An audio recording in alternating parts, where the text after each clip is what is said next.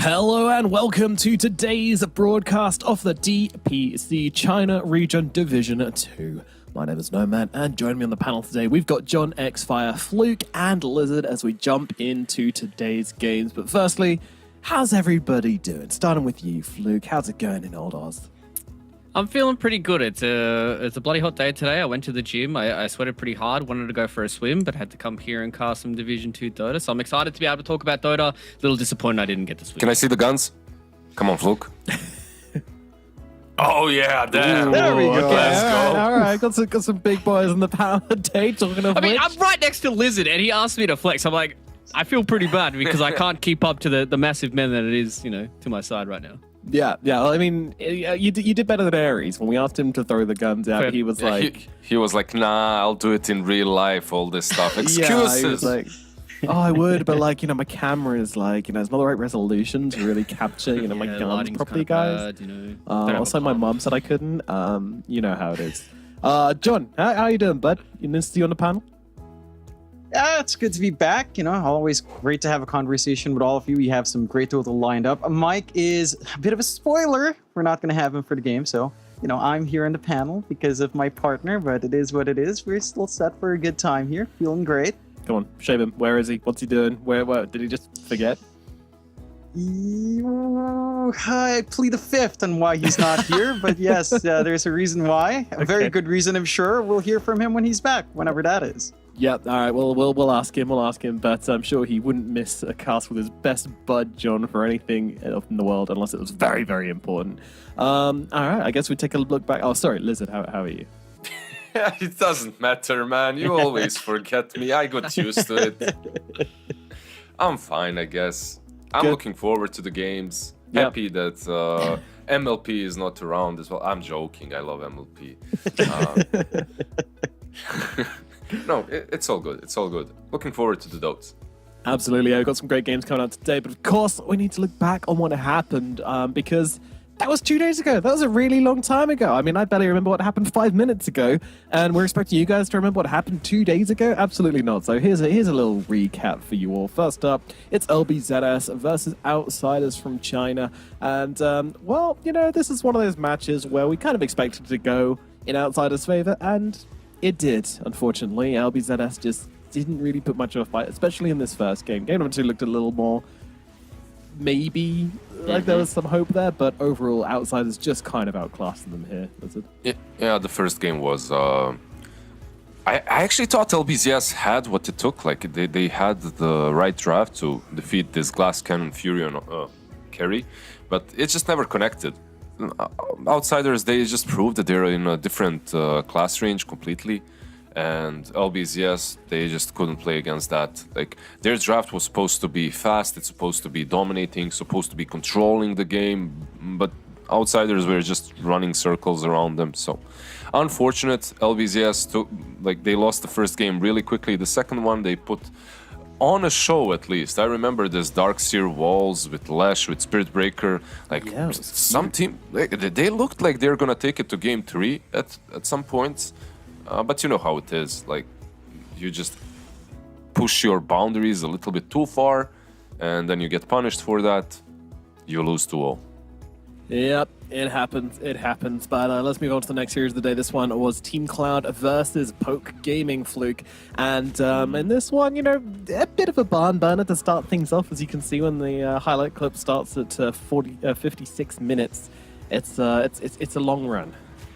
Yeah, it definitely was, and my heart does bleed for Team Cloud. Unfortunately, spoilers, game number 2, they weren't able to finish it out. They were ahead by a decent amount as well, and they had a really, really good draft. And the fact that they pushed Poke towards 60 minutes here, you saw it got to a point in this game where it was literally just about buybacks and about who gets caught and who doesn't. And unfortunately for Cloud, they were the ones that got caught with their pants down a couple of times, getting caught out without buybacks and stuff like that, and the game eventually flew away from them. But I just loved how it was a massive bloodbath in game number 1. You see how many kills they have right now. It ends up with over like 100 or pretty close to like 120 kills between both these two teams. Gets to 60 minutes and the game kind of ends after a few of these buybacks. But it was a good showing from Team Cloud to show that they can start to hang with one of these teams that is pretty consistently in the middle. And then this was the game here. As you can see at the top of your screens, there's 3 players that are disconnected. We waited for, you know, the amount of time that we needed to, and unfortunately, as the rules do state, we had to resume the game. And then it got to a point here where, unfortunately, you know, Andy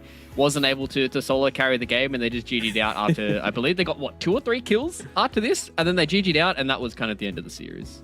Yeah, poor Team Cloud, man. This team, they just get smacked down at every available opportunity. I can't believe their run so far here in Div 2, but yeah, they're currently 1-10, which feels like the most undeserved. They should be 1-10 of like all 2-10 time.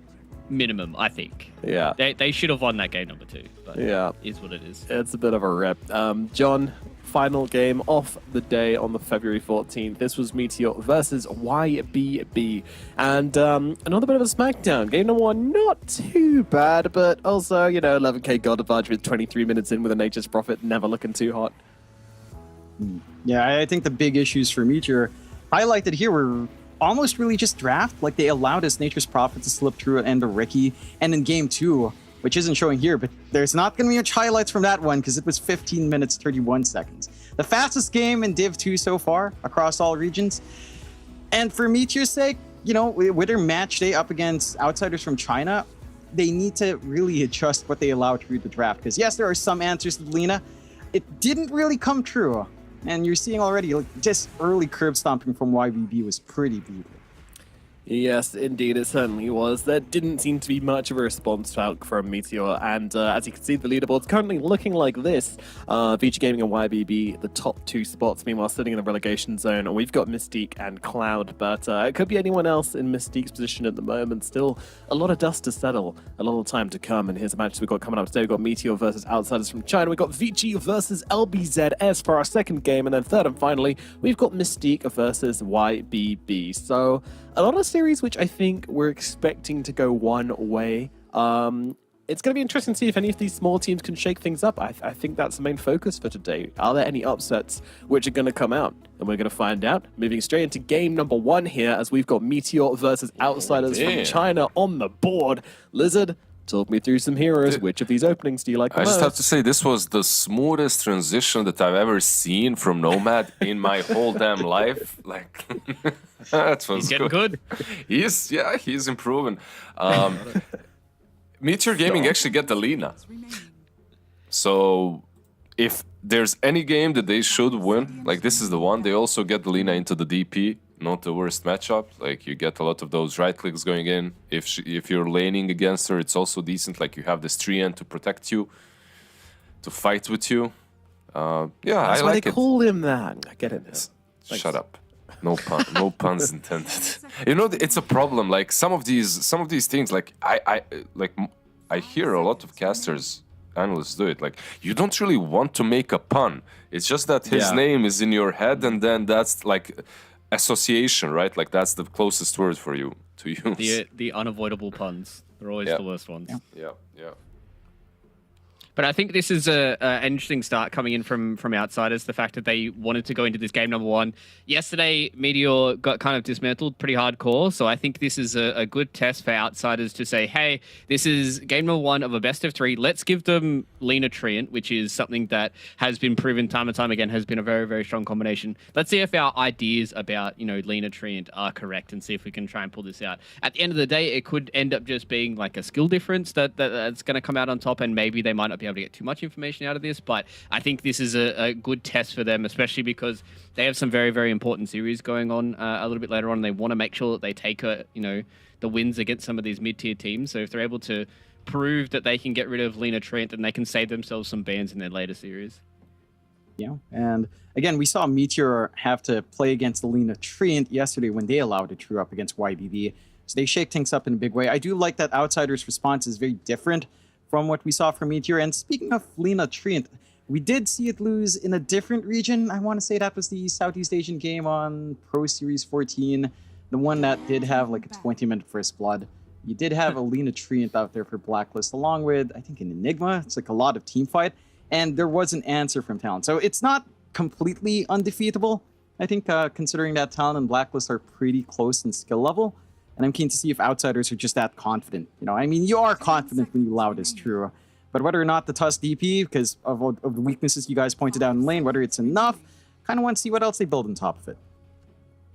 Yeah, for sure. For sure. I want to see what direction they go in as well. One of the questions I did want to ask, though, how likely do we think it is that Meteor can actually pull up this upset here? Because I would consider it an upset, considering even though they're both 2-2, the names on the teams, show a lot, and the matchups they've had so far have been very different as well. But I think out of all of the games today, this might be the most likely one to go against the grain. What do you think, Winston? Is like sure, I agree with you. At the same time, YBB I consider a bit stronger than outsiders. So the fact that they stomped Meteor Gaming doesn't necessarily mean that outsiders will accomplish the same feat. Yeah. I think that outsiders are stronger than Meteor Gaming. I think that the chances are maybe Meteor Gaming takes one game, very low that they take the series, like almost non-existent. And if you're in outsiders' shoes as well, like you have to think, we have to win every single game. Like if outsiders drop a single series, they're out 100%. Yeah. When it comes to that fight for Division 1 promotion. So they need to keep their hopes alive. They need to win in order to just hope for a tiebreaker even. Yeah, and I think we saw that fire finally coming out from them.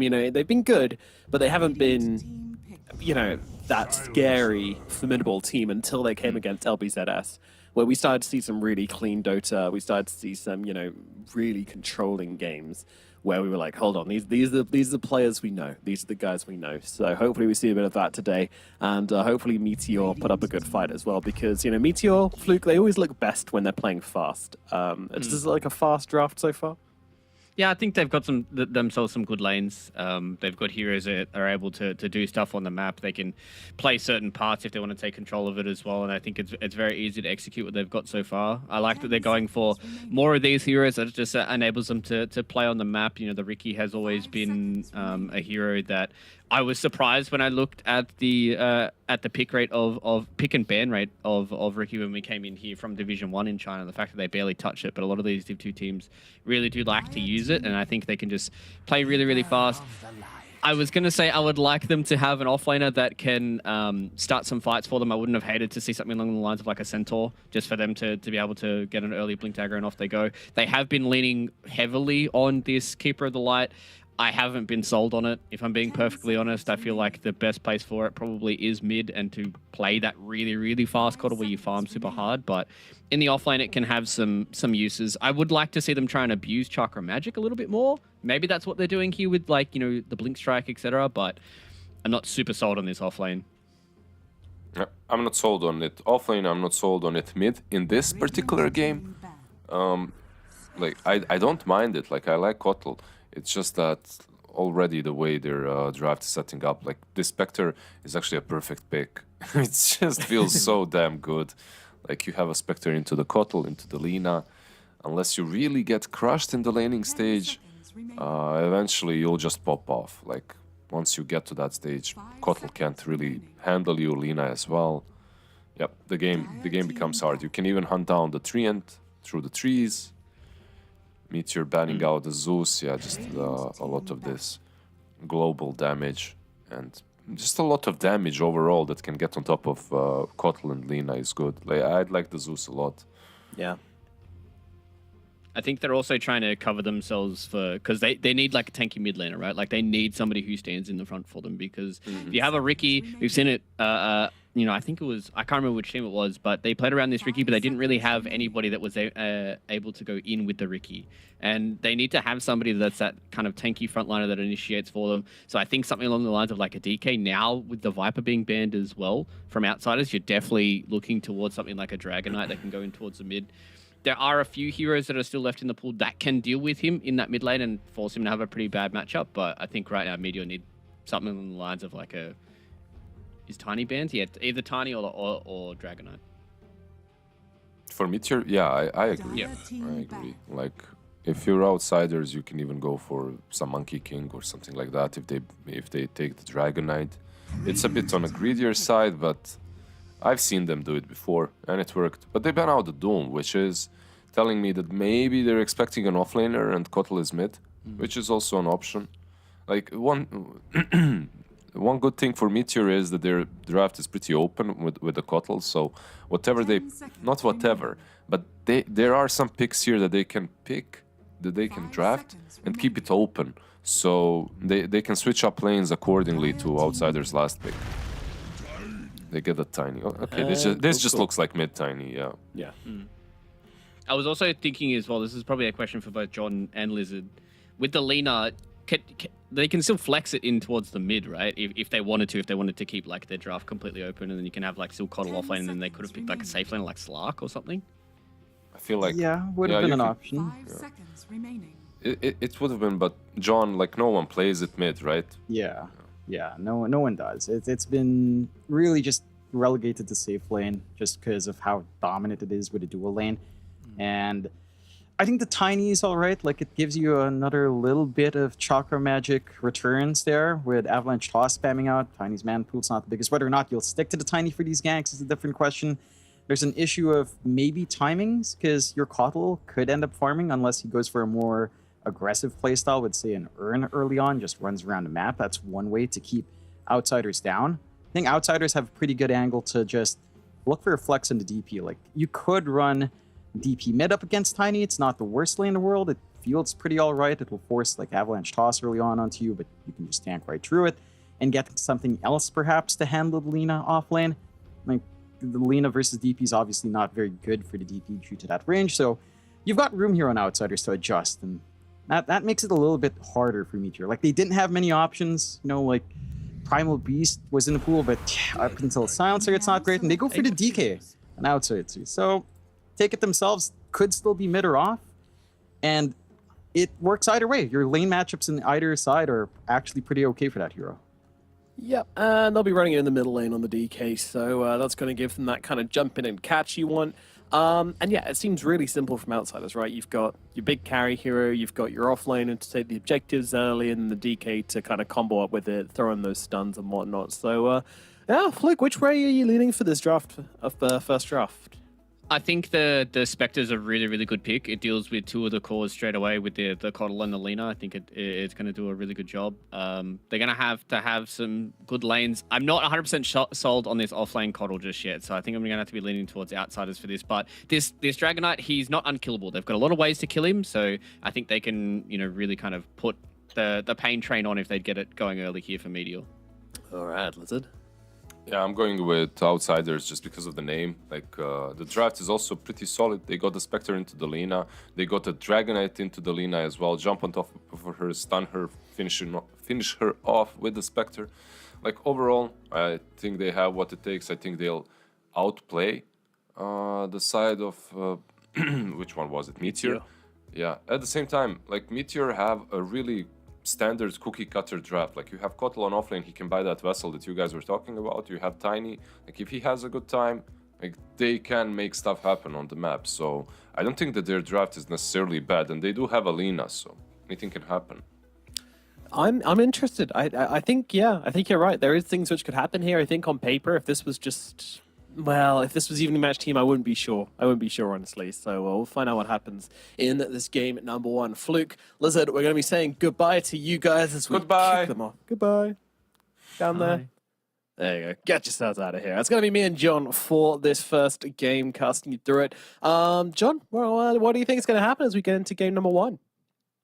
I mean, you've got Lina trained. It's a lot easier to pull off for Meteor. At the same time, Outsiders are just so confident. Like, there must be a reason why they're this confident to just allow that combination through, right? They must have run scrims. They've played against Meteor multiple times. So they have a rough idea as to how to just outplay them, giving them these two strong openings. Heck, three, if you count the Ricky as well. And it just comes down to lanes. Like, if it goes back to what Lizard said, if this Kotl doesn't dominate and get that early Urn into mech timing, then I don't see you buying that much time for the Lina and the timing. Like, the blink timing on Blessing is still going to be great, but you're talking about a really strong push timing from Echoes and from SRF on the DP. Like, you can just connect with a Dragon form, push mid, take over the jungle, and then suddenly the Lina's just not going to feel as comfy building into that point where it has that silver edge and all the damage in the world. Marblu, this might not be the place you want to be, and actually taking tag team on Jalma to get them the damage, to get the kill. Marblu, he's going to go down, and that'll be your first blood going to XM of all people. What a start for the Spectre. And just getting caught out just a little bit in that Ricky. Didn't quite spot out the vision early on there as well. So good movement out. Little bit of a wraparound smoke onto the triangle did give that position to Outsiders. And that sets up. Now that sets a good tone for them. They're going to have to be playing against this Ricky up top as well with Coddle, which in some ways can be a really annoying lane. At the same time, it's something the Silencer can punish pretty damn well with the Arcane Curse, especially onto the Coddle. So Yes. as long as Outside does his job, you can buy XM the space to still farm that lane without being too worried about the Illuminate blasts. Yeah, for sure.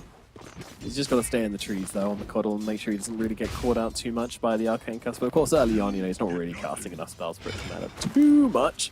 But yeah, with his first spot next, I'm not worried about this top lane anymore at all, to be honest. Spectre, I always feel like she's a hero which, if you can manage to somehow get a first blood on this hero, then you feel so much happier because your first few levels aren't the greatest. You're a bit of a wet flannel in the lane.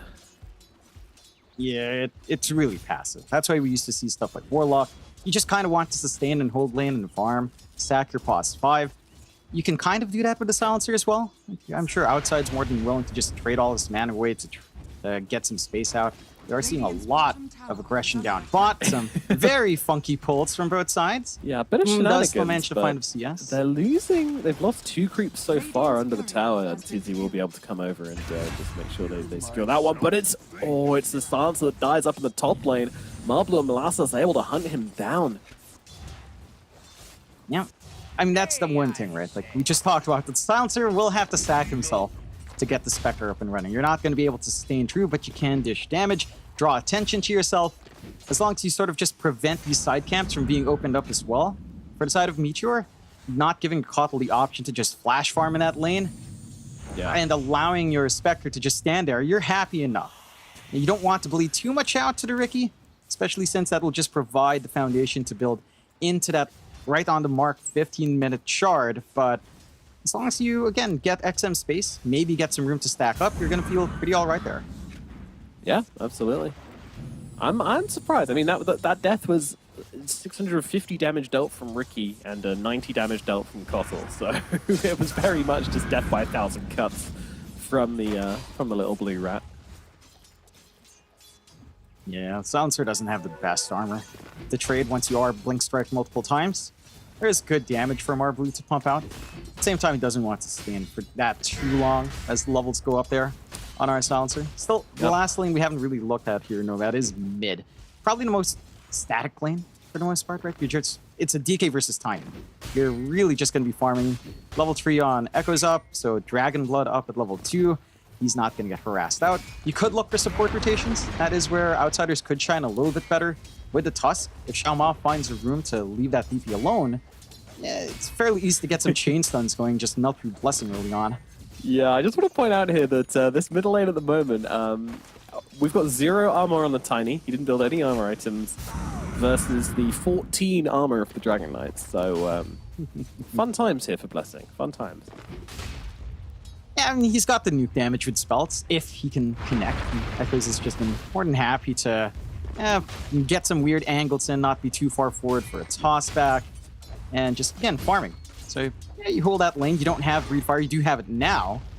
So you add further nuisance to the base damage of Blessing and just trying to CS. But yeah, it's unless someone rotates in, it's going to be fairly static for a while here. Yeah, I honestly thought that was kind of close there. If that stun had come out from the DK, I'm not sure if the Tiny would have survived that, but he is able to get his bottle refill now, so he'll be all right. That little scamp. He's gonna find both 2. water runes. Echo. I cannot condone this sort of behavior. Letting your opponent just kind of literally full heal and now have like loads of regen in the bottle just because you didn't feel like it. I don't know. That's crazy. As Marblu does go down up in the top side, run down by Outside and by XM. And going back to that point in the mid, you're a DK, right? You don't really need to care about water runes. And sure, Blessing gets topped up, he can get more avalanche tosses out, but you're not going to be killing Echoes at this point. He's just so confident in how strong he is. Unless, again, a support rotates in, but seeing how the lanes are going, neither support can really make those moves onto mid. So you know you're fairly secure in just giving that away, focusing on the CS instead, and just trying to build up this early lead on the DK. Work towards power treads, blink BKB, get your level 6 a bit faster, force a shove in. That's a timing you need to really hit anyway. Bottom lane, Xiaoma being jumped right now. LSA is going to land. The Treant's on top of him. Xiaoma getting run down. The Dragon's Blade, is it enough? The Leech Seed doesn't tick him through. He's gone. Xiaoma's actually going to survive down here. No kill for the side of Meteor down here. But, yeah, looking at the CS, things looking pretty red over there. Outsiders having a pretty good time across the board. Yeah, they were able to hold a spot lane, which is a little bit of a surprise. It's not a lane you really think the DP is going to win outright, but you've got a steady lead. Xiaoma has done a great job of just, again, pulling these waves, being very disruptive in the lane. And now he's got the room to rotate. You know, you'd figure he might have gone back for a reset, but it's going to be showing up on the mid, and there's no vision to watch his movement here. Ooh, that was so close. Blessing almost manages to get the toss back to secure himself the illusion rune, but outside gets a deny-in. And yeah, both supports rotating in from outsiders just to make sure that they don't get this active rune on the Tiny, restricting his game. And also trying to open up this tower for Echo, who's now just going to straight up pop his Elder Dragon form and just start getting poison off on the tower. Just want to quickly point out that XM has finished his Blade Mail, which is an insane rush. I haven't seen this in a very long time. But towards the tree, and he's trying to get in towards the trees here, but I think they've got the vision on him. Outside will be able to get the kill onto TZ. Find a bit of a pickup. They do lose their siege creep and wave, so Echoes can't continue that push. But you are feeding the DK. Like his timing, power treads, almost done. More right click to pump out on that next dragon form. And you are forced to move a lot of heroes on mid to respond. So the side lane's freeing up. The fact that you're not pressuring XM, as you mentioned, early Blade Mail up for him, his flash farm is just going to kick in. And I really wanted to see the top lane to go stronger for Molasses, just because, you know, it's a keeper for light. You've got magic damage. If you could play with a Blink Strike slow, you could line up a lot of blasts onto that Spectre. Well, it's a lot more vulnerable, but again, just from the movement of outsiders forcing this onto the mid, they're not able to really pressure these higher scaling heroes, and they're just able to make the moves now in outsiders, just moving everywhere. Yeah. Again, forcing more blue down bot and dropping TZ way low. And it's just not the freest game for I mean, he's still finding farm, but he's not ahead by the amount you'd want him to be. Not yet, no. We'll see maybe those first couple of fights, we'll start to see some difference there, but at the moment, looking like a very, very average leader game, and actually they're just going to throw everything at them. The X's are being used along with the shards to lock down the leader. They take her down. Is gone as Ava looks in for more. TZ's going to be the next target. Marblue bouncing across. Molasses even TPing into this one. Look at how low Xiaoma is, but he has not died. Outsiders, they're just going to pull the plug and back themselves out. Yep. I mean, they got what they wanted. Yeah. They immediately find Lina. They force this TP down from Molasses. Again, freeing up a lane for XM, now completely uncontested, with an opportunity for Echoes to shove mid with everyone gone. He didn't come to this. This wasn't a party he was invited to. I know how that feels as the toss comes out onto Echoes. Oh, what? No.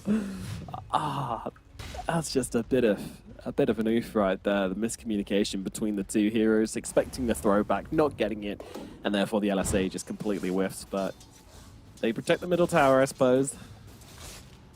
It holds steady. It's 600 HP. Another little poke out from Echoes. We'll take care of that, although DD will fade. So it's a little bit more of a process. But so far, Outsiders, their map control, their map movement's just been on point. They're making everything happen on their own terms. XM is going to get really scary really fast. Rushing the Ags. Once he has a Manta on top of that. The Riki, the Kotl, even the Treant's not going to feel very safe with these solo jump-ins. Surprisingly, they do put TZ up top to just soak through from XM. But that does mean he's just going to be playing more passive, focusing on living armor, which again just leaves you with what? 4 active heroes, 3 active heroes for the side of Meteor, whereas Outsiders are just everywhere. They're all over the lanes. They're getting some early movement out. Xiaoma dropping some great wards on the triangle, keep the vision game up, and they can rotate onto this Lina. Yep, another big movement coming up from Outsiders, but actually gets himself back. So instead, they'll move across towards the Treant Protector. They'll go for the easier prey. Trying to get a bit of counter damage in. Does have this Laguna Blade here, but needs a little bit more. And that more is going to come from Blessing as they make the rotation. Laguna Blade through, and they will trade supports.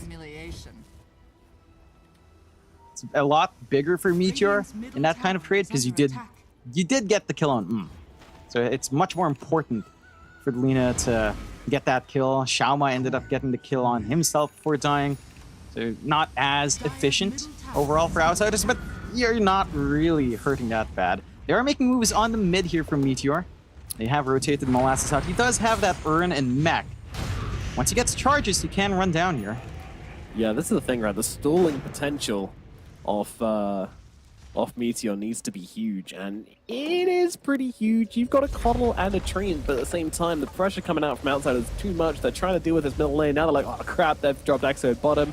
Everybody run down here, so Molasses is going to join in. The Treant Protector is going to heal up the tower, but this one might not be surviving. Nextism is pretty damn annoying. Molasses here on the front lines. He has a mech. I'm not sure he's the ideal target, but that said, there's so much damage coming out from Ava, and they are going to be able to melt through him regardless, so... By Kotl, at the end of the day, it doesn't really matter if you have a mech or not, you're still a Kotl. A frail old man as the middle tower's fallen as well. My goodness, the Kotl and the Treant have just absolutely not been able to keep up with the tempo of Outsiders. No, and then again, they just work all these angles on the map. They pressure mid, they pressure bot. They've got strong push from both of these heroes. They don't even need to connect. And the response from Meteor, it has to be focused in. So the moment they kind of shift focus, shift gears, it becomes a lot easier for Outsiders to just get a grip on the map. Again, this is just so much space for XM. The map is already shrinking for Erlina, who still needs a lot more to really build up here with all these forward wards coming out from the side of Outsiders. Like, heck, Chao Ma just finds Molasses solo. Oh my goodness, this is, well, a bit of an interesting go, actually. He doesn't have a partner to play with quite yet, so he's going to run it around the trees, but the death will come to the Tusk, who bites off a little bit more than he could chew. That's a nice little pickup for Blessing now. Very important for him to find a Tiny. He is inching towards that Blink. And the Blink timing is going to be key for Meteor. That's what they can play around, and that's going to be their initiation. You're also approaching that 15-minute mark for San Wumar Blue. It's still a little bit off in terms of goal, though. So he's not going to quite have it by 15, but that should connect with your Blink timing. Boys. Sneaking in around the back lines. What can they find? This one's going to pop, and they'll move on to TZ. Not the big target they were looking for here, but target. Oh, okay. In comes the Overgrowth. The two-man stun from he's going to look over towards outside. That's going to be one kill. Echoes also looking pretty low as well. Laguna Blade is there. Oh, it's not quite enough damage. The hesitation from the Lina stops her getting the kill. Oh, that was so close, but, you know, you hesitate on that trigger and you might just miss. Yeah, it would have been massive if they found that DK. It really would. Big injection to come out from. Good punishment, though, like that last second Overgrowth to line up the LSA, giving that kill onto outside. Does allow them to trade a little bit, give them some room to get that out. Unfortunately, it doesn't really give them info that there's a forward ward here from the side of Outsiders. They will be able to clear out these Ancients and these stacks before any movement comes out from Outsiders, but they can play around. Nah, good sense from TZ. Does find it in the end. 4-7 still, 2k lead still standing for Outsiders. And you find these support kills on both sides, but the bigger thing is just how much better XM is doing right now. Yeah. And he is not too far ahead of to be fair. It is Alina, it is flash farming quite fast. Number 2 right there. But XM is going to hit the Ag sooner rather than later.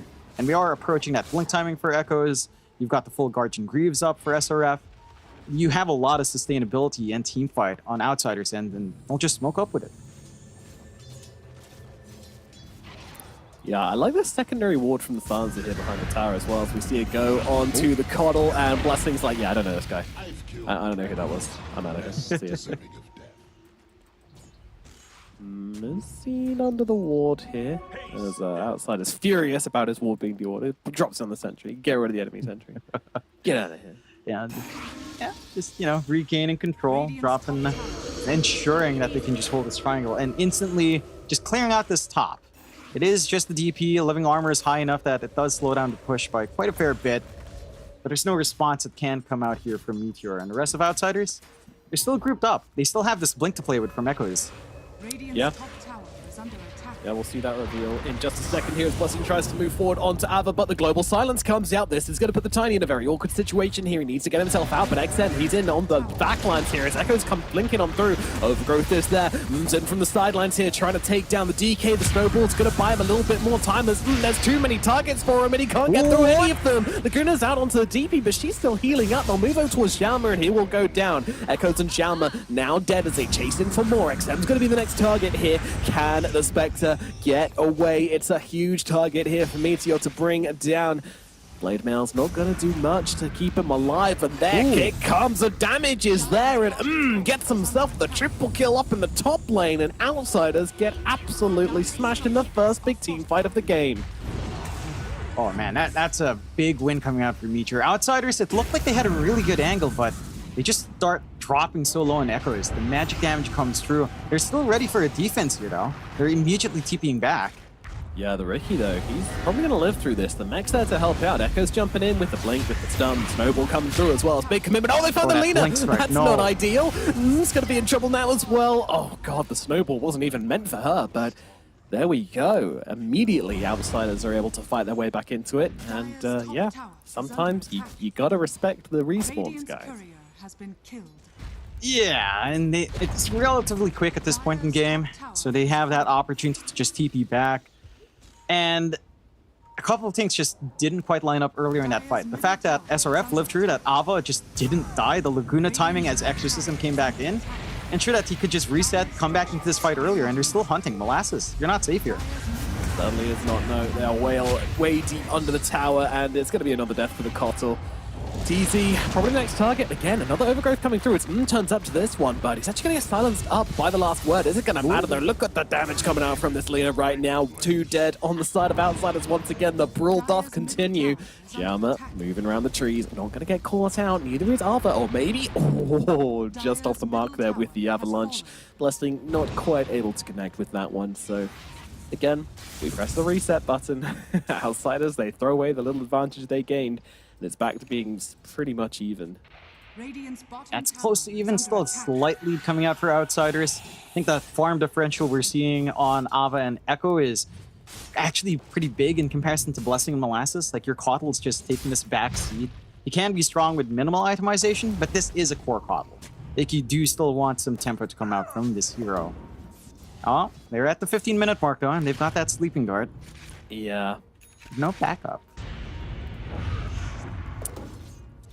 Interesting movements from the Ricky, just trying to be a threat, but down at bottom it's XM who brings down the Coddle with the first reveal off the Shadow Step from the Spectre. Very, very early Aghanims coming out from XM, just going straight up Blade Mail into Aghanims. No Falcon Blades or anything like that. Sleep comes out onto... Oh, the silence! It's a little too late from outside, and that means it's going to get kind of wasted here. Maybe they get themselves a kill onto the Ricky at the very least. He's going to use tricks to keep himself alive a little longer, but death does come to Marblu in the end. They will make that trade. But I think that's one you're going to take on the side of Meteor, because that's a global being forced. Yeah, it's a pretty big spell to commit just for a Ricky kill. You've got a window now for Meteor to kind of play around that. They're getting pretty damn strong. Like, can join these fights easily. He's got the BKB up and running. And again, you've got that blink on Blessing. His own BKB is still a ways off. The big issue is, as we've seen before, with the Shadow Step up, you can just easily delete something like the Coddle, something like a Tree, or the Ricky. At this point, there's no Force Staff here on Molasses as well. If the Shadow Step is committed, it's a really easy rundown. And Outsiders, they just keep playing around this blink on Echoes. They just 3-man smoke, go, keep looking. They've got the damage output, they've got the control. Sanwu breaks it though.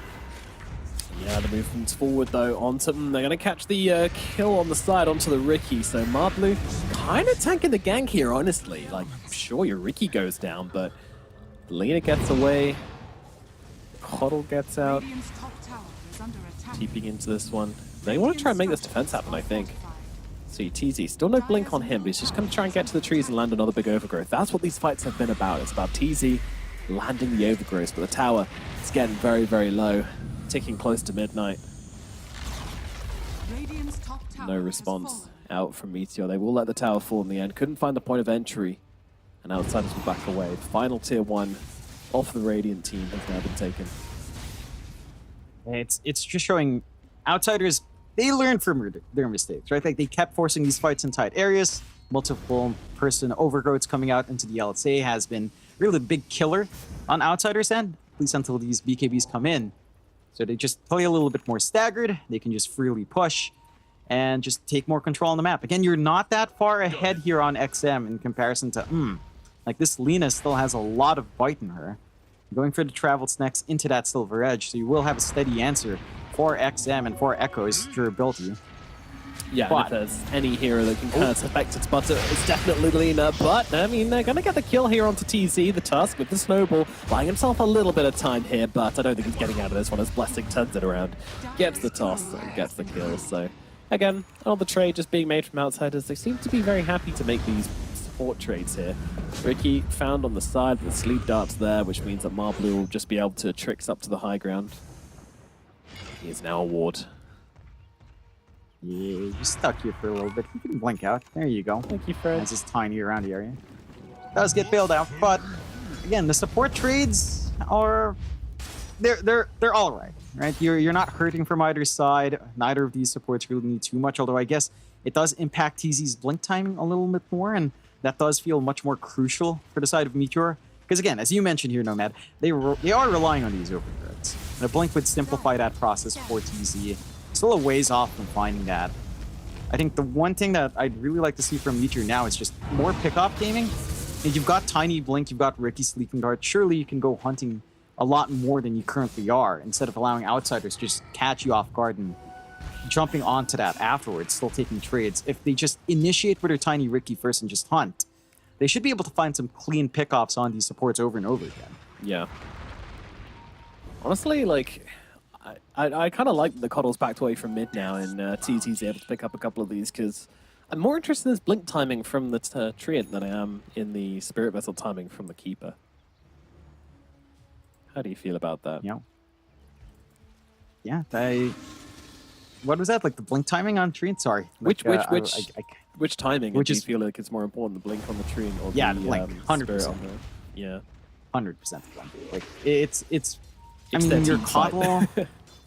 Yeah, it's their main team fight. It's set up for to get that LSA, to get the damage off, build up those stacks on the Fiery Soul. At this point, the Coddle offlane hasn't really taken off the way you'd want it to. Like, the damage can fly out, but it's not the key to your game anymore. Especially as we're approaching the BKBs coming up for outsiders. Like, you've got the BKB on Echoes, you are rushing a BKB on Xiao Ma as well, and you're also slowly building towards it for Ava, although he is opting for the Lotus Orb first. Actually not going for the BKB at all, just going for full aura and protection, which is fair. Manta up on XM, along with a smoke play out. Those haunts are going to be a lot stronger now if they get the jump on someone. Yeah, they do see TZ. Dragon Form is popped. TZ literally just on the run. Get out! Run away! Dust is going to connect from the DK. The pings are coming into the tree line. TZ, it is an important kill for them to get. They're going to grab it, and they're immediately running into the pit. Oh, Dagger snipes the illusion as well. August. Except for Ridge. Yeah, gets the extra gold from that little pickup, and Meteor all the way across the map. They will smoke up now. They're going to run their way into that pit, but what the Yeah. Treant and Overgrowth, this does not look like a simple fight for them. They've got to find some pretty insane angles with Blessing on the blink. Yeah, it's too late. Roshan's already dead pretty much. XM's going to be able to pick up the Aegis, and, well, now, Meteor down the river without a paddle. Yeah, I'm still approaching this. Confidence from Alina showing here. Knowing that Exorcism's about to run out, there is a timing for Meteor if they can find it. Outsiders, though, they're being very respectful. They know that, you can't underestimate this team, especially the Alina. Nah, you have to respect it. Like, yes, you're confident to play against it, but you still don't want to. You don't want to give it opportunities to just be that hyper carry. Oh, God. I'm still showing really forward here, Oh, though. what is this? That was not the wave you wanted to take there, my friend. Yeah, Lena's going to get absolutely annihilated. Came up for a wave which she had no business taking.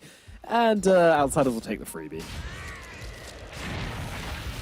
They're not going to ask those questions there. Shadow Step only being thrown out by XM, no Haunt being popped, so we still can't afford to play the split up style, farming up elsewhere. And this is just going back to Meteor's draft. Like, their lineup just feels like it should be the aggressive ones. It should have played around this dark blink timing. Yep. I'll play now. Oh, yeah, they're trying to find outside, but the Global Silence is going to be there. Blessing even popping the BKB to try and finish the kill into the Silence. They're not going to find it, though, and just has to TP away as his Ricky dies, so... Bit of a scuffed gank there. I mean, I guess it forces Outsiders back at the very least, relieves a bit of pressure on the map, but at the same time, trading your Ricky, trading your BKB on the Tiny. I don't know, Outsiders are having a great time, even though their Exorcism's down, and It's only 35 seconds, so it's going to be back up again, and they're going to be at full strength once more with an Aegis in the pocket as well. Yeah, and for Meteor, I mean, that's what I wanted to see from them like 5 minutes ago. Right now, it just doesn't feel like you've got the burst. You've got saving spells now on your supports. You've got the Force Staff on your Silencer to bail out of that sticky situation. Ooh, hesitation from Blessing's going to get the BKB out from Echoes. I mean, it is a BKB charge wasted, but you need the kill more than these charges at this point. As there's still space down bot. XM's just solo pushing on that spec. It's still a long time in that Aegis as well. And the Fortify's there to stall, but they need the numbers. And they're coming in. 2 lives on XM. I'm not sure if you can really handle that without here, though. Yeah. He's going to move across.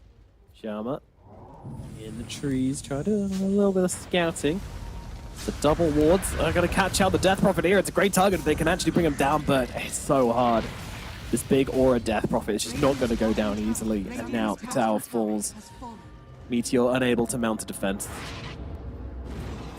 Oh, they're still hanging around the area.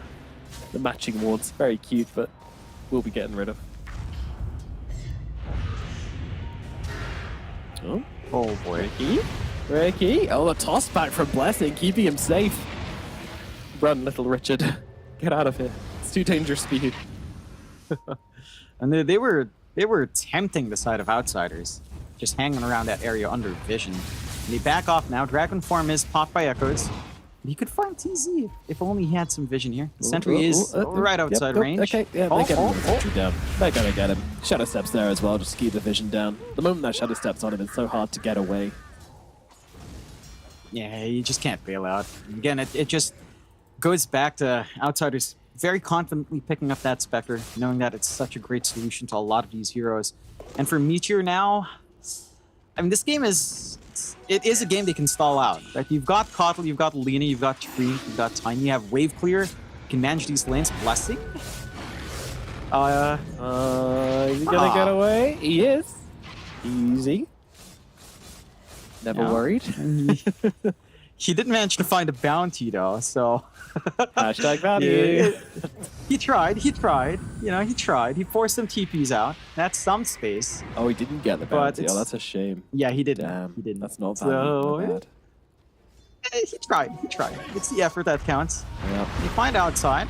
Yeah, they just want to blow up the silencer, but he barely takes any damage from this. The mech comes through, heals him straight away back up again. They'll turn it around there on the Tiny right now. The Overgrowth's going to have to be used to buy the Tiny a bit of space. BKB's out. Can they bring down Ava here? They need a bit more, and they are just not going to find it. Blessing trying to get himself away. The Crypt Swarm takes him down as they jump forward, looking for more. Ricky with the tricks, but gets Dragon-tailed up the moment he comes out the other side of it. The damage is there, and Marblu is just gone.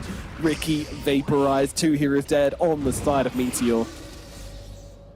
Man, that's the second time we've seen Meteor just try to jump their silencer. They keep jumping outside with this Tiny Ricky, but again, the window has disappeared. He's durable. Oh. Yeah, this is scary. DK just jumping on the Lina in the back right straight away. XM is on top of him right now. Oh, the shots! The shots are so good. Oh my God. Catch out the Lina. Oh no, Meteor just getting annihilated. That's it. They call it. They call it. Wow. Oh boy. I mean, you're 12k behind. I guess it's more of a morale tank. You know, you don't feel like you're going to be winning this game, so you just rinse it off. I think draft-wise, Meteor could have afforded to stall. Again, they've got Kotl, Tiny, and Lina. These heroes all can scale. They can all stall out pretty well, but I guess it's just about, you know, we tried the Lina. We went in confident. They broke our backs with us playing Lina Treant. Maybe it's time to find a different answer. Get in with a new mindset next game, I suppose. Yeah, I guess so. Man, that's early, man. I don't know. I don't think there's anyway. Panel, let's bring it back in. Let's bring back Fluke and Lizard. Hello. Fluke, I mean, what just happened? That was so sudden. I think it was kind of a combination of delay, like the start of the game went pretty fast. I don't think they were able to really kind of connect the way that they wanted to when it comes to their draft, etc. Lizard, welcome back. But yeah, I think it was probably what you guys said, right? It was morale, it was kind of all that jazz. They got given Lina, Tree, and Ricky as well. They had Tiny as well, so like they had a lot of good stuff. But yeah, I think at this point, maybe unfortunately for Meteor, the morale might be going downwards this time around. Yeah, I think that's a fair call. I mean, like, you have the heroes which can defend high ground for like a long time, but just didn't want to do it anymore. Just bailed. Yeah, I think that does definitely signify that there is some deeper issues here for Meteor than perhaps meet the eye. I also noticed that it was only who GG'd, and then there was like a long break before anyone else even said anything. So that always signifies to me that maybe it was just like a one player pushing the button, which is always bad as well. So I don't know what's going on here, John. Yeah, like if it is just one player, I think they make the right call on Meteor. It's like, well, okay, well, our one player doesn't want to play, might as well just accept it as a team and try to reset hard. And again, there were moments for Meteor in this game that looked good. Like they were finding this punishment up top, although again, they got punished right after with the early TPs back. And we were seeing them connect with Sanwoo and Blessing. Except at that point, they were going for these avalanche toss with the darts. It was 5 minutes too late. And you couldn't even kill outside. Like if Meteor just played faster on their Tiny and played around the Tiny a lot faster, just give all the space to farm and just find these pickoffs, you could have been in a better position. But to be fair, Outsiders played so much more aggressive. Like they were the ones dictating. They were the ones smoking. They were the ones running around the map, forcing out these responses, leaving very little breathing room for Meteor to actually play this game on their own terms. Yeah. I turned away for 1 second and the game is over.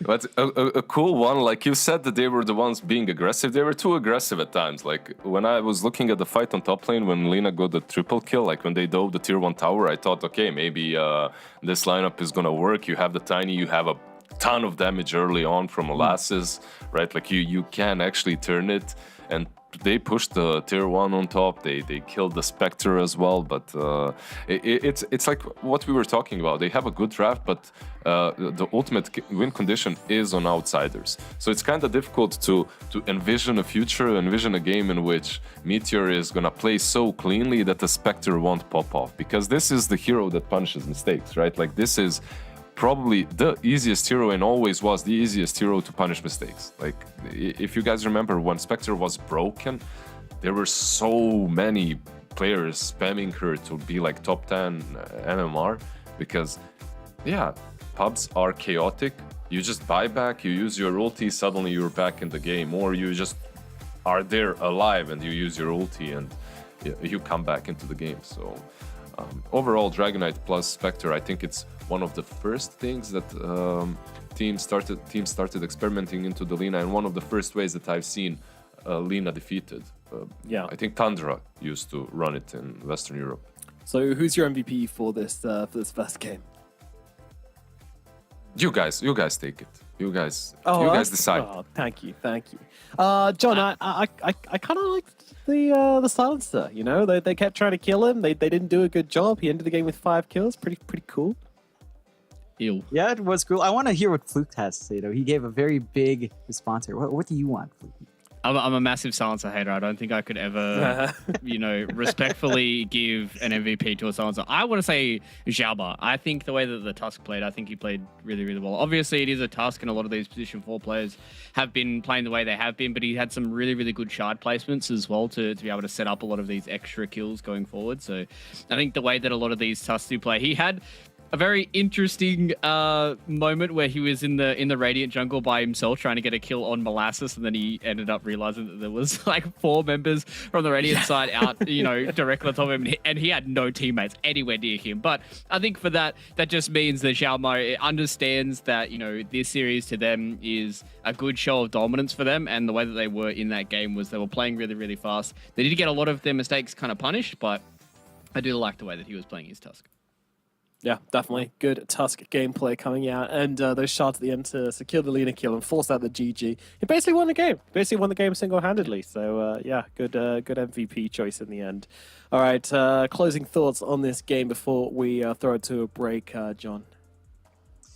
I don't think I want to see the offlane coddle again for Molasses. Like, again, it had a condition in this game, but it just didn't stop the lane that XM was in, so just take something more lane dominant from Molasses. They've tried this Kotl 3 games in a row for Meteor, and it just hasn't panned out. Just go with something else, I think.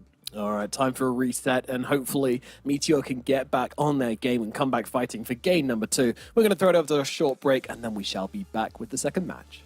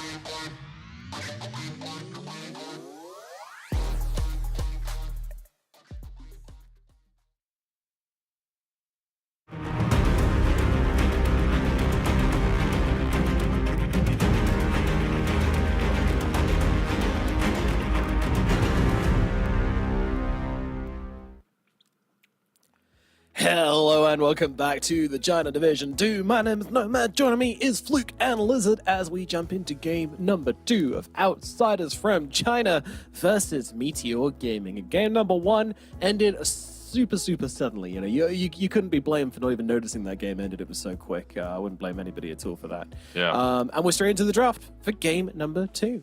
Meteor need to mix things up. I think. Are we gonna see a Lena let through again from Outsiders? Do you reckon, Fluke? Potentially. I feel like they did a pretty good job at giving some answers to the Lena.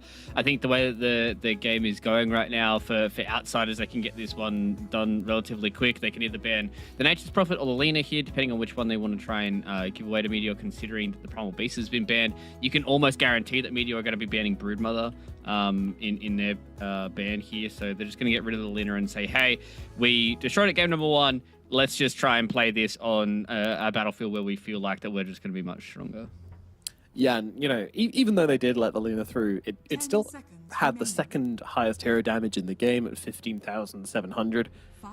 Hero still did work, but they managed to counter it. They got the kills, and no one else on the team really stepped up. I would say, for me, the weakest part was the Keeper of the Light. Like, 0 and 4 Coddle doing, like, kind of meh damage and not really finding... I feel like it's not even about Kotal itself. It's about the position that he's taking away from your team. Yeah. You know, like usually people focus too much. Oh, it's a Kotal.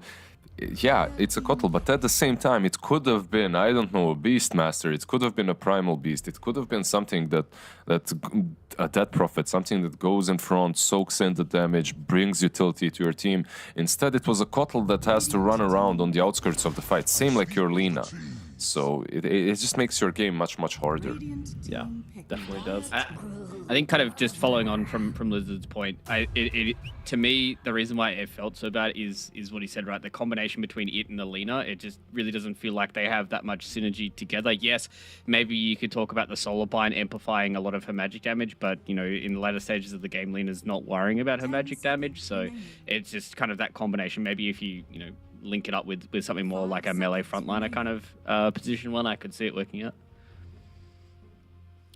Yeah, maybe it was just difficult, right? Like, I don't know. Like if Outsiders had the same draft, maybe they would have won with it. You know, it's kind of hard. Anything can work in this game. No ideas are truly false. No ideas are truly right. Like Outsiders right now, do they pick up a bat? Like they have a Prophet. Like they picked first phase Prophet without banning a bat. That means Meteor just doesn't like playing that hero, right? Because they would have swooped it right up if they actually played it. Yeah. We just haven't seen much bat in Div 2. We've seen it picked twice. It's lost twice. It was banned a lot though, right? Yeah, it's banned almost every single game. Yeah. Interesting. They just want a strong lane. They get the Tusk MP combo. Like this Tusk can be obviously flexible. Same for MP. Can be your safe lane, off lane. Tusk for mid. So, and they ban out the bat in the end themselves. So they still respect it. I think the big thing as well is the fact that Meteor are almost perma-banning Primal in their first two as well, so it just really opens you up to have this free kind of Nature's Prophet offlane. There still are a few other of these offlaners that do really well into him, but the way that XM has played it recently, I think giving it back to him is just going to be a recipe for success. Yeah, I think it's definitely something they can always fall back on and know they're going to feel pretty damn good getting themselves picked up. Yep. And I mean, just this combo, right, of like Tusk and Nietzsche's Prophet, just like any find and kill hero plus Prophet, and you just feel like a god when you're running around the map as this Tusk. Like, you're never going to be like, oh, I'm all alone. Like, in 2 seconds, you're going to have a friend there. Yeah, and they're banning out, like, Meteor Gaming, they're protecting the Brood somewhat with the Kunkka ban. Meanwhile, Outsiders, they look like they're preparing for an NP safe lane, which they have played before. They've done well with it. But they could also opt to go for something different into the Brood. Like you could, in the second stage, if you protect yourself well enough, like you could go Undying plus Slark. You could go Naga plus Disruptor. Like there's just Disruptor plus Slark. Like there's a lot of ways of dealing with the Brood right now that are still left in the pool. Yeah, I have. I don't know. It always just feels like you have a lot of options open with this kind of opening. Yeah, like it's that's why flexibility. Do you even remember when flex picks became a thing? Like 2017, something like that. I feel like yeah. I think it was. Ursa and Wind Ranger. Those were the first ones I feel like that got experimented with. Suddenly there's an Ursa position 4 running around with Boots, Orb of Venom, destroying everything. I remember when they were like big surprises in a lot of drafts as well, when you were getting towards the latter stages, and then it'd be like, whoa, like this was a hero that's being transitioned now that you don't really see it. Whereas I think now it has to be kind of like a mainstay and a staple, right? Like you look at all the Div 1 teams and, you know, a few of these heroes, you need to make sure that they are flexible, because otherwise people have gotten so deep into the theory of drafting that you just get to a point where if everybody knows where that hero is going, and it isn't like extremely strong in the meta, it's very easily counterable. Yeah, exactly. But that's a good point. If it isn't like in the meta, because if it is, it doesn't even matter. You can know exactly where it's going. If it's broken, it's broken. Yep. Okay, Lena tree. mid is still going to do the same thing as Lena carrier, though. Maybe not quite with that. Maybe that's the one bad example of this patch. They snatch themselves a tree, and so some armor from Meteor Gaming, some armor from Outsiders, from the Lich. 3 plus what? Is it 3 SF? Is this like Lich already? Okay, these guys are gonna SF us. Let's Lich us up. Yeah, get us that layer of protection. Always important to stay protected. But I kind of feel like Meteor just... I really want to see them just kind of double down on the... I guess SF is a good option for that still. It's one of the faster carries.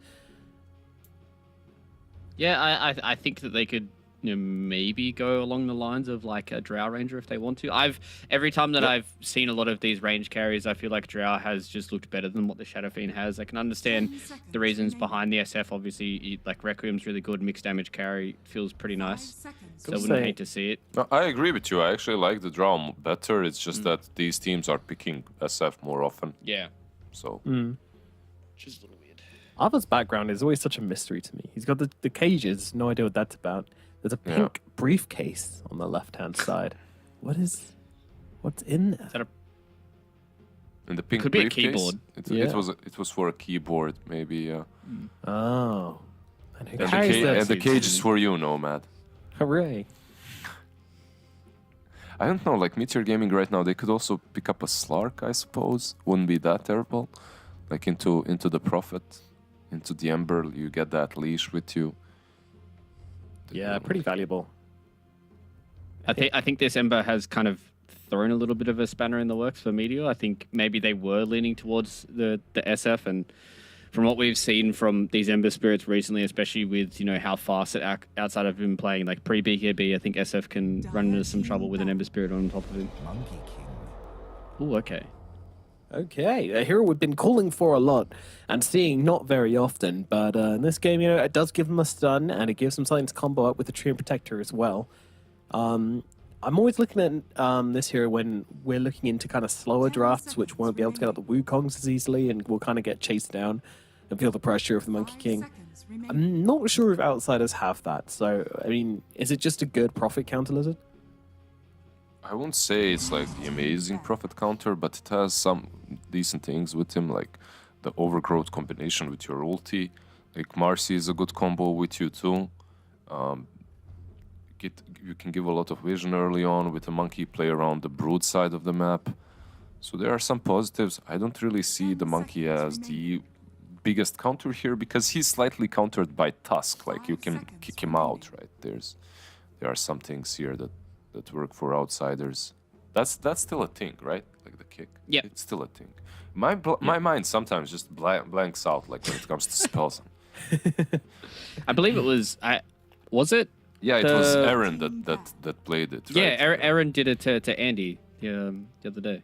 Also, a big thing is this as well is it's a lane counter into the Ember, right? So Oh, you're thinking Meteor, they like- pick up this monkey, and then you can see outsiders understand that as well because they're betting out the Morphling, so they're probably expecting it to be like another carry that's going to come out from Meteor. Yeah, that would completely crush Ember. Like Monkey on the mid lane and then Morphling, one of those carries that you really don't want to play against. Okay, Yeah. but outsiders could also put Ember safely and then pick up something for the mid versus the Monkey. That's also an option. Meteor could even run their Marcy safe lane and get themselves support if they feel like that's an option to go for as well. So Yeah. All true, all everyone true. could just do anything they want, basically. Yeah, I think this is definitely going to be like musical lanes, right? Like Meteor are obviously trying to set up their lanes in a good spot that they can have these counter matchups, whereas outsiders have some heroes that they want to dodge certain heroes. So could see musical lanes for the first couple of minutes. It's been ages since I've seen musical lanes. I miss it. Used So to- it's always, I can't remember what game it was, but I think it was one of the TI games, and there was a Pudge safe lane. If I'm remembering correctly, I think it was Matu, and he jungled at level 1 with Hook because he didn't Yeah. want to go into like a Monkey King lane or something like that. So remember he it. just stayed in the jungle until he figured out which lane he wanted to go into. And I think they had a POS 5 Oracle or something that got to level 3 by the time the Pudge came back or something. Which I thought was hilarious. Now we can lane. As a support player, I like that. Oh, actually, a Timber. So wherever this monkey goes, he should have a decent lane, unless he's into versus a Lich plus Prophet, I guess. Yeah, that's a really interesting pick from outside. So they're trying to lure him away from the mid lane with something else. They're like, oh, But could I you know you put want to beat our Prophet? Ember, but wouldn't you rather just beat up a Timbersaw? Could you put Prophet mid, Ember safe lane, and Timber off? Maybe that's an option as well. I think that could be okay, but kind of what we said, right? Like the monkey still has his kind of choice of the other lanes. Yeah. Maybe that might be what outsiders are doing, right? Like they're just going to say, okay, this is going to be our setup. Where they're going to be the ones that are going to be setting the tempo, and Meteor are going to have to react to our lanes if they want to have this really good monkey lane. Okay, They yeah. go for the SF anyways. I think in the end, DSF is a pretty decent pick because of the Timber, right? Yeah. Like that makes the damage actually comes into play. This is a support brood, by the way. What? Marblue picked it up, and Molasses is playing Marcy. Huh? So unless they're switching, this is a support brood. Dude, Meteor Gaming reminds me of my team so damn hard. All right, well, I'm going outsider, so. And it's a safe lane Timber. Yeah, safe lane Timber. What the hell? All right. Well, I mean, we were saying it, guys. These heroes could literally go anywhere. To this extent, maybe we weren't ready for this, but that is crazy. So what's the decision here to put them? I mean, firstly, Brood position 4. Maybe it's still that not a a thing? 4. Maybe it's still an offlane. They are just switching players up because one isn't Yeah. a micro player. I think that could be it. People have experimented with 4 Brood long time ago when she could spawn spiders earlier. I'm not sure that's the hero to go 4 on anymore, though. Like, it just takes way too much for you to ramp up that farming speed. Yeah. I hope it's offlane. Interesting. That's all I'm saying. Yeah, I think I'm going to agree. Fluke, what needs to happen for this Brood to actually work then, and this Marcy Brood thing to actually go that way? Maybe he maxes out like Silken Bowler and like barely plays around his webs and tries to go for this like weird magic damage build with the Marcy, and they can blow up the Timber early. That's the only idea that I can think of. But I think this Timber's on XM is going to have a pretty free lane no matter what he goes into, unless it's the monkey. But outside of that, I think outsiders have kind of bamboozled everybody, and I think they've got a really good draft. And theirs is super straightforward. I once did a stupid builds video where I went Brood Mother 4, built Meteor Hammer and rushed Ags and didn't get boots. So maybe he's doing that. Maybe he's a fan. Let's find out. Let's jump into it. Game number 2 now going live. We got John X Fire and the Australian guy casting it. Thank you so much, Nomad. We do get into game number 2 here between Outsiders and, of course, the side of Meteor. It is MLP Dota, who's fashionably late, joined by John X Fire. Jonathan, apologies for the lateness, sir. Bit of a chaotic day, but how you doing? Doing great, Mike. You know, I'm the Filipino here. I'm the one who should be late. Why am I on time, Mike? You can't take that away from Listen, me. I have to be the late one. Unless you want to switch shoes, John, and you know how chaotic my life gets, I'm not sure you're You want that No. Filipino title right now, I'll tell you. Yeah, nah. I would definitely not be you. I mean, there are lots of memes about Filipinos being born into hard mode. You just take the cake. For some reason, Mike, your life is just infinitely harder. This is like a roguelike Iron Man mode kind of thing for you. So I'd pass. Yeah. Mike. I like being relaxed. Man, we're glad to have you here for the most part, I think. And you Yeah, just made I it in think so time too. to watch an interesting game. I mean, you look at this draft, Mikey. You've got Sanwoo on the Brood. How do you feel about that? Like, it does look like he's playing off lane, to be fair. But Yeah. it's a bit of a switcheroo. I mean, look, if it does turn out to be a position for Brood, I'm gonna. It isn't, clearly. He has queued up the Guardian Greaves, but that would be a little bit weird. John, I don't know how to feel about this draft at all, because I did manage to tune into the. I want to say the middle to the end of the last game. And it's like, you had Treant, Ricky, and Lena on the same team, and you still lost to Outsiders. Like, yeah, I know Outsiders is one of the better teams here in the China Div 2, but you lose with a draft like that, John, and it doesn't really matter what you draft after that. I'm probably not going to have much faith. Yeah, Molasses. and, well, they have such aggression here up top as well. Right, like, it's a safe lane Timbersaw with Lich. This is just an insane lane. You get Frost Armor up, XM with the reactive armor up. Heck, he might even be able to pass on that reactive. Just go for the Whirling Death and the chains up. And you can just run anyone down. You've got the damage output. You don't have that much sustain on Meteor, as we've already seen Molasses get shoved away. He is going to go for the pull play, so he just wants to soak up his levels, which is fair. But this Timbersaw, I think XM's going to have a really good time in just building up and having a free ride. Did see SRF get forced all the way back to base, though, and no TP back. So that's a little bit of room coming up for on the SF. But I know, like, if you think about how Meteor played game 1, it feels like they've got to shift a lot to get into gear in game 2 here. Yeah, certainly so. Like, even with this kind of stranger draft from Outsiders, it just feels like they're a very confident team and they should be able to find a way to make it work. So we are seeing Molasses. He'll go for a bit of a creep pull here. Outside, trying his best to pull the large camp over and be a bit of a nuisance, but it doesn't work out in his favor. Molasses, though, he does have to pull it underneath the Tier 1 tower for a moment, so it's not like you're going to be able to really set the equilibrium the way you'd like it anyway. It should still go in the favor of Outsiders after this creep wave is sorted out, but we'll see.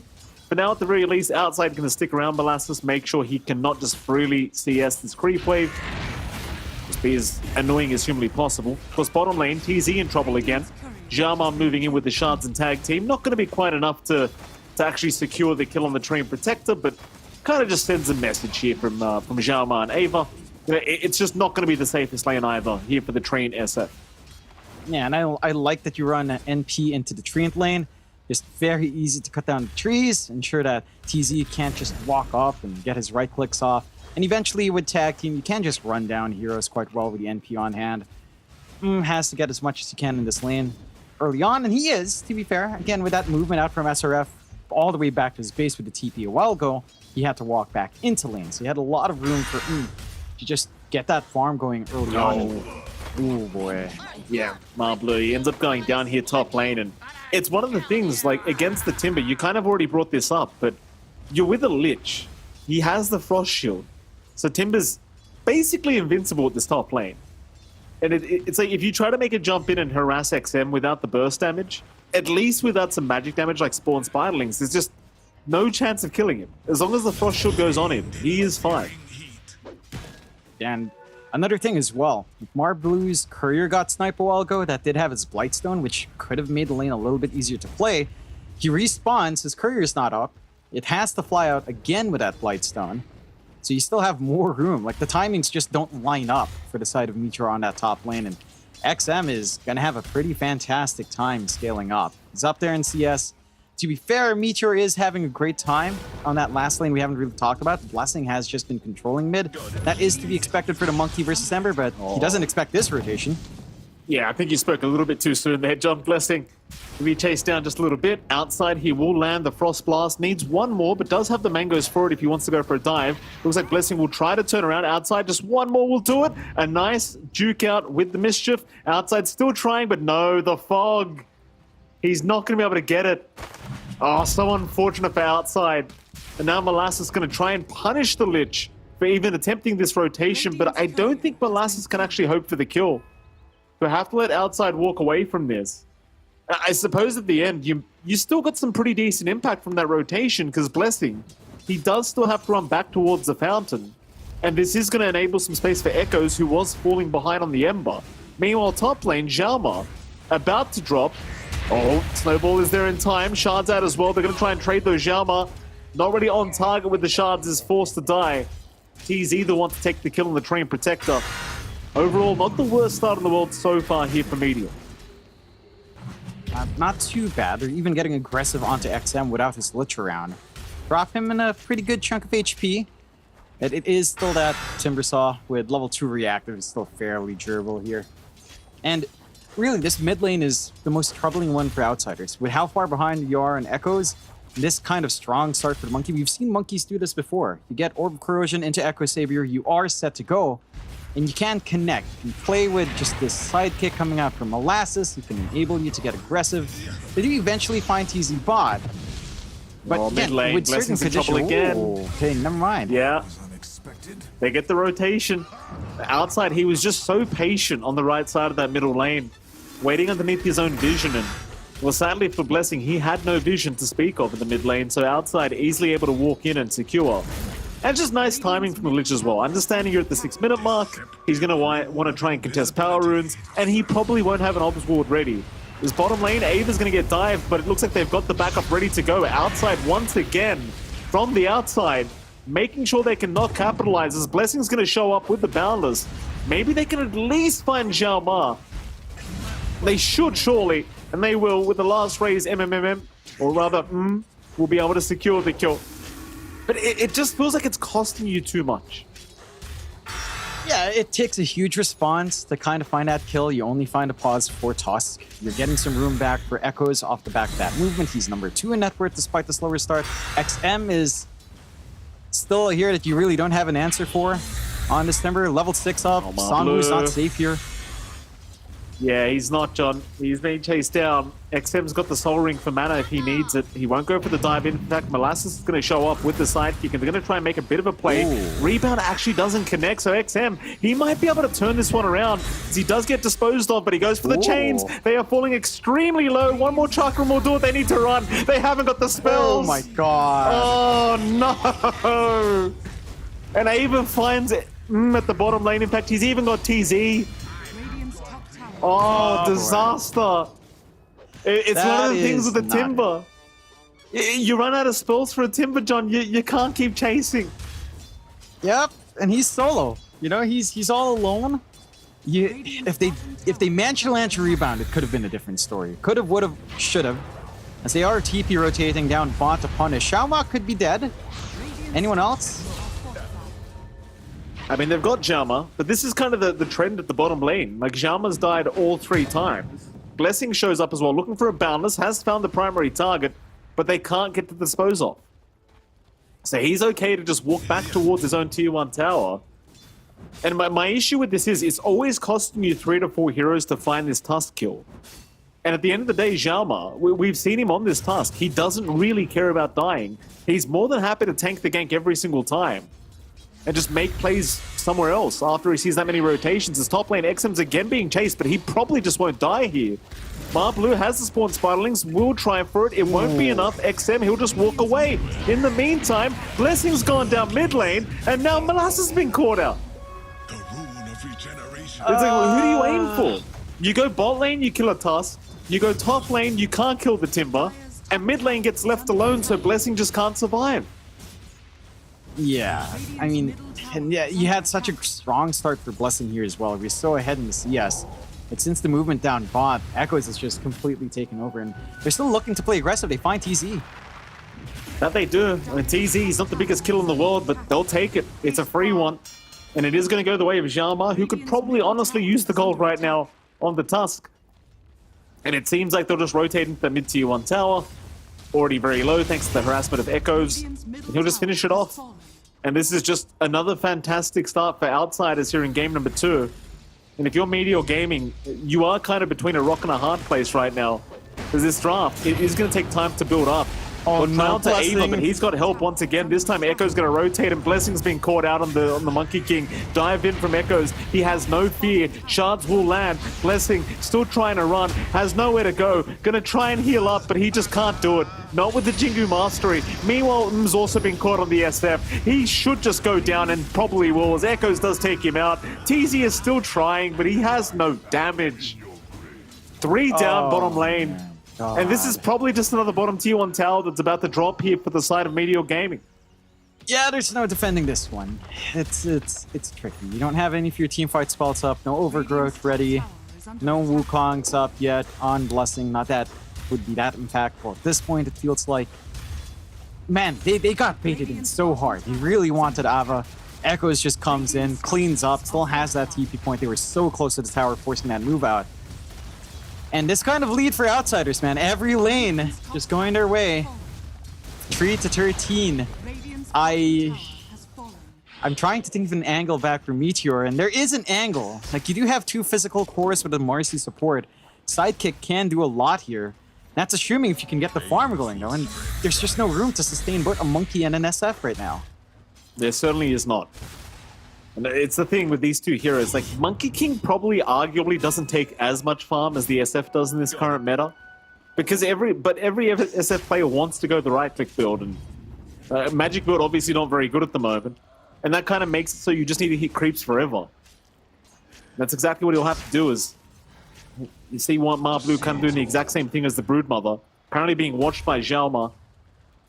No help around to try and help the Tusks kill the Broodmother kill. Obviously, he cannot do it himself. Meanwhile, XM's been kind of caught in a bit of an awkward position. May go down, though he's a very tanky boy. He'll get to the chains to the other tree, but it probably won't matter. In fact, never mind. Snowball is there in time. He might heal up through this. Oh, What? he's found the Marcy and XF. Oh, he almost got out. Almost got out of there. You are still going to lose on the SF. And it seems like Echoes might just be able to clean up now, as he's got TZ to boot. They've found Blessing on the Monkey King. Blessing is trying to at least find a lich for his trouble. And he will get it, but it costs them so much. Way too much.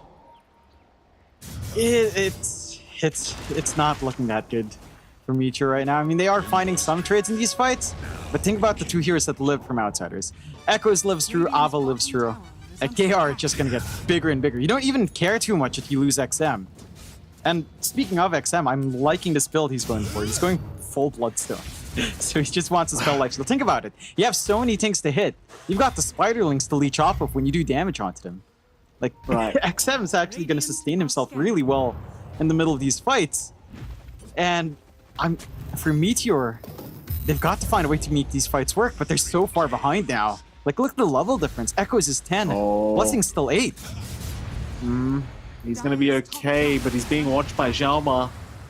We know this man on the Tusk. He is not afraid to go in where he sees required. Looks like the side of Meteor Gaming, they'll back off for now, realizing it is not very safe around this area. It feels like there's so much space going to this Broodmother as well, right? Like, of all the cores that you want the farm to go on right now, it doesn't feel like you necessarily want it on the Brood. Thing is, he is just doing the natural progression of the Broodmother, which is pushing out the top lane and taking over the dire jungle, but you'd almost prefer the SF or Blessing to be there to just secure that farm. Sure, he'll find a tier 1 tower for this, but outsiders are going to trade a tier 2.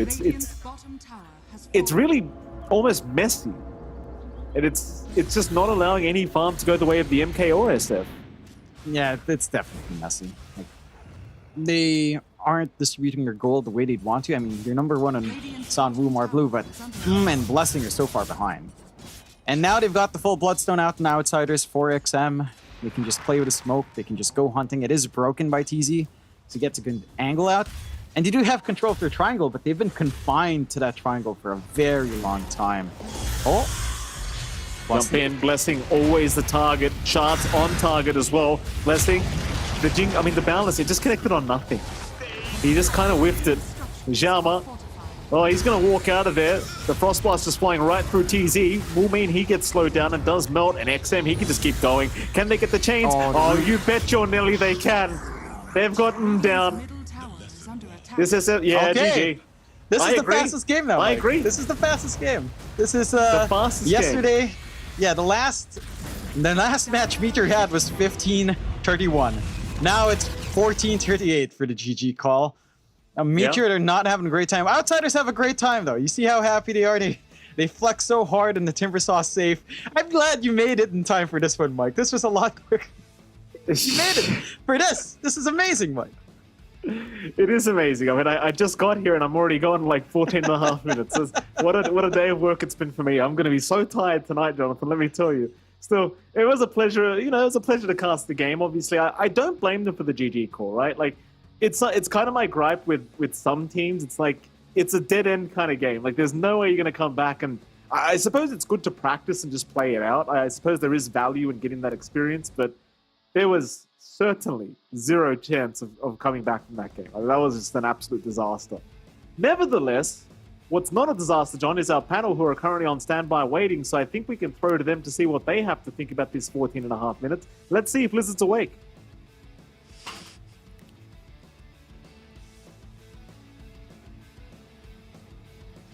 What? Oh, what? Oh, we're back? Jesus. Huh? Huh?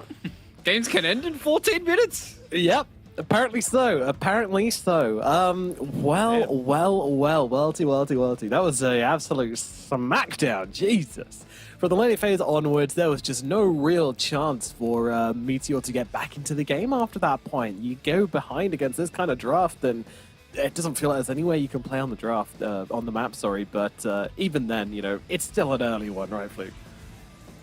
Yeah, I have to agree with Mike, right? Like, there was multiple opportunities. Like, this is the one opportunity where XM eventually does go down, but there was multiple opportunities where they're going in to try and kill this Timbersaw, and they don't kill him. He turns around and gets a few kills, and they had to throw everything at him, and then it just gets to a point now where I believe in like a minute or two, they're doing the same thing in this triangle. They're literally just chasing them down. They find Blessing in the mid lane, and they just constantly run at you. And there's going to be no breathing room for like literally the next 10 to 15 minutes. So might as well chalk it up, say, all right, guys, see you later. We're going to go do some pubs. We're going to go do some Tai Chi, whatever we need to reset, because currently right now, out of their last 4 games, I think they have like an average that's like 20 minutes or below. So a little unfortunate for Meteor Gaming, but I mean, what can you do against a last pick Timbersaw, right?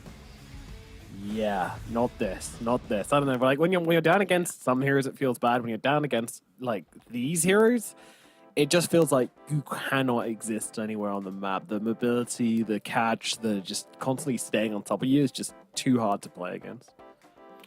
I was surprised how long these highlights were, by the way.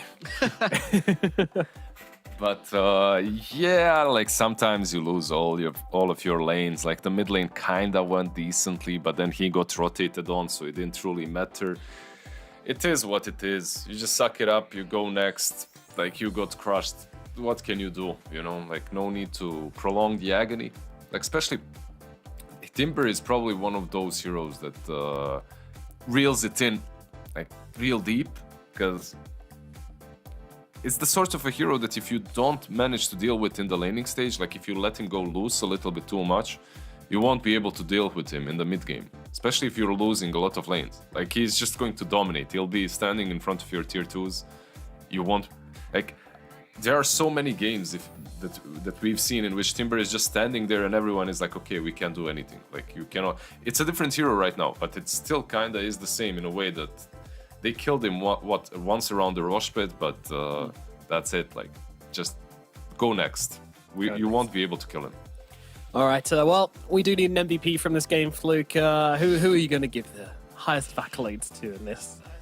Well, let's just give it to XM because he didn't fumble the bag that he was given from the rest of the Outsiders draft.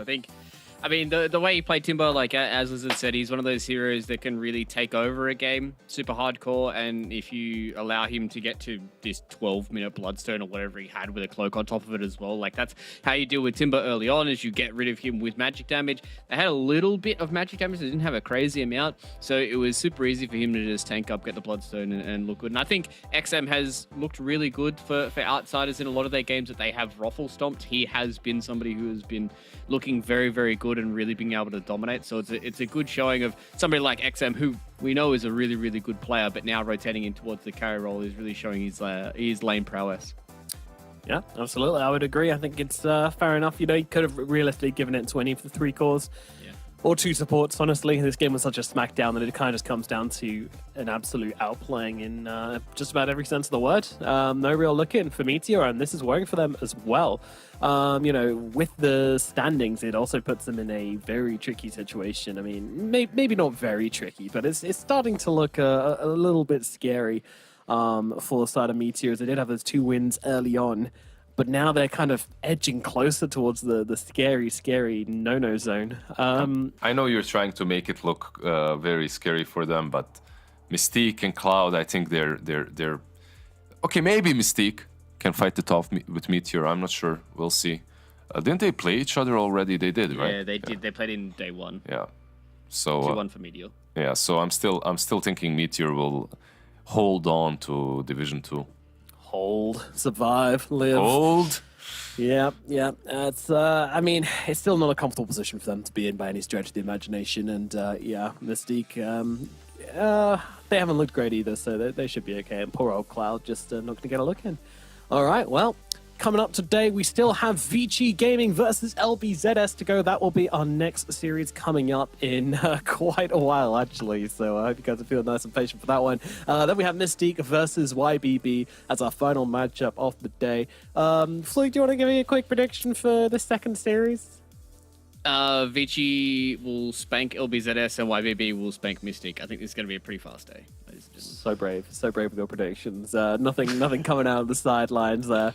Listen, I mean, which of these games do you think is going to be the closer one? The second one, definitely. It will be the next one. Will be the closer one. Like the last one, we might see the same handling that we've seen in Series 1 in this series, but the second one should be a bit closer. Vici is still considered the ultimate favorite. It's 2-0 for them, right? Maybe 2-1, but LBZS, I think they can put on a better fight than Mystique can. All right, well, that's going to just about do it for the first series of the day. Quick and out the way, nice and quickly. Guys, it's going to be a little while, so, maybe go find something else to do for an hour and a half almost until our next series. But stick around, as we will be back with more Dota 2 action here at the China region, brought to you by PGL. We'll see you in a bit. Adios.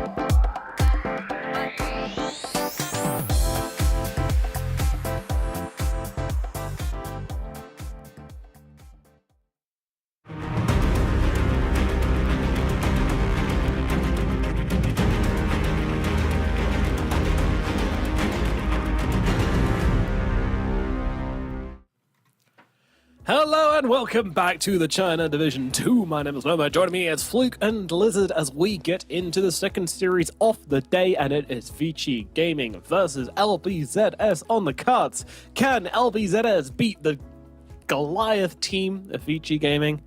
Fluke, tell me now. Is it possible? Yeah, there's a possibility, but they have to draft really well and they have to play the lanes really, really well. I think they can't make a mistake against Vici because otherwise they will get punished, till the cows come home. Yep, I think that's absolutely right. I think that they need to come out with a good draft, but I think the one thing we've criticized Vici for the most has probably been their drafting, Lizard.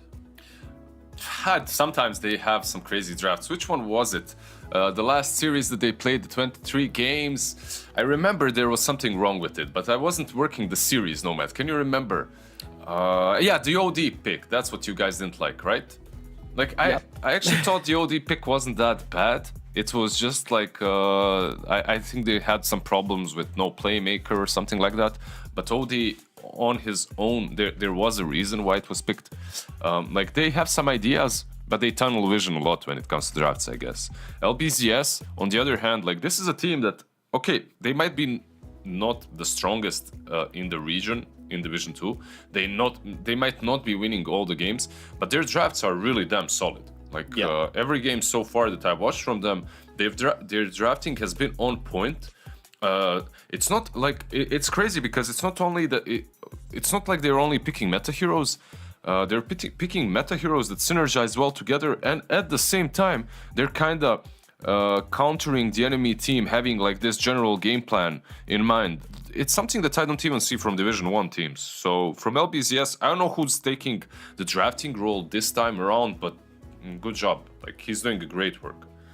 Yeah, it does feel like every LBZS game we kind of have this same thing where it's like, wow, if LBZS were going to beat this big team, then this is a draft they could do it with. But then it doesn't quite happen. I mean, that's certainly what happened last game they played, which was against Outsiders from China, which they did get very thoroughly 2-0'd.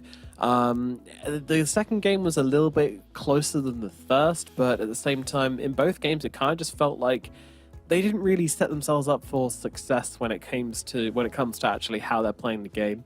I think actually that last one they did go with the last pick Juggernaut, which didn't really work out for them in the end, which was a bit of a curveball. Do you feel like that's a dangerous sign? Do you feel like that's a sign that LBZS are kind of starting to blame the draft and trying out some new things where maybe perhaps they need to look in other areas to try and improve in Fluke?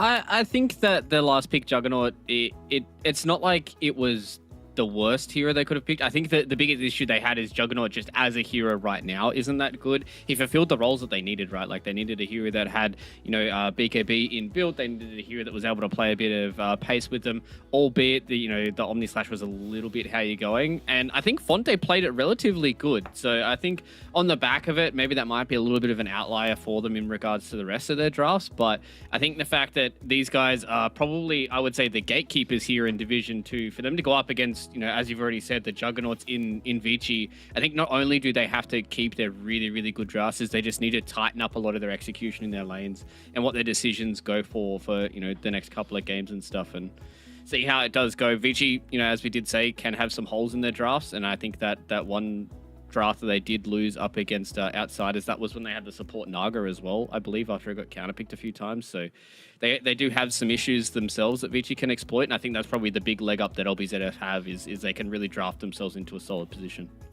Yeah, exactly. I think that's going to be very, very important indeed for them to take the win. A good draft, because when we do look at the standings, like it is close. Like, LBZS are currently in that kind of top 4 area where they can start looking at forcing tiebreakers, maybe causing some upsets. Now, it is a pretty big aim, it's pretty ballsy for LBZS to try and aim for the top when you've got teams of the likes of YBB and Outsiders in here. But at the same time, that's what they're going to be shooting for. And there is a chance they can force some tiebreakers if they're able to take a series off one of these big 3 teams, which are, of course, Vici, YBB, and Outsiders, but they did already drop to Outsiders. So a little bit worried about their chances against Vici and YBB, Lizard. Yeah, of course. But at the same time, LBZS is the team that has been in Division 1 for many times before. Like, they're the team that have been juggling. They've been skipping from Division 1 to Division 2 to Division 1 to Division 2, many years now in a row. So they know what it takes. They have the skill set, they have the history, they have the knowledge of how to get to that Division 1. And they've been taking that Division 1 off of teams that were just as strong as Vici Gaming, just as strong as YBB before. So who knows? I mean, it's not the same set of players, obviously, but it can happen. I can see the little sunshine in Division 1 once again. Most likely we won't see it this time around because, it's a little bit different. Look at that clock-on-clock action, 11.4. 11.4 average observer wards. Wow. Crazy. Yeah, I think, kind of looking at the stats here in the previous one as well for FY, you can kind of see that FY and Yang kind of share the obs placing a little bit between the both of them, and that might be kind of an idea of, the contrast of FY into Helios. Is I think Helios is definitely like one of these greedier position 4 players when he starts to play around, much more thinks about his items and his item timings and stuff like that, whereas FY is kind of, when he gets a lot of items, that's when you know that FY is having a really, really good game, like we've seen so far, and also a few more of the stats we saw as well. It was Erica versus Fonte, and Erica's like average net worth was somewhere around about like 20k. That's just because these guys have been winning so fast. Yeah. I think that's the main takeaway from that stuff is Vici. The reason why that we're expecting these guys to do so well is they've only lost one map so far, and all of their map times have been relatively low. Whereas on the other side for LBZS, they've had to grind a little bit more for their games. They've lost maps to teams that are theoretically weaker than them, theoretically weaker than Vici Gaming as well. So that's why I think everyone is leaning towards Vici here. Yep, yeah, I think that's worth mentioning as well. LBZS, they did drop a game to Mystique, and they dropped a game to Meteor as well, which could be considered somewhat worrying, especially Mystique, who I think have looked pretty weak against everyone else. But that's the thing about these Div 2 teams, that they do have the skill, and sometimes they can pull out the dubs if the wind blows correctly for them. But most of the time, LBZS will be the better team now. Let's get into the draft. Let's do it. Let's go. Vici Gaming versus LBZS, game number 1. As we start things out with the interesting bans actually from Vici Gaming. They're going to get rid of the Tusk and get rid of the Marcy. So some pretty focused bans around Helios here. Yeah, they leave the Dead Prophet inside. They leave the Treant inside. So, and the Nature Prophet. I was wrong with the Prophet, but you're not a prophet yourself, I guess. Yeah, like the Nature's one is also fine. Like you can combo him with the Tusk right now. Actually, you can't with the Tusk. It's banned. With the Treant, I think it would be solid. But we'll see what they go for. I'd like to see a brawler. Like if you have this, like a brawler type of hero. By the way, I've seen so many silencers recently, but like pick them into Rubik's, please. Like that's what makes his life kind of abysmal during the fights. Like you can't use your spells. You want to, but you can't. And you have to itemize it is kind of weird. Yeah. That we've seen silencers into like not the big combo breakers, right? Like we've been kind of seeing it as a small combo breaker, but not into heroes like, as you said, like the Rubik and the Enigmas and the Tidehunters. I guess we haven't seen Enigma at all, but like even some of the other big team fighters like Mars and stuff like that, I'm surprised we haven't seen more silencer into that. But as me being the president of the Silencer Hater Club, I'm glad that we don't see that hero anymore. Yeah, I guess he does dish out a ton of damage. Like in the lane, he's strong. But overall, yeah, I'm not the biggest fan of that silencer at the moment. And by the way, you call the weird bans, and the bans were weird. The picks were even weirder. Like you go into a Prophet and you leave the Bat in. That's uncharacteristic for LBZS. I feel like they have a plan. Their opening, don't get me wrong, is really strong. I love the Prophet and Ricky. Like this Ricky already has a core to play with. Like Sleeping Dart into a TP anywhere on the map. It's really solid, but you did let the bat go through, and that's scary. Yeah. This guy is just a king of hunting down nature's prophets across the map. I mean, Ricky is a very, very soft answer to the Bat Rider. You can scout him out and you can get off that dart in certain situations, but it's also, he loves getting a BKB on the Bat Rider. He loves just popping that BKB very early on. I think Travel's BKB, sometimes Witchblade beforehand, is usually the build we see. So it's not going to be a major thing. Okay, so I see that the Vici are just going to try and shore up the lane here for the Bat Rider, just try and make sure that Setsu has a good time. I think Setsu's had a good time in almost every lane that he's played so far. Kind of interesting, when we're touching on the ban so far, LBZS has banned Broodmother every single game bar one, where it got banned before they could ban it. So I think that's a nice little tidbit of information that a lot of people can carry forward, and maybe Vici might be going to use to their advantage, knowing that at least one of the bans will always be Broodmother. So they can try and play around that to at least manipulate the draft in such a way that they're either going to get the Rubik, which they've first picked pretty much every single time that it has been open for FY, or something like the Bat Rider or the Nation's Prophet for them as well. What else do you ban to protect the bat? Like you banned out the co-op. Is there anything else you're afraid of? On top of my head, there's Storm. Slark. We've seen some Slarks, yeah. But I won't mind seeing Vici Gaming pick up the Slark. Like you're playing into the Prophet. It's not that bad. Ricky is a problem, but Ricky is a problem for pretty much anyone with the smoke screen. So yeah, just getting that hero that gets on top of. You know what? Another way of dealing with the Prophet even harder would be like a Magnus plus Ursa, and then you just have the cleave in the lane. Like the lane itself is really good for a mag. Then you have the cleave on the Ursa to farm up fast, and you play the tempo game. You're much faster than the Prophet is, so that could be an option. Yeah, I like the idea of trying out tempo. I think it's it can be hard, especially when you get behind versus Nature's Prophet. It really does just feel so horrible. Like you need to kind of aim to, at the very least, have a small advantage coming out of lanes, which again is kind of hard because that's the annoying thing about Prophet, right? So he's not even weak in the laning phase. In fact, he's pretty strong in the laning phase. So the likelihood of being able to beat him in the lanes is somewhat tricky. But yeah, I want to see Each just go all in on the lanes, basically, not give LBZS a chance to start things off on the right foot. Yeah, because that's something that we touched on, right? And even Danog was talking to us beforehand about the best way to take down Vici Gaming is obviously having a good draft, but you also need to have some very, very good lanes and force them to play from behind. So there it is, Lizard. Here's your stance to pick up here. I wouldn't hate to see them. Maybe it's not going to look as good now. This could be protecting one of the picks coming in from Vici. Would be the Primal Beast again, another hero that can play really fast. I think the Magnus is probably the better response now because you can amp up one of your carries and you don't have to rely so hard on like the Pulverize and the Trample and all that kind of stuff. So they just go Mag +1. I think this is a pretty strong lane. I like your call. I like your Primal Beast score as well. Like that would be solid too. Like, Silencer, by the way, really sick. Like LBZS, once again, just proving my point, I swear. These guys are on point. Like Global together with the Ricky and Nature's Prophet potential, anywhere on the map you can find kills. Global versus the Rubik and the Bat is also solid. Like overall, I love their drafts. The execution part, however, is very shaky. Vici, they just go with the clock, and this tells me like they're getting some draw or something like that on that safe lane for Erica. Razor, sure, whatever. Like all these ranged cores, but interesting. Like I haven't seen a ton of Razor. They played it recently, though, right?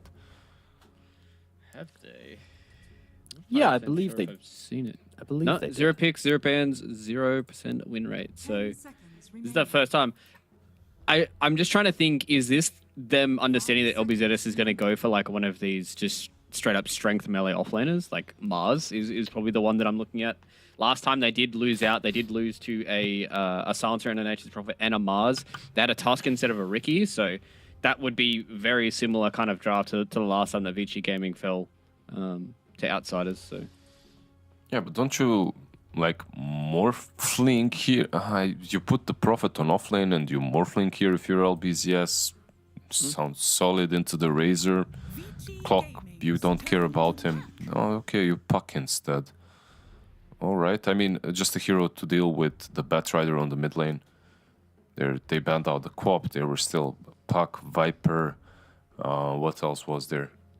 Puck, Viper, Storm Spirit, I guess. But Puck probably fits what they need to do the most. Like, they need a hero that's mobile, fast early on, can play with the Ricky. LBZS, like, draft, solid. I really think it's solid.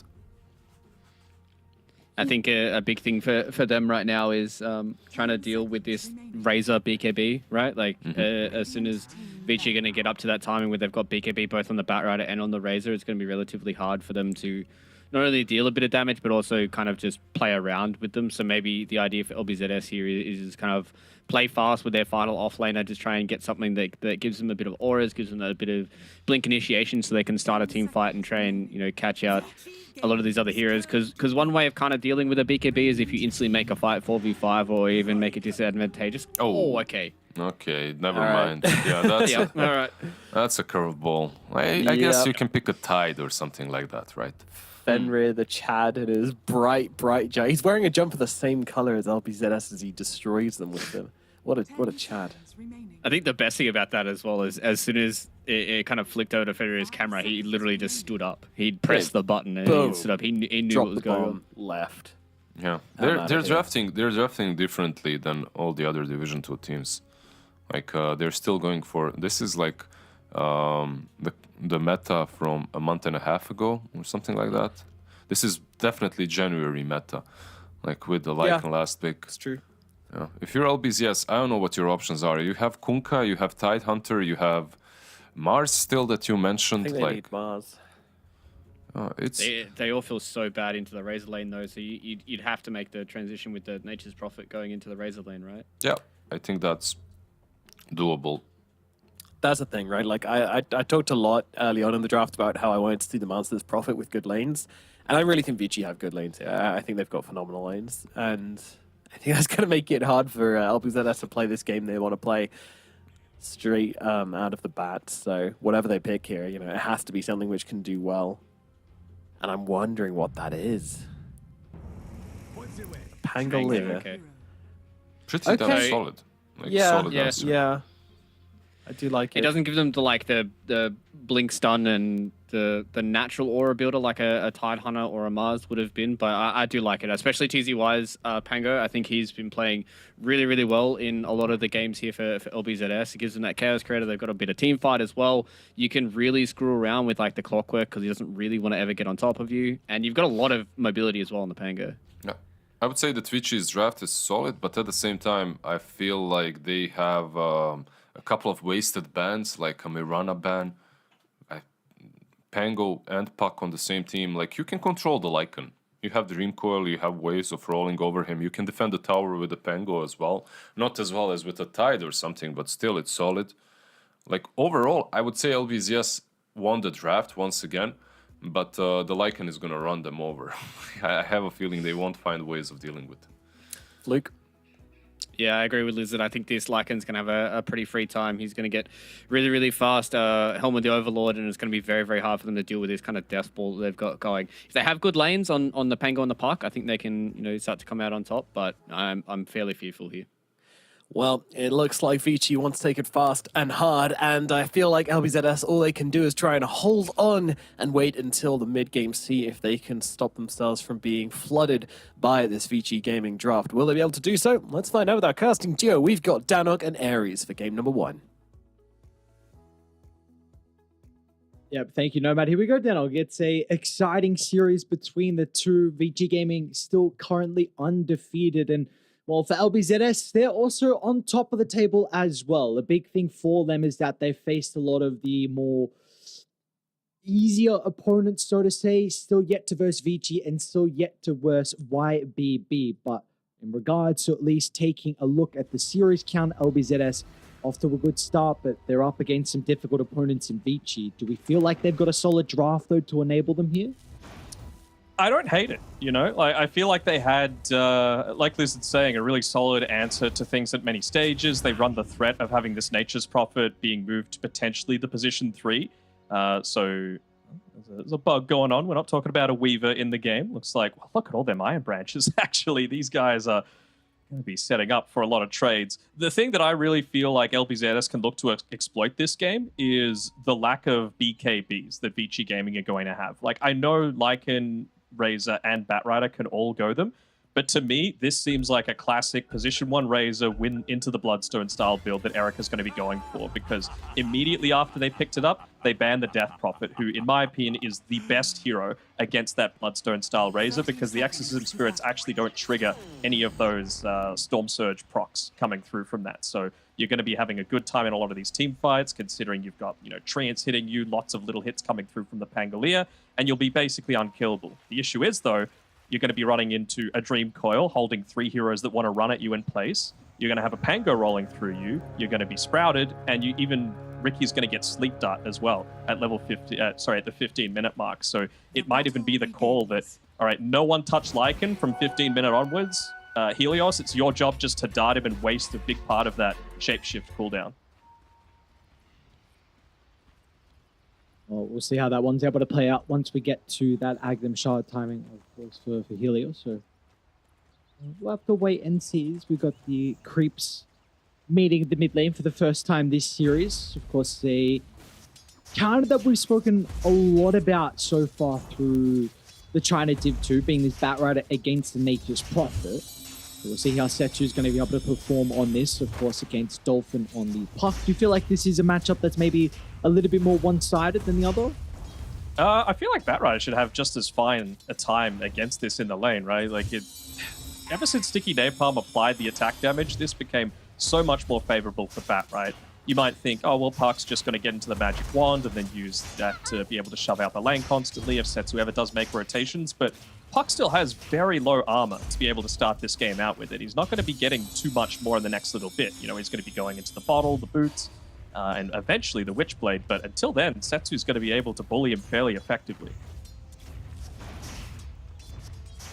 I guess maybe this matchup might also come off down to the water runes and the power runes, and maybe if the team's able to secure that a little bit easier than the other. Yeah, I would probably say that LBZS are going to have a better time at that just because Dolphin has to shove out these lanes. And so that is going to innately just give him a little bit more time to be able to move through, not even need support rotations to happen. What do you make of this lane setup for Vici? Because I was under the assumption that the Nature's Prophet really wants to lane into the Razor. Do you feel like maybe Vici were just expecting LBZS to swap up the lanes and then all of a sudden they didn't do it and now you got the Razor in this matchup? I think if the Razor into the matchup isn't that bad, to be honest, because when you consider it, Lycan is probably much worse, right? Like, once it's level 6, yes, you can get run down, but before then, you're going up against a Silencer and a Nature's Prophet that are just going to be hitting you with right clicks constantly. So I think we should just expect to see a lot more Plasma Field spam coming out here from Erica to be able to secure a lot of these last hits. Actually been able to get at least a little bit of a static link off onto the Prophet, so that's going to make his life a little bit easier, but he's not exactly going to be able to contest too many last hits with all of that damage. Of course, one of the bigger nerfs to Razor in recent times was that link duration is just that 5 seconds as opposed to the 8 at all levels, so it's going to hinder his early levels a little bit. With that last pick here for the Pangolier on TZY, it's off to an okay start, nothing too crazy. A little bit less in regard to the last hits over New, and this is an offlaner who I've been incredibly impressed with so far through the Division 2. I think New has been an outstanding player for Vici Gaming. Yeah, and I mean, the big sticking point for mine is it's not just the one style of offlaner, right? He plays the Broodmother, he plays the Beastmaster, but he can play an amazing Mars, he can play Pangolier, like these initiating styles as opposed to just the full-on split-push rat style. So I'm keen to see what he's going to be able to do with the Pango this game. It's very important that he gets in a good spot to, again, be able to punish these the stage where they don't have BKBs to be able to deal with the Rolling Thunder and the Dream Coil. Though, he's been able to get a nice little pull-off.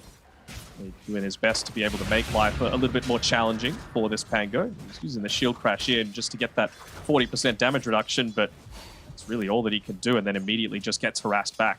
Running a little low on regen as well, especially the Riki. Completely out. Yeah, what do you feel like the role is for Riki in a lane like this? Because it doesn't seem like he's going to have too much impact to be able to kind of stop the farm from New. Stop a lot of these pulls from happening, and unfortunately for him, FY has been able to build up a double stack here. He hasn't been able to clear out that previous sentry ward, but does he have a tango? Yeah, he can cut through. Good. Should end up going down as Yang was able to get on top of the Silencer. And that will be our first blade getting picked up. Erica will be the run rewarded for that. Yeah, a little surprising. I don't think he had a tango running at the time as well, and he's holding on to 5, so not really making great use out of all of that regen that he's purchased up for himself. Makes it a lot harder to get these trades happening. Any time that Riki's going to move back, as Helios has had to do, walking all the way back to base because he doesn't have the regen, FY is going to look to abuse that. Let's see if he gets the pull this time on the top lane to really make life even more difficult for the Pango, but TZY scouted it out. Nicely done by him. They have kind of lost the equilibrium with this lane, though. New's got a double wave. He's going to look to drag still it able over. to connect it as well. And he gets the courier. Like, FY is Oh, doing an wow. amazing job in this lane. Just solo bullying out TZY, who went a bottle. Now Flame Pango going bottle. Okay, well, I mean, you're going to get the refill at least from Ricky TPing back in, but this is... we don't really see too many heroes in the offlane go bottle nowadays. Yeah, maybe just expecting... I was about to say the Puck wasn't going to have one, but obviously you've still got that picked up on Dolphin. There's only so many runes to be able to go around. I was thinking you might just go full Magic Wand going up against the Bat Rider and for the additional stats as well. Can provide a little bit of a useful boost, considering you are going to be getting harassed out with a lot of these right clicks. But Dolphin's been doing a pretty good job. I mean, we saw him basically solo carry one of those super late games that LBZS has had, and that's what happens with a super late game Puck. And well, if it does get to that stage again, it's not just the Nature's Prophet that VG Gaming are going to have to worry about. Yeah, they don't have the greatest way to address the Puck. I mean, really, you're just hoping for... You do at least have an instant stun in the Rubik, and maybe he can steal some nice abilities as well, but... Got the Rubik, we've got some shenanigans going on. Both the supports, the position 5s, looking to go toe-to-toe, and now Setsu's like, alright, you know, I might come on over and help out a little bit. I want some gold, I want some experience as well. Yeah, share the load. Yeah, help. That's what it is. Just coming in, yoinking the kill that the Clockwork so hardly worked for. No, it's the important thing to be able to enable this Bat Rider to have the great early game, because again, it's all on the back of these great lanes coming through from Vici Gaming. Look at the rotation. Top lane Dolphin, and they're even going to TP in the Silencer as well, so a heavy commitment coming out from LBZS to try and shut down the Lycan, but simultaneously across the map, it's going to leave Fonte vulnerable, so Erica and Yang, I mean, they can still get a pretty big kill on the Nature's Prophet, and they've got a catapult wave as well, so Erica's probably going to look to try and shove this in and get some damage onto the tower.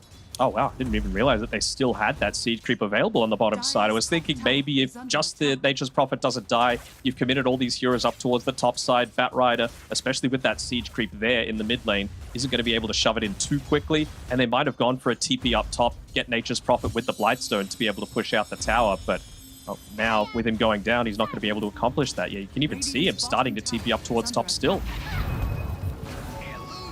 Well, they might be able to catch out FY.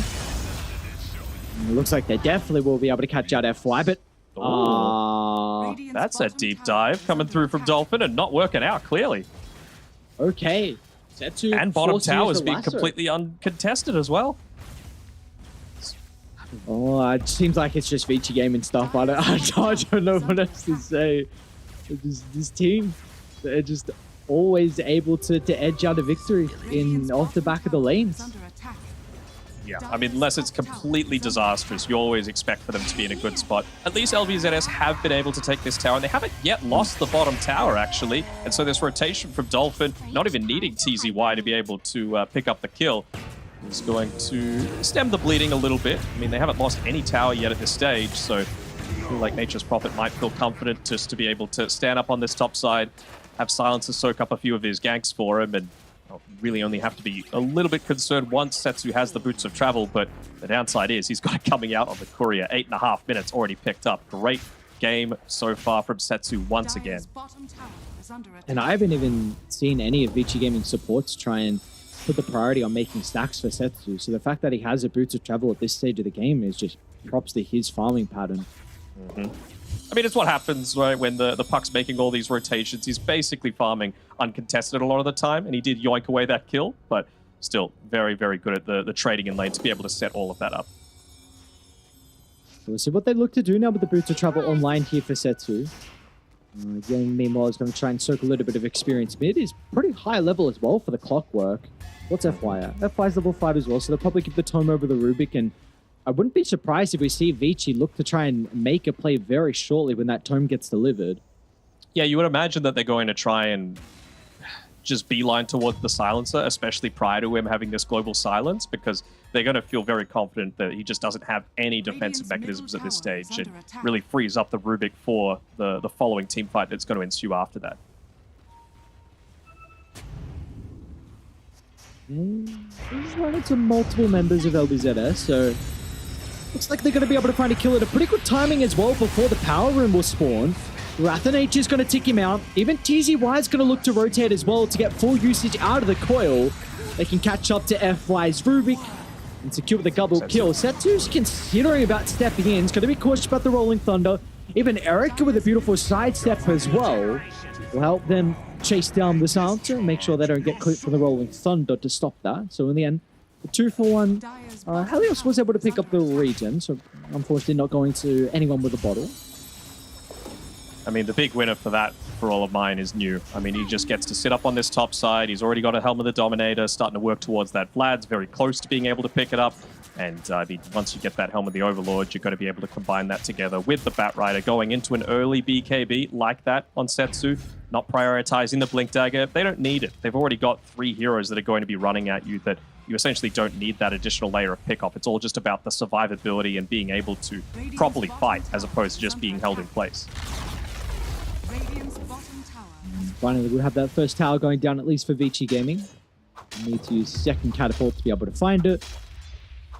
They are getting a lot of these early timings, which are we concerned for LBZS? Do we feel like they're going to be able to match maybe some of the pace that we might see come out from Vici pretty shortly?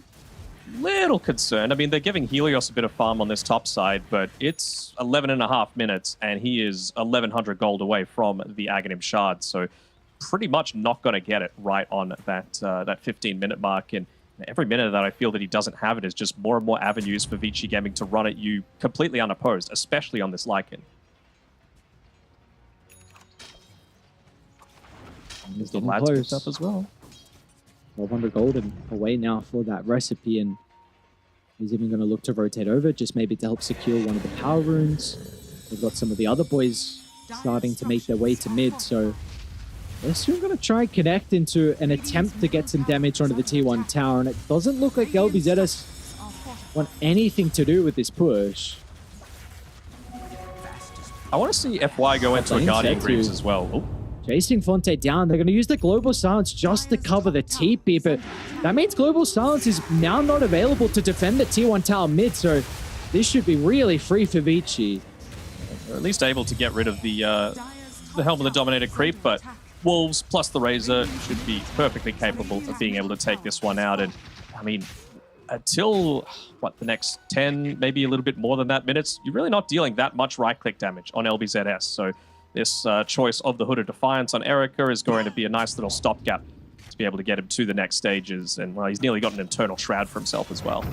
I don't know what I just witnessed. The Lycan just must have misclicked or something. He ran towards a bounty, and then he tried to click it, and then turned Denied away, it. then clicked it again, turned away, and then he was like, oh, I'm just going to deny it.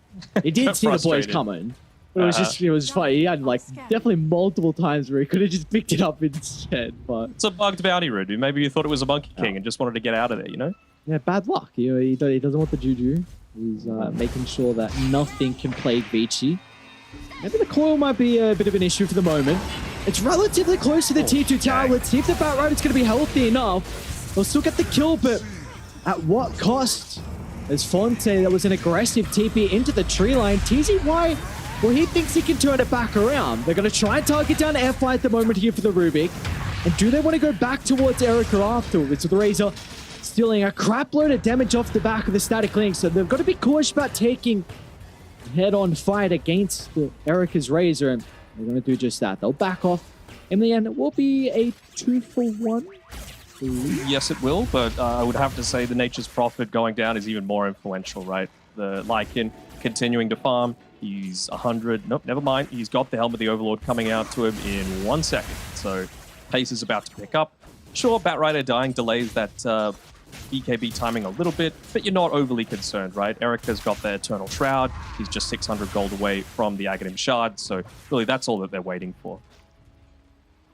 Like they could have potentially committed even further up onto that top lane, but they just had a few of those creeps soaking up the TZY. He's going to get picked off here. Dang. Just pierces that hook shot through the tree line and just past the creeps as well. It was ever so close to hitting the range, but very nice placement out of Yang. And he's got a crap load of gold as well. He's almost got a hood. What? Where's he got all his farm? I mean, the last time we saw a Yang Clockwork, he had like a 15, 16-minute Crimson Guard as well, right? Like, he just was so incredibly farmed. He is a little greedier at times, but, I mean, it comes off the back of the fact that he just gets kills happening all across the map at all stages of the game.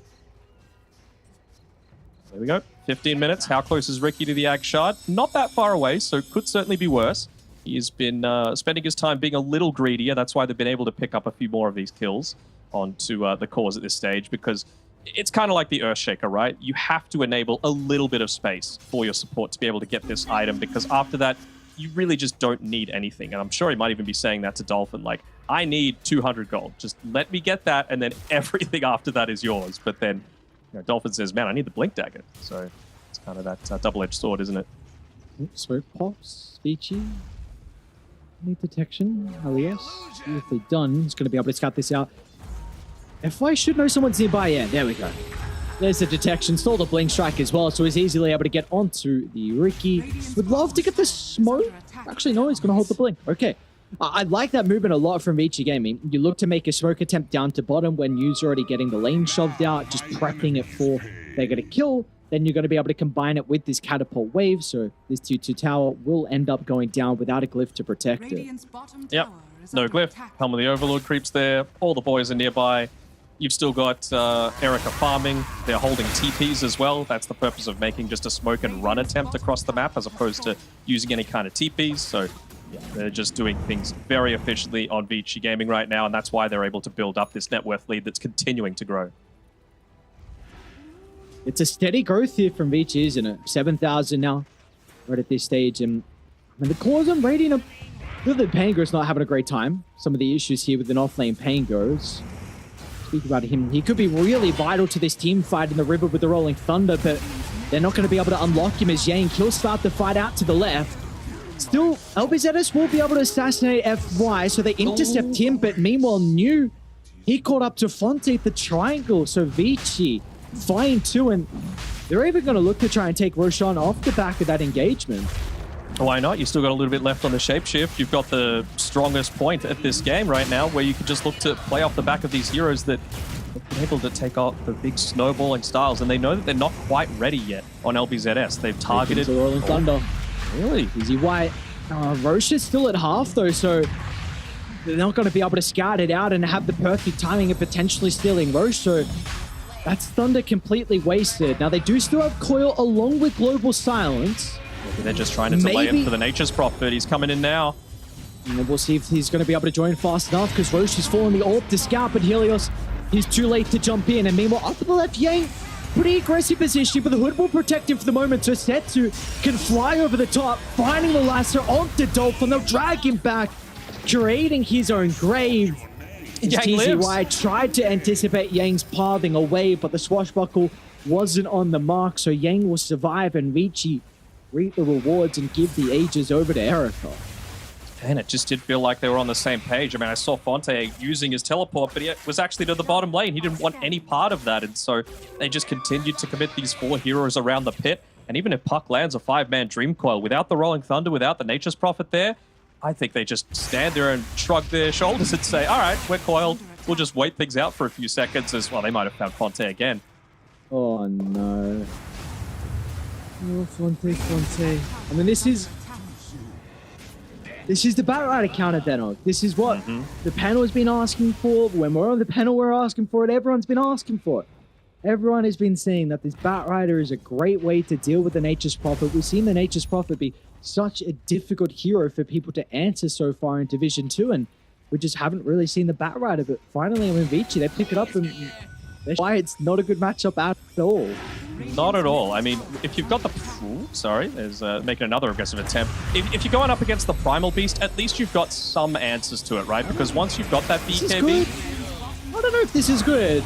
Get the kill into the Clockwork. Global Silence as well lay it down, forced to use to the last second in his dying breath.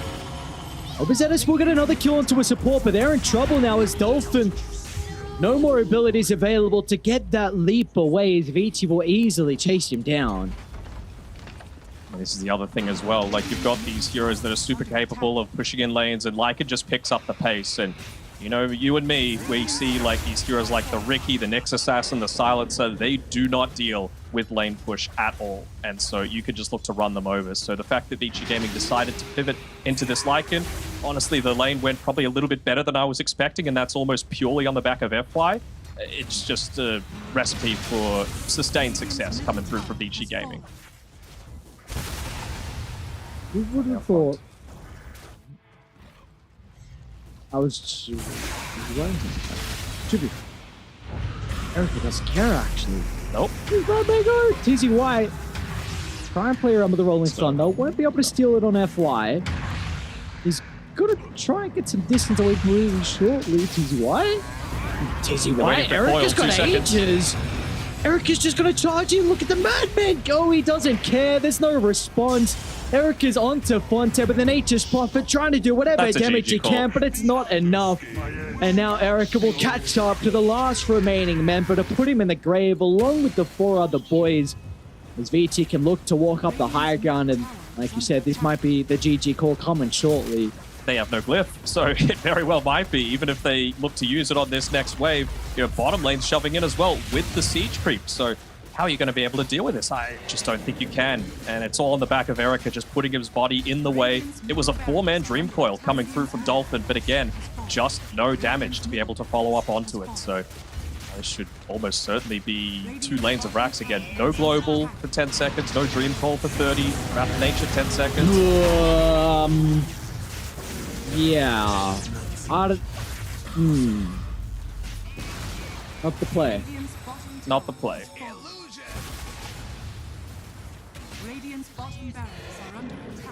Maybe the New's going to feel like with the shapeshift running a bit low, he needs to back off a little bit, but I'm sure all that Eric is saying is, bro, I got a minute left on this Aegis. I don't care. I've got no heroes that are going to be able to kill me. Yeah, even kill him the once. Yep. He's untouchable. We get a pipe on Yang as well. Almost AC, soon to be completed for New. Good luck bringing this man down. We see Erica how aggressive his positioning. Pretty much knows that he's untouchable at this stage of the game. Dolphin trying to fight against the Razor. Not sure that's the best option. Setsu's just roaming around trying to find the Nature's Prophet if he is getting a little bit of farm on other sides of the map. Pushing in that top lane as well, just wanting to be able to close it out. Because bot lane, mid lane, completely secured. Now it's just a matter of doing the clinical thing, going down top, but LBZS, they're not early GGs, you know? They fight it out as much as they can. They try and exploit little weaknesses, but it comes a point where you're going to get demoralized with just how easily they're able to take a lot of these fights. And there's the Guardian Greaves I was wanting from FY, so even now the perfect global silence, FY can just break out of it, provide even more sustain, and maybe even could steal the global. Wouldn't put it past him. One last fight. Look at Yang, man! 3 mans trapped inside the cog, so the initiation from LBZS is just instantly nullified. Onto Fonte they go. A lasso drag back into Vici Gaming. Global. They stole it? Mm-hmm. Oh boy. I don't know. FY's praying that they don't GG now. He wants to get a team fight while he's got it, and that's enabling you to just shapeshift and run on in. There it is. No Rolling Thunder coming through. He's got the buyback available. Well, what's it going to do at this stage? Absolutely nothing. These buildings soon to fall, about to be mega creeps, and this is not a lineup that's able to address mega creeps. So the G's are dropped, and Vici Gaming, a clean game 1 performance from them. What a last pick from you as well, Malakim.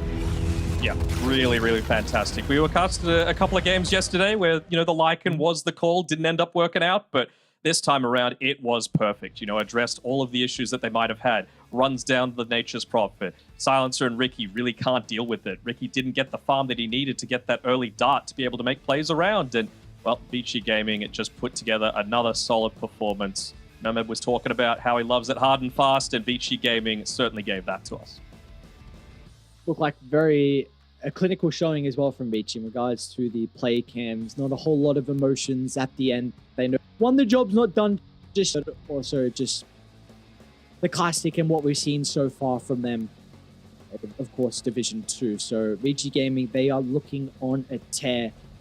ZS have to kind of rectify some of these mistakes that we saw in Game 1 if they can set themselves up for a solid Game 2 drop. But those are questions we cannot.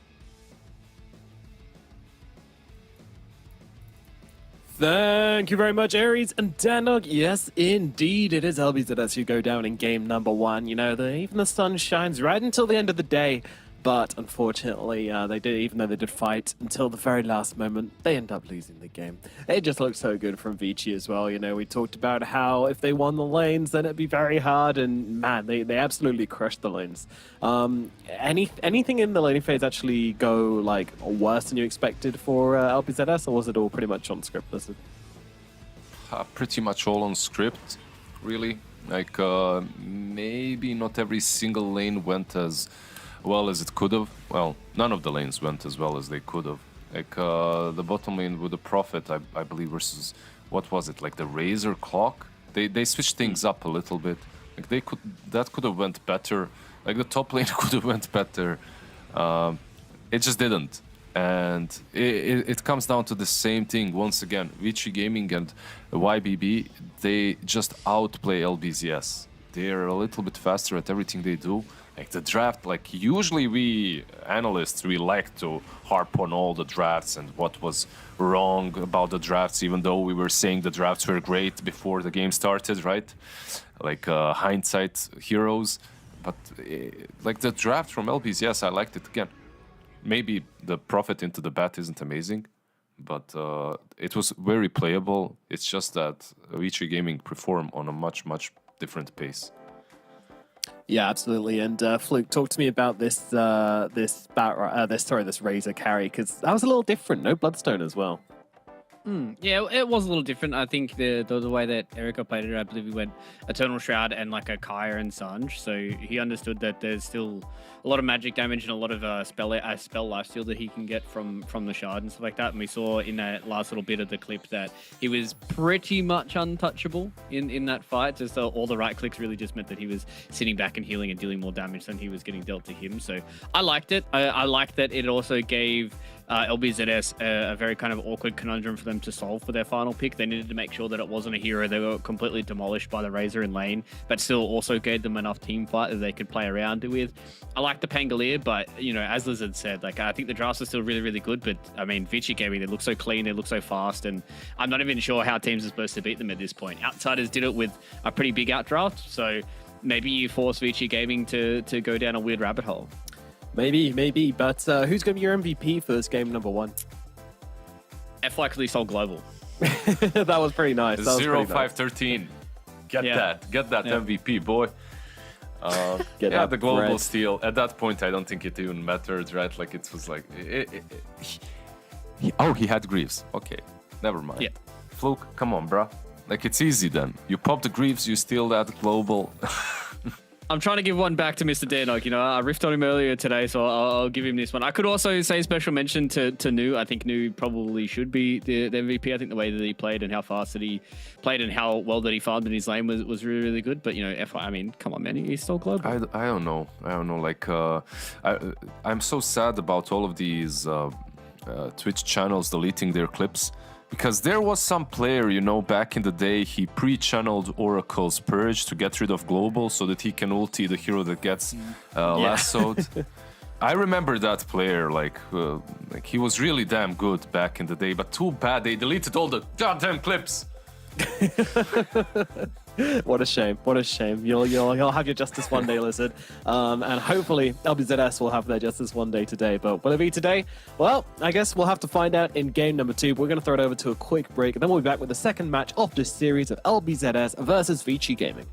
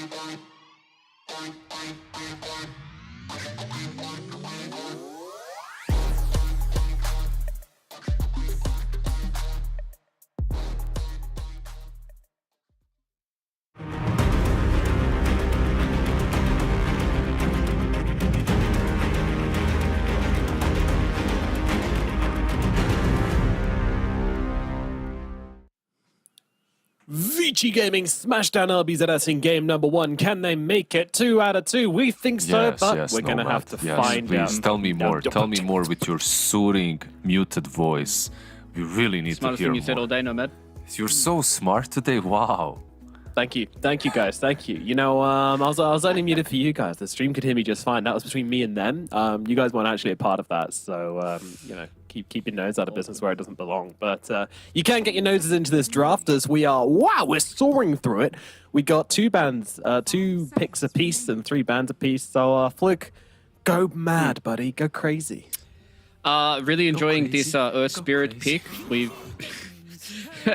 seen from YBB that they picked Earth Spirit and they played it mid. So I'd be interested to see whether or not LBZS are going to flex that into the mid lane or whether or not it will be their pos for. They haven't found much success as of late with some of their drafts. So hey, new random stuff. I like it.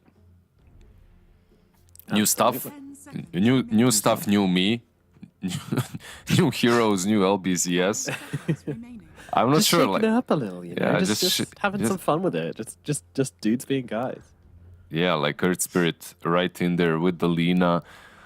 Okay, you get a hero that gets on top of Rubik, doesn't give him any massive spells. Like you can silence him, kick him, you know, annoy him. It's pretty solid. Like you have your Lina as well to protect. So a hero that goes in. I'd still rather see some Treant or an Undying or anything like that. But okay, this is fine too. Vici Gaming, like this opening is really nice into the Lina though. Like you have a Magnus, you have ways of getting on top of her later on. You can combo it with some sort of an Ursa or anything like that we mentioned earlier, even a Slark. Get these heroes that benefit from power. Feels good, man. Feels good indeed, yeah. I mean, And before Razor again, you know, like Erika. Or Prophet, okay, Prophet. sure. boring Vici. I mean, kind of sus that it got through to this phase, but I guess you really want to get rid of the Spectre. The Void, I'm a little. There was a meh bat. on. There was a bat rider in the game. Why not go bat into the Prophet? Why Ember? They're going for the Spirit strat. Oh damn, yeah. Storm Spirit next. Incoming. I guess, yeah, maybe they're concerned about the mid matchup. I don't know.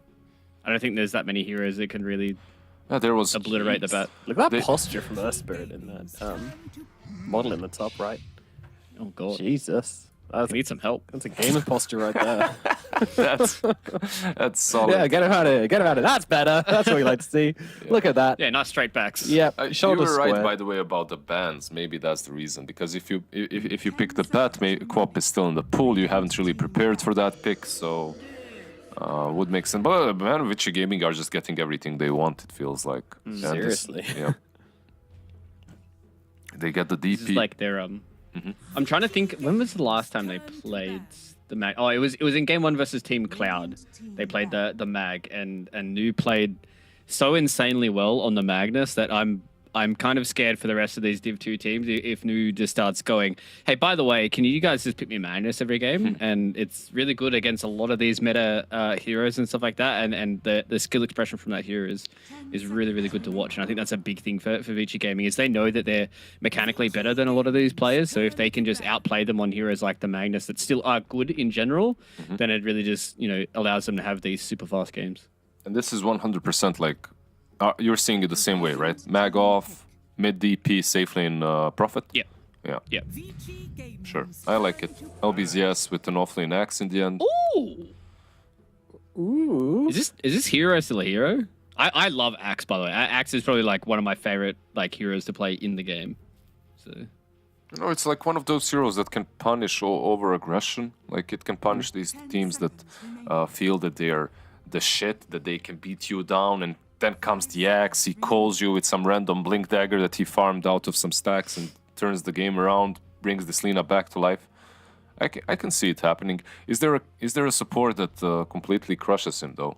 Is there something that they can pick now on 5? Like they banned out the Undying. I feel like they just go Shadow Demon. I'm ready for it. yeah. Just a magic damage hero. I think that's the one thing that they were kind of lacking on Vici was a bit of magic damage, because the thing is with Axe is he scales really well with Culling Blade kills now. The fact that he gets extra armor, so it just makes him really, really tanky and really, really hard to kill for Vici Gaming. So they needed a hero to give them a little bit of extra magic damage to try and take down the Axe. I don't hate the Crystal Maiden. They can play so fast on Vici Gaming that once again, I think it's going to be very, very hard for LBZS. They've got some wacky picks with Earth Spirit in the Axe lane. That could give them, a good little start. I think that Axe Earth Spirit lane can get a lot of kills, especially on something like Crystal Maiden, but can they execute it is the big question for me. Yeah, my concern is it might be a little too slow. That is what I'm worried about. I feel like the Axe doesn't really give them what they need. It's going to take a little bit of time to come online, and also you do weaken yourself by not having that Greaves to play with as well, which could also prove to be tricky against this kind of draft. So I'm not sure this is the LBZS drafts which we've seen before. I think, again, similar to Game 2 versus Outsiders, they've kind of just pushed the boat out a bit too far, and now the boat is sinking. Lizard? Yeah, they're all like standing on the boat, sinking with it.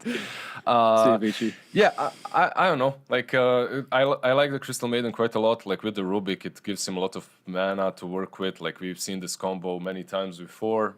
I enjoy it myself quite a bit too. Like Axe and Earth Spirit, it can work. I wish it works because I want to see LBZS finally converting, but this isn't. Like we were really hyping up their drafts. I was doing it, and how great their drafts are. This is probably one of not the strongest ones. Let's put it that way. Scary. All right, well, let's find out how this is going to go. Game number 2. Can Vici make it a 2-0? Are LBZS's chances of winning receding faster than Danog's hairline? Let's find out with Danog and Aries. Do you want to have something to say? What is this? Like, I don't understand. It's perfect. I'm almost 10 years older than you, and somehow I get hair things when you've got that mess on the top of your head. I don't understand it. But that's all right. I'm not insecure. Hang on. Oh, you do sound a little bit cut right now. You've been dragging me into it. I just don't like lies, That's the big thing. Boy, so you're spilling your own lies about saying my hair's not looking too good. Well, people have eyes, so they can see what's going on in front of them. If someone else did that to you and that was just genetics at work, I wouldn't be like that. But you did that to yourself. You were like, I could cut my hair, and that was the end result. So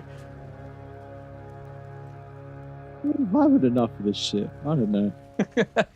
Give me someone else. What the hell? What do you think about these drafts, I didn't even deserve these. I didn't deserve all this crap. Do you think I deserve the receding hairline comment from Yes, Nomad? you do. You bully us off screen. We've all had enough. Nomad and I, we're standing up. We are standing up against you. You are literally standing up to casts as well. Oh, I'm entertained. I am sports entertained right now. Look at the what do you drafts reckon we about have. this Lina going mid? Like that, I like this quite a lot, right? Because you pick this Death Prophet in response to the Ember Spirit, and then they say, no, we're not going to give you this absolutely free DP lane. We're going to rotate the Lina to mid. I think it's something that I want to say Nine did in the Bethboom tournament up against Team Spirit. He ended up absolutely crushing in that one. Well, on the top side, they're making a little bit of a roll onto Erica, but they're still just lacking damage right now for them to be able to pick up the kill, maybe? They might actually be able to get a turnaround. Oh, Yang, the big Crystal Maiden swing will bring him down as Erica sticking out to the battle hunger, but not enough. So Erica will stay alive. Got to be cautious. He's going to go for the roll. Yeah, Yang's positioning himself in between. Yeah. Very, very interesting. We'll see. You know what Nomad is? Nomad's like, oh, never mind. They're going to go for a kill. Oh, Yang, he just stepped a little bit away from Eric, so they landed the roll. His job. Yang's like, one job. You can bait. You bait, I'll get all the kills. It's worth it. That's what Yang wanted. He wanted them to roll on the NP so Yang could come out on top. Look at that. Beautiful blocks from the trees means that Yang lands a Frostbite, gets the double kill, all the solo experience.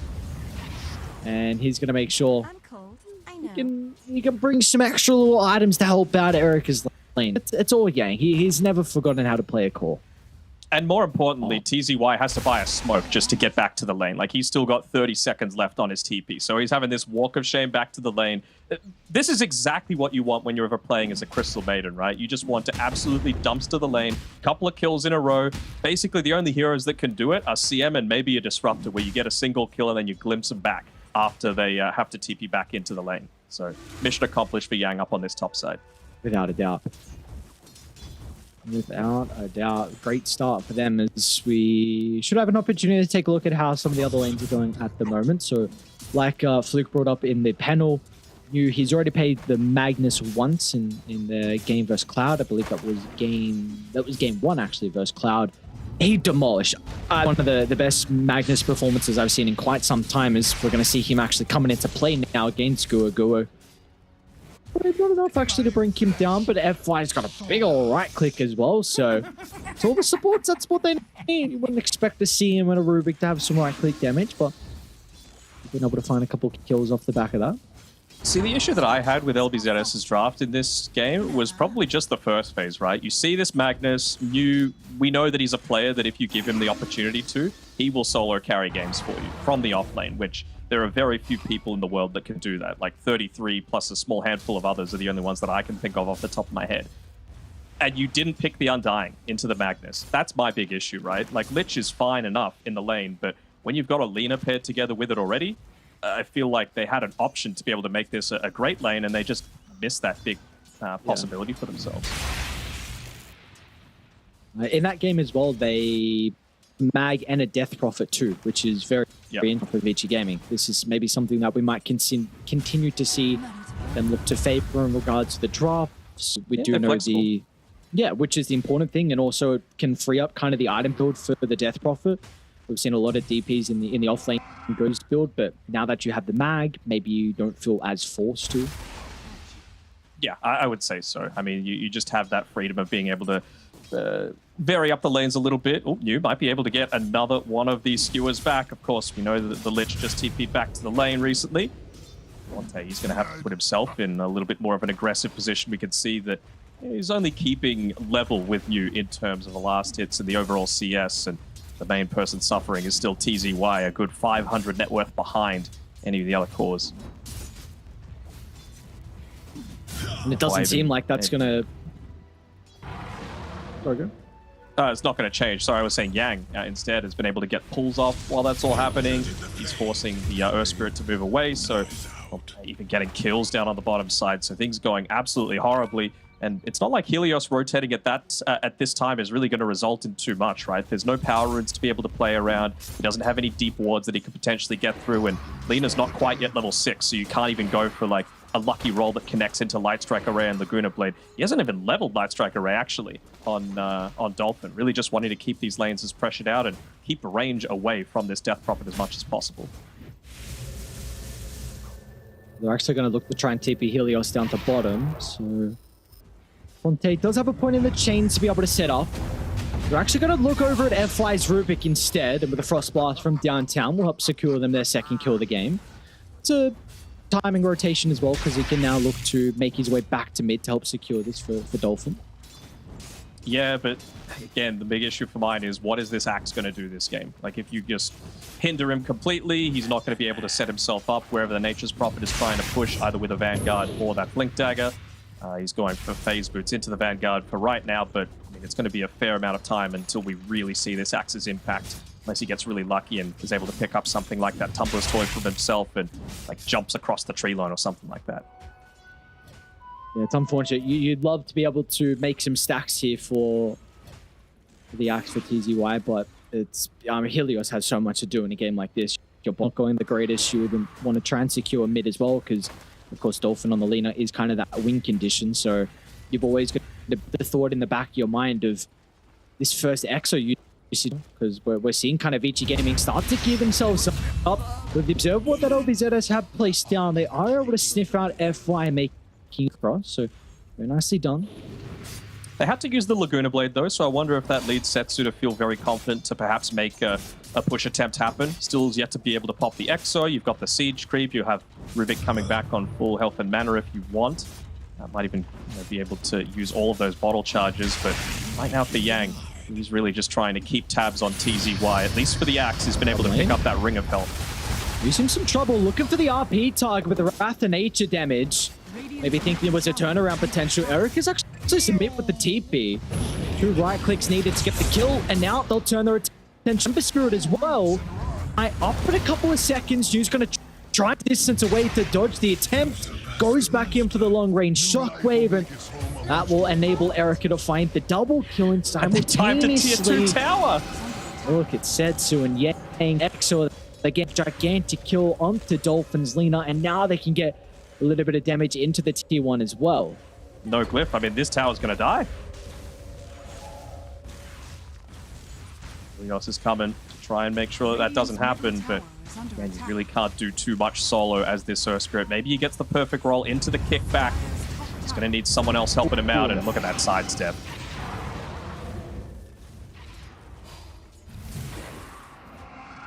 So how they want to address TZY. Erica was starting to run on over, but just getting with some shenanigans, and where the power in go. It's bot side. Lina's going to be able to pick up that Arcane Rune. Pretty effective. I mean, we're probably going to see the magic damage Lina come out. Of course, you still need to be able to be somewhat of a right-clicking threat. Falcon Blade provides a little bit of the both of that. And knows that you're going to be in a really vulnerable position again if you don't get this BKB on the Lina. But past that stage, I kind of want to see him go down that sort of high burst damage route before you're able to get off, for example, the Spirit Siphons and all of these other abilities. Is I believe he actually denied that tower after Helios went for the smoke. So might be a bit of a missed opportunity. You would hate to see someone get information about this rotation through before they're able to actually convert it. Maybe TZY baiting himself with the Vanguard in the lane could look to set themselves up for something. They know though. Yeah, Erica, it's a big kill. Observe ward. Erica's a bit distance away. Where are the boys? Who are the boys? FY. Be into the outpost and need to complete it. Need to complete it because they're looking for bottom lane instead. He's got the RP at the ready. They're trying to target down. Hasn't got any remnants laid on the ground, so he's going to be cautious, but the chain can control group up for the double RP. All of a sudden, Ricci gaming short with all members. It's not looking great, is it? Not exactly a carbon copy of the last game, but I mean, this is a lineup that can look to get aggressive a whole lot sooner. You know, you've got the Nature's Prophet and the DP not needing to wait for some big Helm of the Overlord timing. Already taking out the mid-tier 1 tower at the 8-minute mark is obviously a big bonus for them, but now they're not going to have a full bottom side of the map to be able to play around, it seems. Going to need to enable TZY to be a little bit greedier as well. Just pick up a lot of this farm. Have a look at this. Even just using the tree inside of the dire jungle to be able to block up a few more of these camps. Even if TZY is going to get those last hits, they barely give any sort of gold, like 8 bounty for each of the treant kills that you're able to get. You'd much rather take a hard camp instead. Yeah, so they got a siege haven't. grip to play around too. I guess they've already taken objectives, so Now, at least that's going to be up top T1 tower, but for V get anything out of that catapult. I think for play the map now though for LBZS, because you kind of axe ideally once You gotta this get let triangle axe on. area. you have to. 'Cause- Like, yeah, but it's like also where's the Lina go? Like this is kind of the big concerns right now for how they're going to be able to kind of spread the farm between all their members. it's one of those instances where you're just like, look, someone has to take the super dangerous farm. At this point, it's going to be Fonte just pushing the lane out super aggressively, making Vici have to address some kind of play in some sort of defensive manner because they've got the siege creep still alive in that mid lane. And at least he's got some form of escape, right? If he's on point with a fire remnants coming through, he should be able to get away. So it's going to enable Dolphin to farm the jungle relatively safely.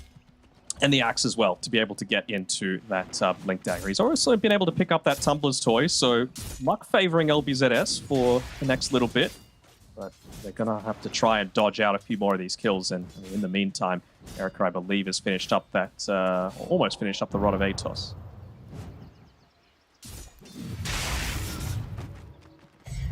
Just another game, Mr. Dandog, where we see the Nature's Prophet top earth and really doesn't look like it's going to be contested from anyone anytime soon.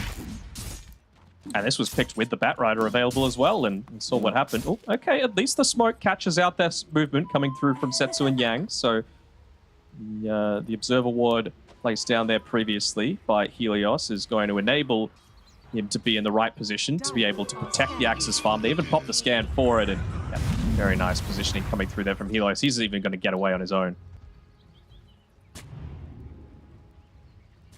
Yes, she Just trying to be as annoying as possible, placing down the sentry just out of range of the Radiant one as well, so easy why. I wonder if Tumblr's Toy hops up into this area, given that he can see where they're looking to play around with, and just trying to play barely out of range of any sort of vision. But with that, he'll pick up the Blink Dagger for himself, and Earth Spirit, he's got the smoke prepped as well, so you can tell that LBZS want to try and get a kill, get a pick off. If they can do it around the mid lane, that would be the most ideal situation so that they can take their own mid tier 1 tower and start to open up a map a little bit for themselves. But they can see that everyone is grouped up here on Vici, so it's going to need to be the perfect initiation coming through here from Helios.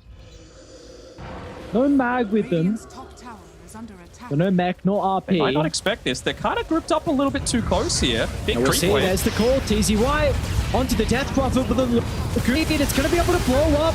Yang though. Keep a look at the turnaround. Freezing field. Lay on. The Maelstrom proc's going to work as well. As F5. He'll snap Ember, and here comes Yuma with a wraparound. Skewer into Dolphin's location. Might be able to catch Fonte out as well. Over the tree line will be enough to keep him alive. So in the end, a 4 for 2. It looks like Vici will get the tower as well. They threw everything at that one though, right? You get the great call off onto the DP, made sure that they don't have that sustain in the team fights through the Spirit Siphon, Laguna Blade, Chain Frost, everything popped in onto him, and it's just not enough. You've used all of your control, so Yang's able to just stand there channeling the freezing field and doing a ton of damage on the CM.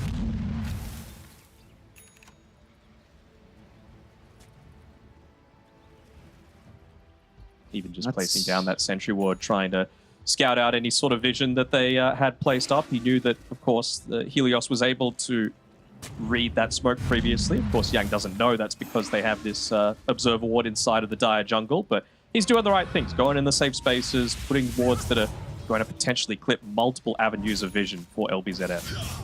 Yeah, not like this. He's protecting his Prophet. You know, it's much better for him to be the target of this gank than Erica, so I think he's going to be relatively okay with that. Just his second death of the game. And they know that LBZS are wanting to get aggressive. Come on, man. Give him some credit. It's a classic position 5, trying to make sense of what's dying. Trying to be positive to someone else. Imagine that. I get told I'm toxic and bully. Hang on, what? You're the one that called me up here. Are you serious? It was in response to someone else. See, no. I'm blaming Nomad for this. He is the one. He is the pot stirrer. Okay, can we share a common enemy? Nomad's done nothing against me. Here we go. I offer the olive branch, and this is what happens. All right, Vici Gaming, they're looking to make a move of their own. They've got a smoke, they've got the Blink Dagger available on the Magnus. They clear out that mid wave, and if they can catch out the Axe, that's all of their play potential gone. Luckily enough, though, really good positioning by Guoguo underneath that vision to be able to scout out that movement. And, well, they're going to be able to get rid of that vision, so once again, LBZS can't go inside of their own jungle. Yeah, great read from FY there. Seeing as soon as the smoke popped away, recognizing there was a ward up on the cliff. Oh, wow. They might They're have actually caught just out gonna commit. T's. Going to fit onto Erica down here. They really want to be able to pick this one off. Maybe expecting that he might be able to make this big roll inside of the tree line. They made it, no, they saw the found him. scan. HT Gaming, an incredible read from them. The scan was on the mark, so they knew exactly what was going on from LBZS, trying to set up onto Erica's Nature's Prophet to push out this bottom lane. Look at Yang even hunting for more people, just feeling like someone's got to be nearby this, because there's no way they're going to give us a tower at this stage. They don't have Glyph. We've got a Siege Creep available. We got the Exo, but no one's in a position to be able to stop this. At least Dolphin's pushing out the top lane. He has his BKB finished, so I don't want to be overly dramatic, but the next fight really feels like their last chance to be able to come back into this one. They won't have Exo. They won't have Wrath of Nature. You've got the Blink Dagger still on the Axe. You'll have BKB on the Lina. Just get the lanes pushed out a little bit and then look to make a play with all the boys. probably one more lane still needs to be addressed on this bottom side. Otherwise, it's going to be way too obvious. That's what Dolphin does. You can see, though, that's the main target that they're pinging out. They're saying, here's where the leaner is. He's still their main damage outputter. So let's try and make sure that we have full information about his whereabouts. As here we go. They all look to group up together, although Dolphin's actually playing a little bit away from them. I guess feeling like he still needs to be able to scale and maybe they can get kills happening without him. I'm not quite so confident. The longer that they wait, the closer they are to getting, again, Wrath of Nature's back off cooldown. You don't have Exo, but you've got a Blink Dagger, a BKB now on Setsu. He's nearly level 12, so his next Exo usage is going to be even stronger.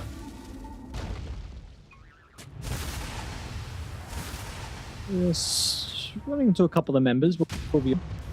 Zerward's going to get laid down on the cliff. Vici are aware of this. See if they're going to try and reoccupy their own jungle on LBZS. His team starting to move on forward, but doesn't really see the greatest angle for him to jump into that team fight. So they're going to look to back off and kind of giving up that territory to Vici. And this is what Vici does, right? They deny away vision, so you're constantly playing scared that you feel like on Dolphin he needs to be in the general whereabouts to be able to join in if there is an engagement that happens. And what do you do all the while? You've got Erica on his Nature's Prophet, sitting back totally safe on his side of the map, continuing to farm, and the net worth is just growing and growing. TCY? They've got vision, though. I mean, that is one thing from LBZS. The wards that they have been able to get up, the more unorthodox ones, they've been staying up and providing them with a lot of information. Now, Setsu, Arcane Rune, level 12, BKB available. They're just going to push on forward. He feels like he can't die at this stage.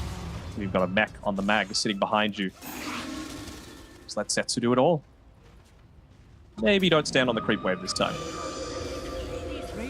Or maybe he's trying to bait it too. Yeah, maybe they want to fight. I mean, we saw what happened last time.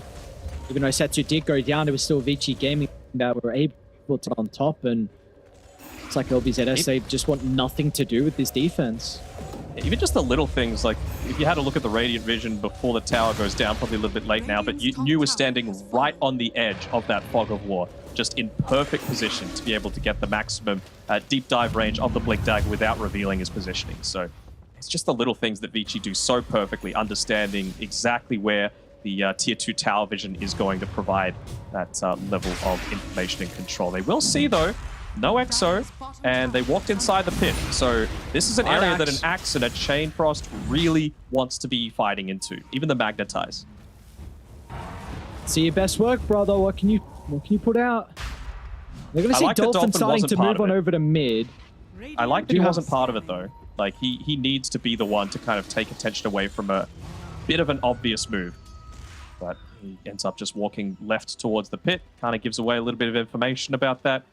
Maybe they could look to try and bait him if he went for that rune, but again, it just seems like they're not on the same page, and Setsu's able to pick himself up a free illusion rune, and, well, 25 seconds because of that arcane rune. He's nearly got Exorcism back up, and Erica's just soloing Roche. He's got that Aghanim Scepter just completed as well for Erica. Wrath of Nature now having the Entangle factor. Every 60 seconds as well. So, what a very damage. Underappreciated part. That's pretty much 10-second downtime on your bonus damage, which is bottom lane, Fonte. You're going to be able to bring him down. There's the Entangle. Do they have the damage afterwards? Well, the Glypnir will definitely help guard to the control. Gaming beautifully done. Get a big kill onto Fonte's Ember, and now they can look to try and deal with the lanes. Recognizing Ember is really that one clean-up person that's able to address the lane. So now with him down for 30 seconds, this will give them that opportunity to get the lanes in a position where they can start to get some objectives. It really doesn't feel like Helios is going to be able to accomplish too much down here either, right? Like, you've got a Nature's Prophet that's double your level, plenty of farm with an Aegis. You're not solo killing him, you're not putting any threat on. Maybe if he had an Observer Ward on that Tinker spot to be able to play around with, maybe he's just trying to cut the wave as well to provide a little bit of protection, but not even. He's just going to TP back while Setsu uses the Exorcism onto that mid lane once again. Feels invincible.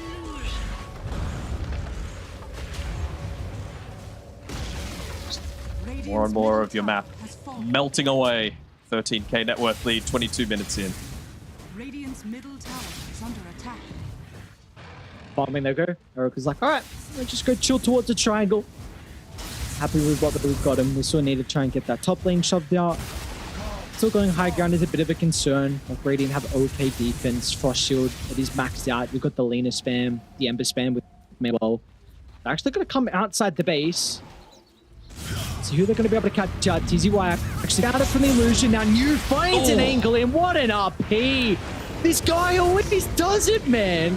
New's Magnus is incredible.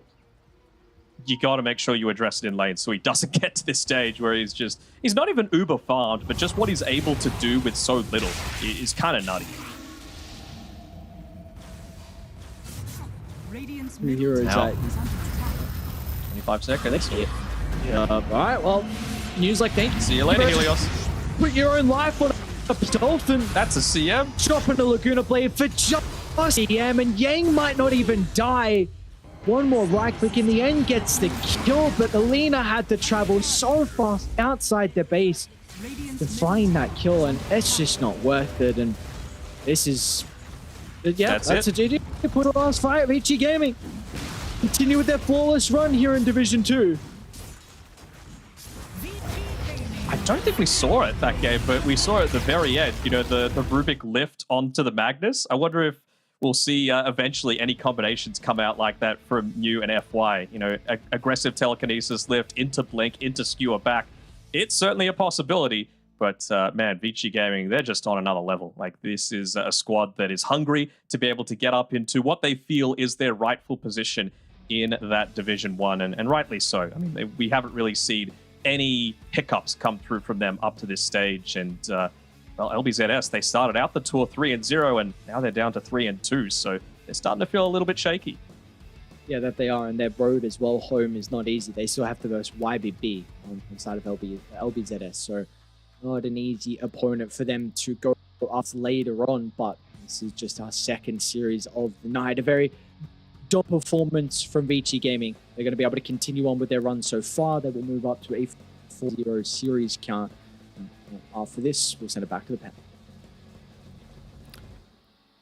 Thank you very much to our wonderful and very hairy and voluptuous casters there. They did an excellent job. And yes, indeed, Vici Gaming absolutely laying the smackdown LBZS. You know, I actually had a bit of faith in this game. You know, around like 6 minutes in, I was like, okay, all right, the lanes aren't going as bad as I was expecting them to. And then around like 7 minutes 20, I believe it was the exact game time, both the Lina and the Ember died simultaneously on the map. And I was like, all right, we're running it back, I guess. A little sad. Some very nice moments from Vici, though. You know, felt like they were having a lot of fun with it, Fluke. Yeah, it feels like Vici, not only are they flexing their muscles in the server, but they're also still having, you know, a goof and a gaff every so often. I noticed on after Yang got that killing spree on the Crystal Maiden, he was having a little giggle. So it seems like the spirits are very, very high for Vici. And I mean, who wouldn't be, you know, having so much fun in this Division 2 where they've only lost a single map so far?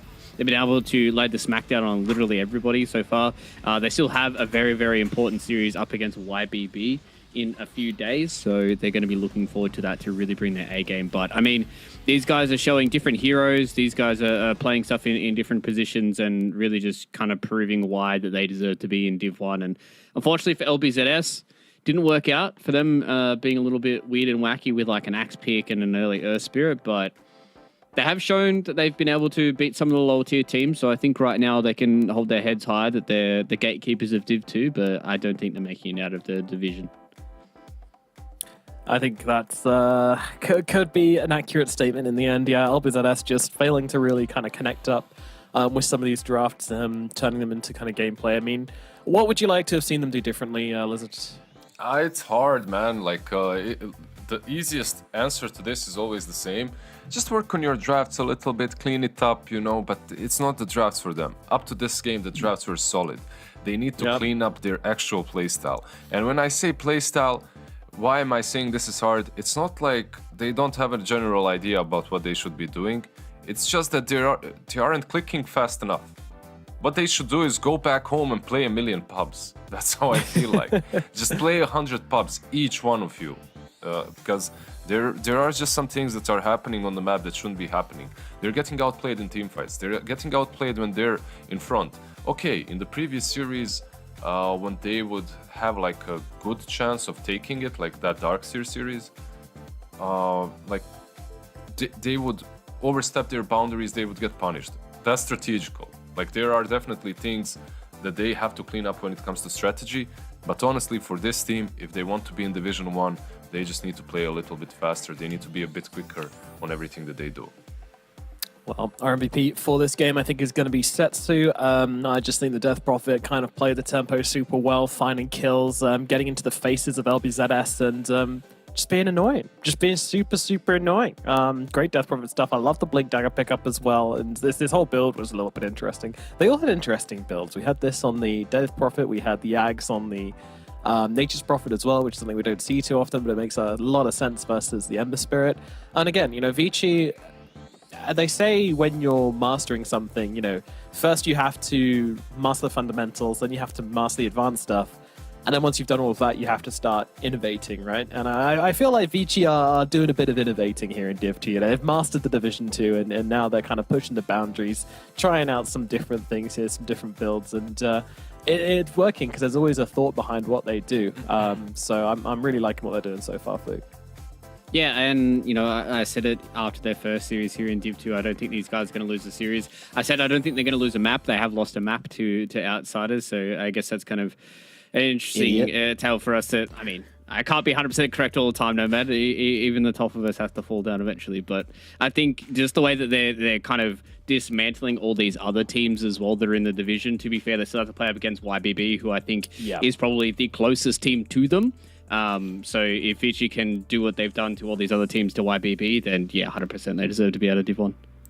Yep, I think I agree, and it's interesting watching you go. I mean, let's take a look at the standings, and we can see exactly where everyone is at the moment. But what you will notice that Vici up at the top, 4-0. YBB, the other team we're talking about a lot, 3-0. Everyone else has lost at least 2 games. So, you know, it is looking like a bit of a 2-horse race here in China, which obviously makes it kind of obvious which teams will come up.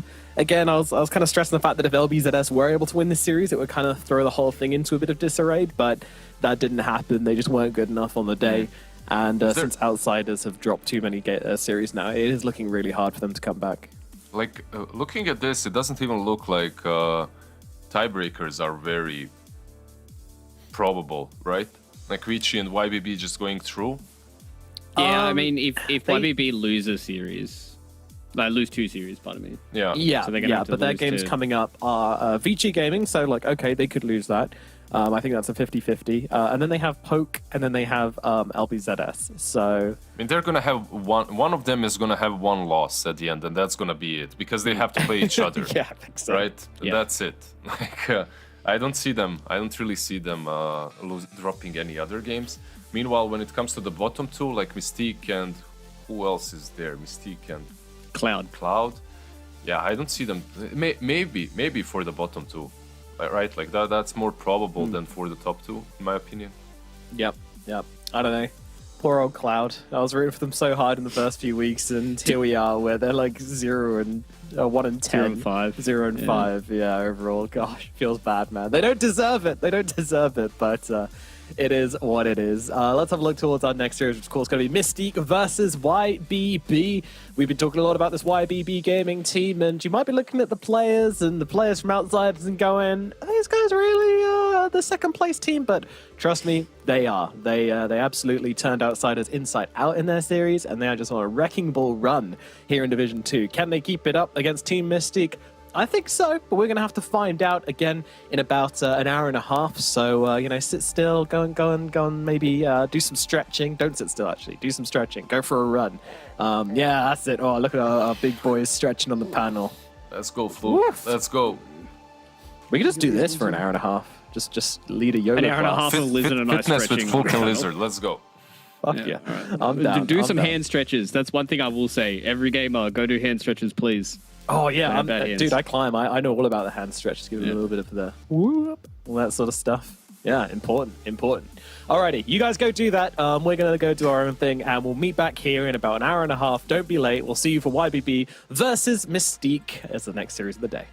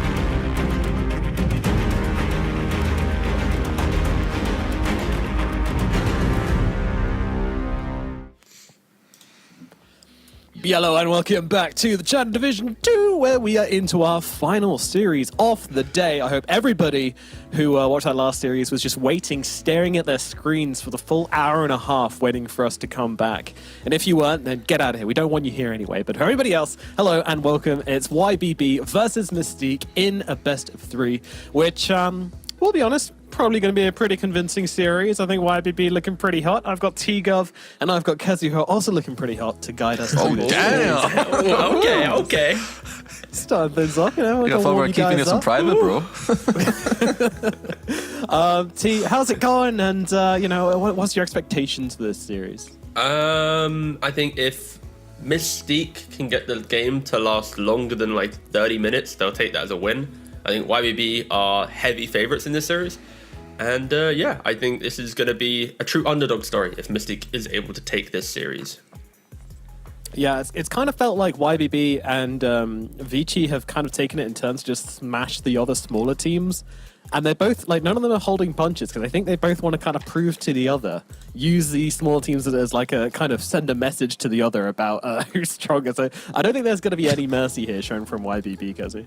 No, definitely not. I mean, this team has looked, to me, they've looked the strongest. They play fast, they draft well, they're really good about their lanes. So I think Mystique, they need to show up real good on today in order to, I think, not only beat them, but to at least like put up a fight. I don't think this is an easy task at all against this team, but there's a small chance they can do it. What's the chance though, Kazu? You can't just say small chance. That's like a cheap way of getting through this. I need you to give me a number, all right?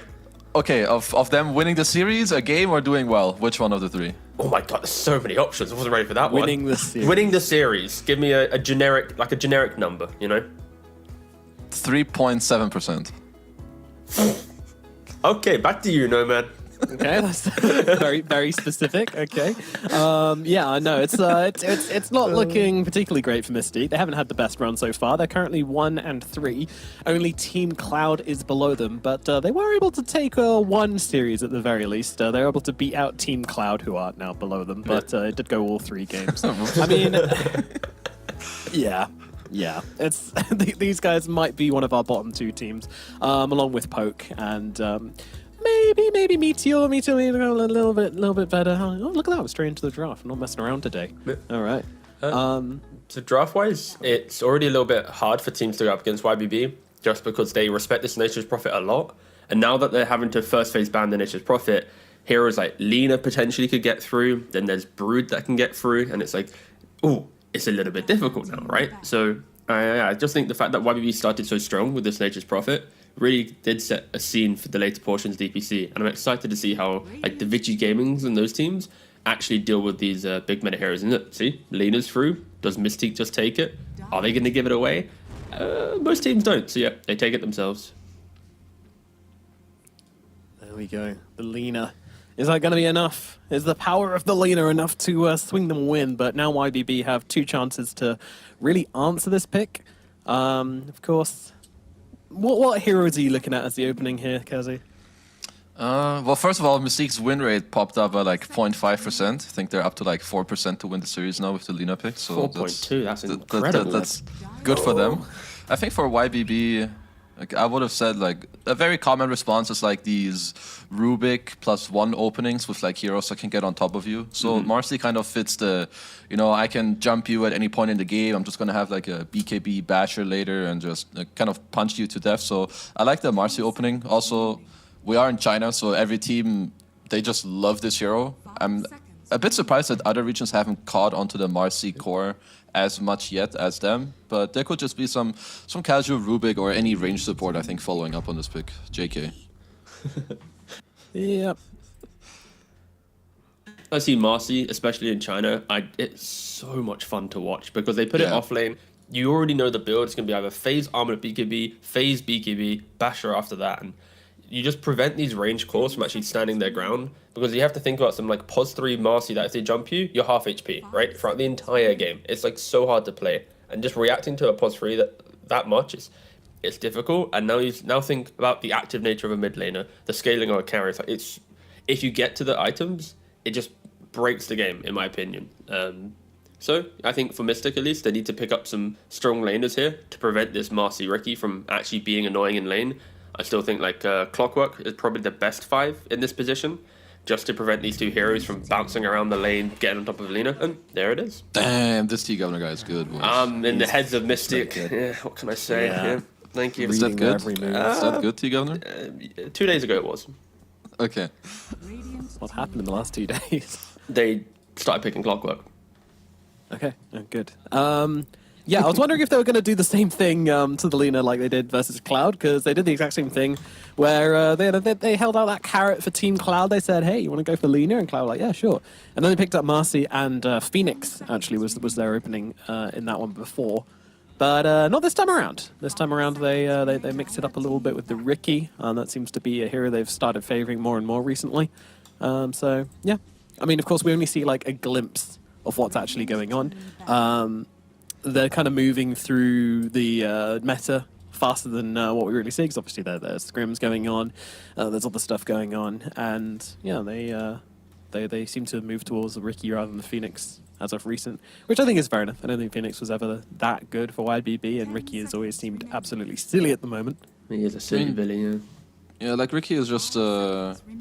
And I feel like some teams just like him a lot, other teams maybe a little less, but the hero just has a lot of capabilities. Like just like the smoke cloud later with like the mischance on a low cooldown, being able to play the map, set up kills, plays deep vision. The hero's just annoying. I feel like it's more about the team knowing how to use it. Like if a team just knows how to play Riki, they can usually make it look pretty good. And I mean, one thing that I'm looking forward to is that most of the time when this offline Marcy is in the game, I feel like people have not yet figured out how to address it. Like I personally don't know what the best answers are, but I at least like team fight kiting where you can kite out the BKB or where you have BKB disables. Perhaps it's too hard to fit these heroes into your draft, because usually when I see these offline Marcies, no matter how good or bad their early game is, when the mid game hits and this hero has 2-3 items, it's just killing everyone.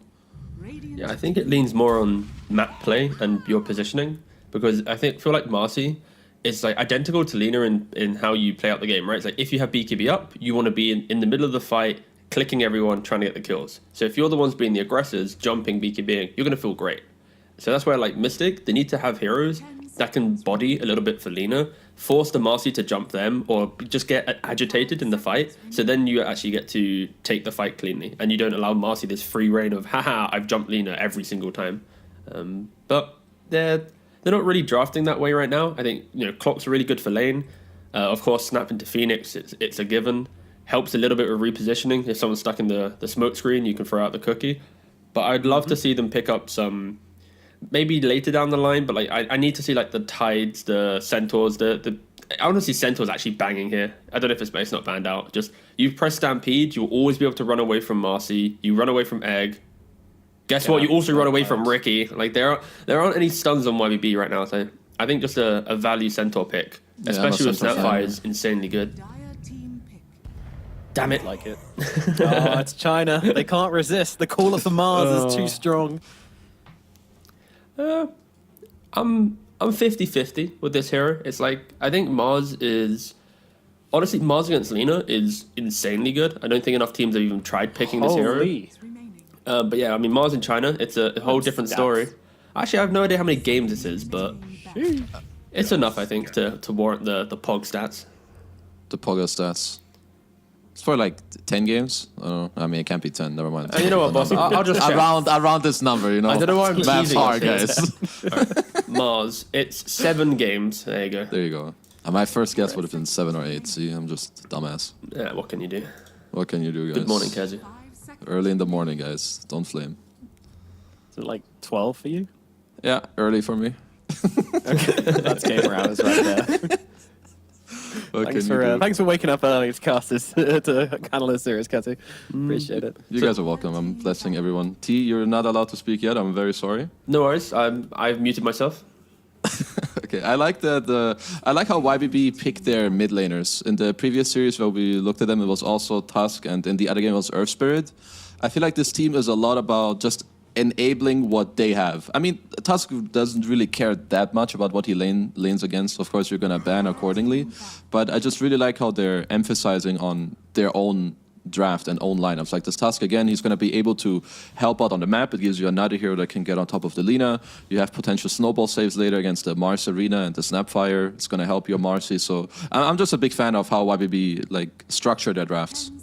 I mean, it's just they have no cares about. Even though Mystic's got this first pick Lina, I think Mars and these like the heroes who are trying to be defensive, they're defensive with the arena. But if they ever waste arena, if they ever get kind of panicky in the fights, this draft falls apart because they don't have layers of like defense. I feel so like YBB double downing on this skirmish. Like Tusk can poke you, Marcy pokes you. Like as soon as Mars fails or misplays his hand, Clock can't then enter the fight. Snap doesn't really want to do the fight, and of course Lina, until she has items, is always scared as well. So actually, I'm preferring YBB's skirmishing nature here because I rarely see Mars games go flawless.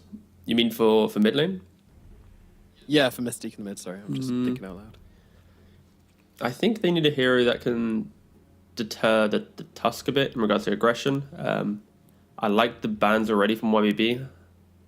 Honestly, like I was thinking, like Ember and Lesh are actually insane, but they're already banned out, so that's really good.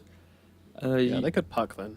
Yeah, I think Puck's actually really good against this meaty skirmishing aggression. That's a really good shout. And Psych. Oh, they picked the Lifesteal. I thought YBB were about to pick Lifesteal. Wait, what the? I thought YBB would pick like Ursa or Nyx. I think now I would still really like the Ursa for them. I'm very surprised about this Lifestealer pick. It's like that. Gotcha. They flexed the Lina to mid.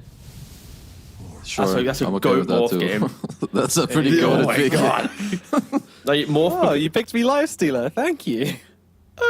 I'm not really a fan of the. I mean, I respect the fact that Mystique understands why YBB's got so much jump and skirmish and fight that this Lina could just fall apart. So they're trying to have some insurance in their draft, but taking a Lifestealer, it doesn't feel that good because now it's like Lina needs a little bit of time to farm her item. Lifestealer needs a lot of time to farm his items.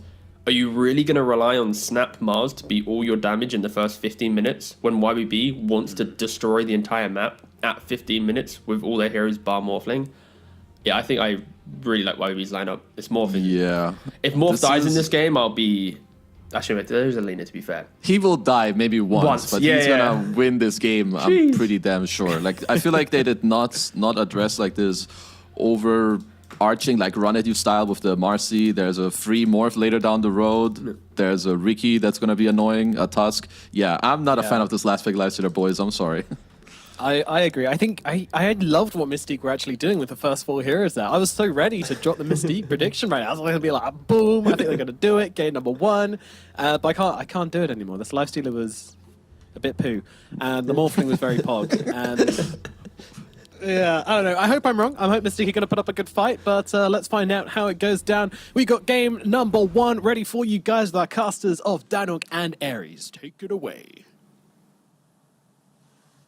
Yep, thank you very much, Nomad. I also appreciate that you send us into a class without getting us riled up already. You've done it once so far today. It's okay. You know, you let it settle. You get the hearts ready. And then maybe next game you're going to try and say some crazy stuff to get Danok going at my throats again. But that's okay. Now we got some peace here. So we got a beautiful game. Danok, you want to kind of keep the peace going? You want to tell me what we have in store for us?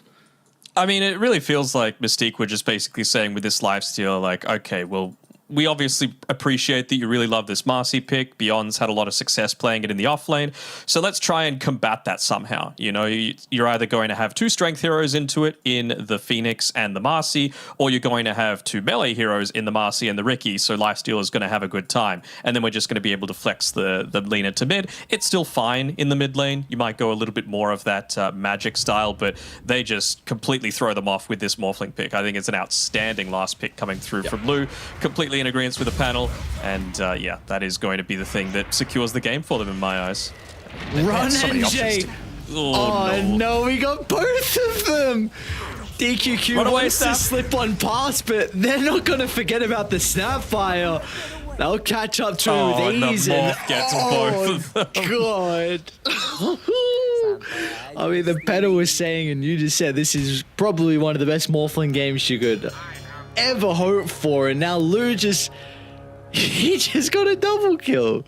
Yeah, doesn't feel great, right? Even if like the Lifestealer didn't come out and you had other options other than the Morphling, there were plenty still there. There was a Monkey King. There was a Lifestealer for themselves that they could have gone for. So yeah, I really feel like they've just given YBB all of the possible options for them to be able to close out their draft in a really solid style. And then that's without even having to worry about this Marcy, who was being set up for a really good game as well. So looks like they'll be playing the Phoenix alongside the Marcy. Don't really think he'll be able to do all that much against Lifestealer, but it's basically about just keeping the Clockwork away as much as possible.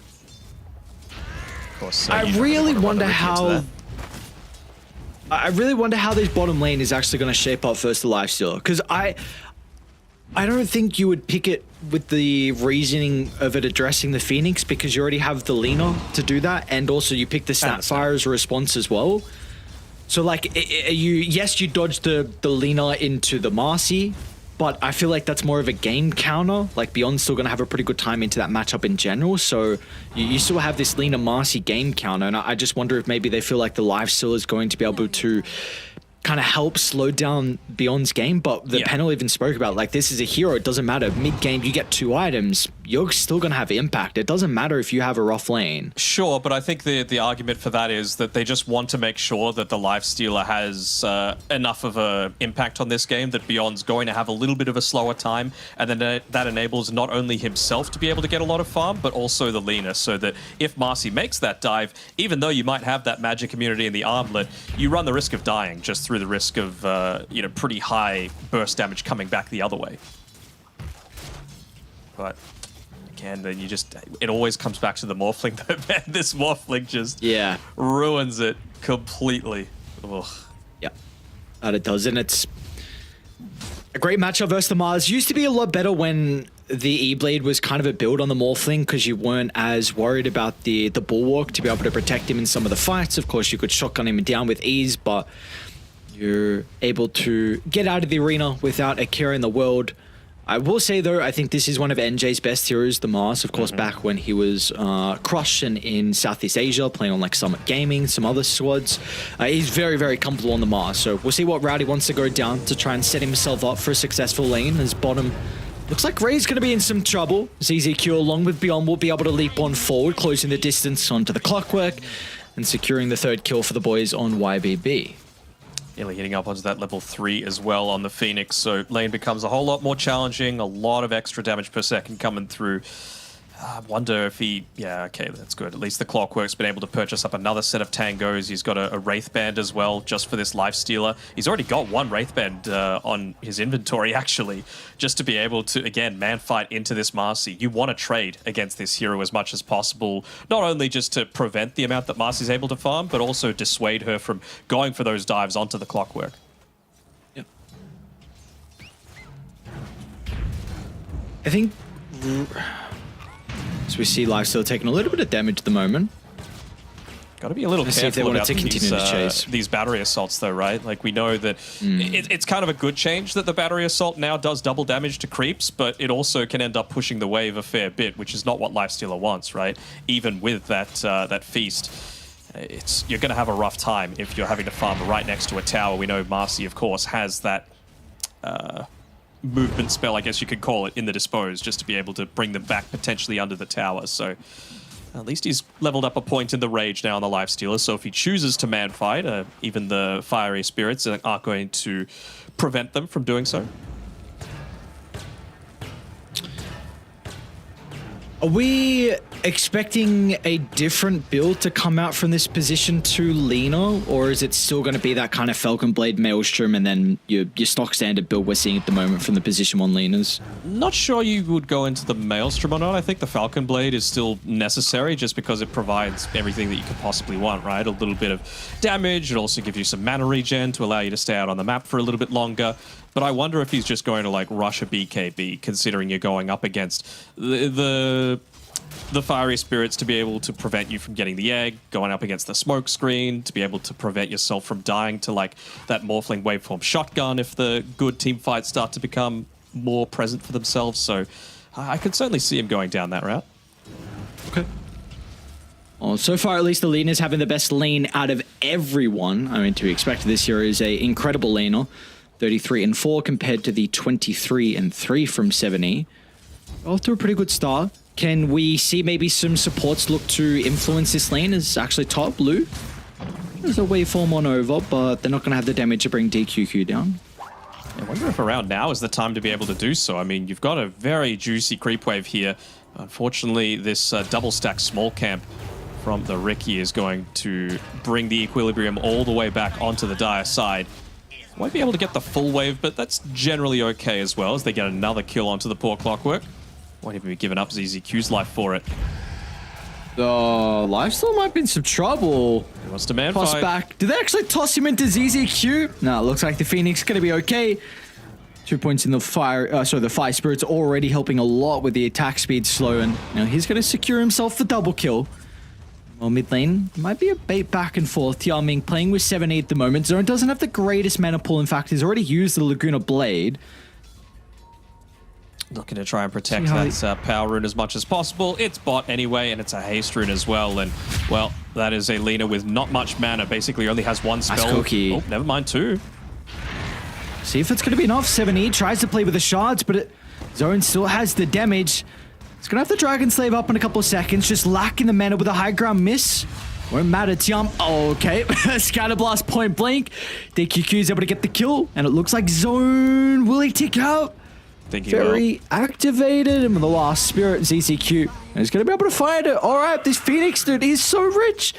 Look at him, he's loving life. Yep, already up to level 5. The lane pushed back again towards Marcy like we were talking about, so Beyond is not going to be suffering too much from the Phoenix leaving the lane. Now he even gets a couple of bottle sips. 70 is able to pick up that haste rune. So really it's just a matter of, well, you've got a siege creep that you're going to have to deal with, so Lina has to come back mid, of course. Can you look to leave too quickly? Maybe once 70 gets this lane pushed in a little bit more, he'll actually look to make a move down towards the bottom side, and seems like that might be the case. They've got the ward on the cliff that's scouting out Ray. Definitely not the ideal target, but looks like they're just going to take whatever they can find at the moment. That's that haste rune activated, so that'll be a freebie for them. Do they want to look to try and swing down bottom as well? Still definitely not an easy kill like the Clockwork, and they'll be happy with what they've gotten. Yeah, I think so. I mean, it's at the stage where Beyond's been able to be involved in 4 kills. Has been involved in just the 1 death so far, so you're fine just leaving him in this solo matchup for that little bit, but you got to get back to that mid lane, make sure that there's not too much experience going in underneath the tower. And I mean, he needs his item progression as well. At this stage, the most efficient thing to do in the game is farm. Kill's still not worth all that much. Radiant's courier has been killed. Protecting those power runes though, aren't they? That they are. Those supports coming from Team Mystique. It's going to be a top spawn, however, so Zone has an Arcane to play with. Might look to fall back to the jungle. No stacks for the Lina, unfortunately, though. He's going into the Maelstrom, though. I mean, I don't hate it. It still, of course, enables you to be able to scale in a way that if you just went BKB and the team fights didn't turn out your way because of a lack of damage, you're going to be kicking yourself. But it does also mean that you're going to have this window where you are a little bit more vulnerable. And with the great game that Beyond's had to be able to begin with, he's very close to being able to pick up that armlet. So it feels to me like he's going to look to invade into Lina's space when she's looking to make use out of that Maelstrom as quickly as possible. More fuel for my fire. So this was the one thing I was really intrigued to see if the Lifestealer would be able to play bottom as soon as Beyond picks up that level 6. And well, with the Unleash now ready to go, it seems like he cannot lane top blue. I mean, some troubles, able to get the attribute shift for the burst. It's enough to bring him down afterwards, and now 7E, well, he's snowballed into the pit. He's in some trouble. Spear up in a couple of seconds, just needs to find that angle. And 7E will prevent that. So nonetheless, so there's that first death. All right. What was it, T or Kezu that said? I think T said he wasn't expecting a death, and Kezu's like, yeah, they'll get 1. So there's his 1. There's his first death. He can't have any more. Otherwise, we're gonna have to have a couple of words here, my good sir. I get some revenge though. The boys are coming. Look at the smoke from YBB. Should be able to catch up to NJ just before he's able to connect back to the safe to the T1 tower. Looks like that over the case. They've been trying TP and Ray, but unfortunately the Clockwork, well, nothing he can do. I'm not sure if that was under vision with the Clockwork or not, but he's going to be very careful if it wasn't under vision as he was TPing to be able to stay out of this lane for as long as possible. He's actually going to even get a nice little D-ward off, but I wonder if Clockwork revealing up on top here is going to be the cue for Beyond to say, you know what, I'm level 7. I've got my armlet coming out to me in 1 creep. Now's the time to go for a kill onto this Lifestealer. I really like to see them play with him. You've got the catapult wave coming out shortly now as well, and this is kind of one of the issues that actually Dive do have is in regards to their objective taking before the Morphling's able to start hitting buildings. So you need to really utilize those catapult waves whenever you can, and you know we're seeing that. 7E is going to start to rotate down along with Tianming. They pigged out the Tusk because of this nice, clever Observer Ward placed by Ray. Not right in the lane, but does reveal any kind of movements coming through from the secret shop area. So at least it's not going to do too much to be able to prevent the tower from going down, but at least no one just walks forward feeling confident enough to be able to defend it. And Beyond, right now, he's just holding on to the sidekick right now. Obviously, he would be able to do a little bit more into the tower if he used it, but he realizes how important that is at being able to respond to any kind of defensive attempt that comes now. Doesn't seem like they're going to be committing for anything, though. And, well, they could defend this top tower if they really wanted to.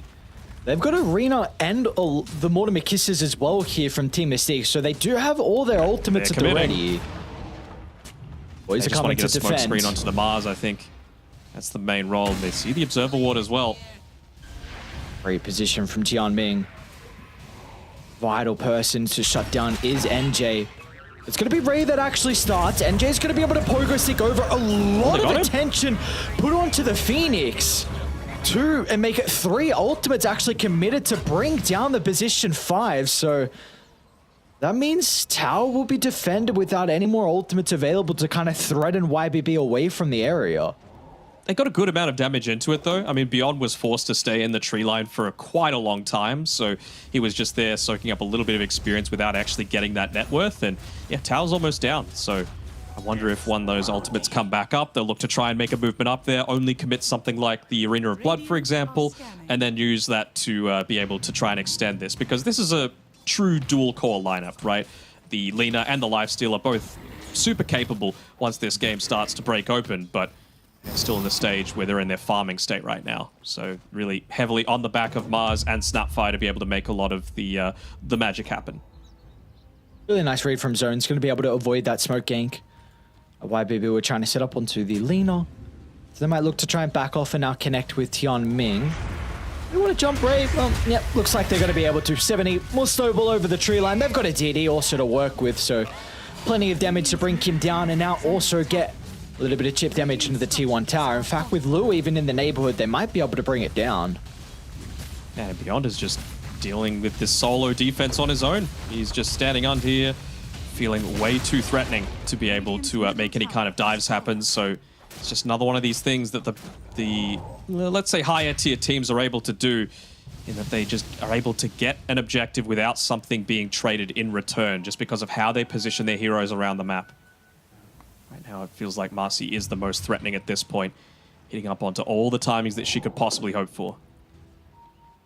It's a very interesting build we've got queued up at the moment here for the Lifestealer. You did just mention that Team Mystique are kind of playing with this 2-core lineup with the Lifestealer and the Lina, so it looks like he's going to play a little bit more of a backseat role. Helbert, of course, apologies, he's actually got Armlet queued up. He did have Helbert queued up straight up before, which I was going to say is a great way to address the Marcy.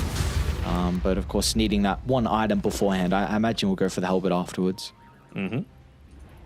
I think Armlet's just a case of, again, dual core, right? You need to give some space to the Lina. Armlet's going to allow you to get a little bit more aggressive. Of course, helps pick up your farming speed a little bit. Not as much as the likes of a Maelstrom, but allows you to commit that little bit further. And it's all about being able to secure kills off of the back of these big ultimates, right? We saw how hesitant Team Mystique were at being able to go for that secondary attempt onto the tower until it was an absolute guarantee, which was on the back of their Arena of Blood cooldowns. So once those are dropped, Lifestealer just wants to have the confidence of being able to follow his Mars in with the Armlet and even the Infest Bomb as well, just to enable these beefier heroes on the front line to actually stand there and do their thing.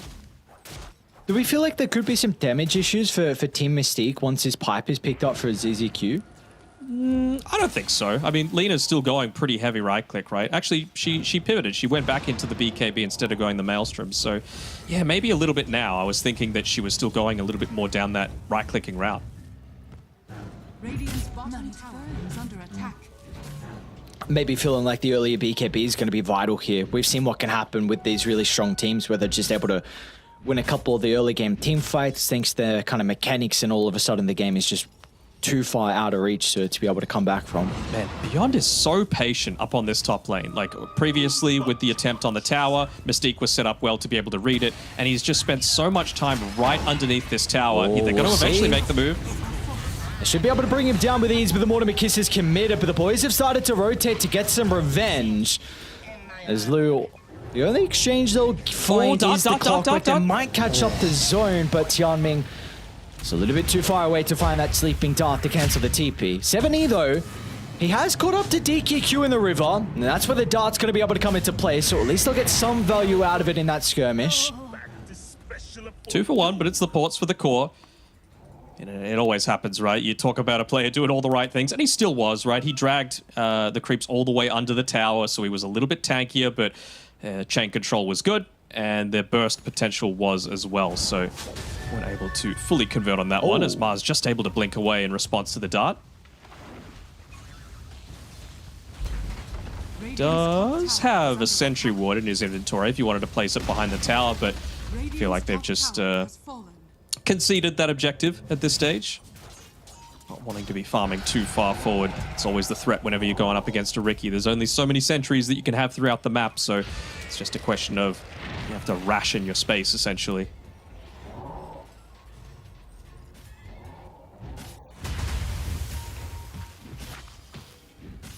What's the call? Basher actually just completed here for the lifesteal. Very interesting first item.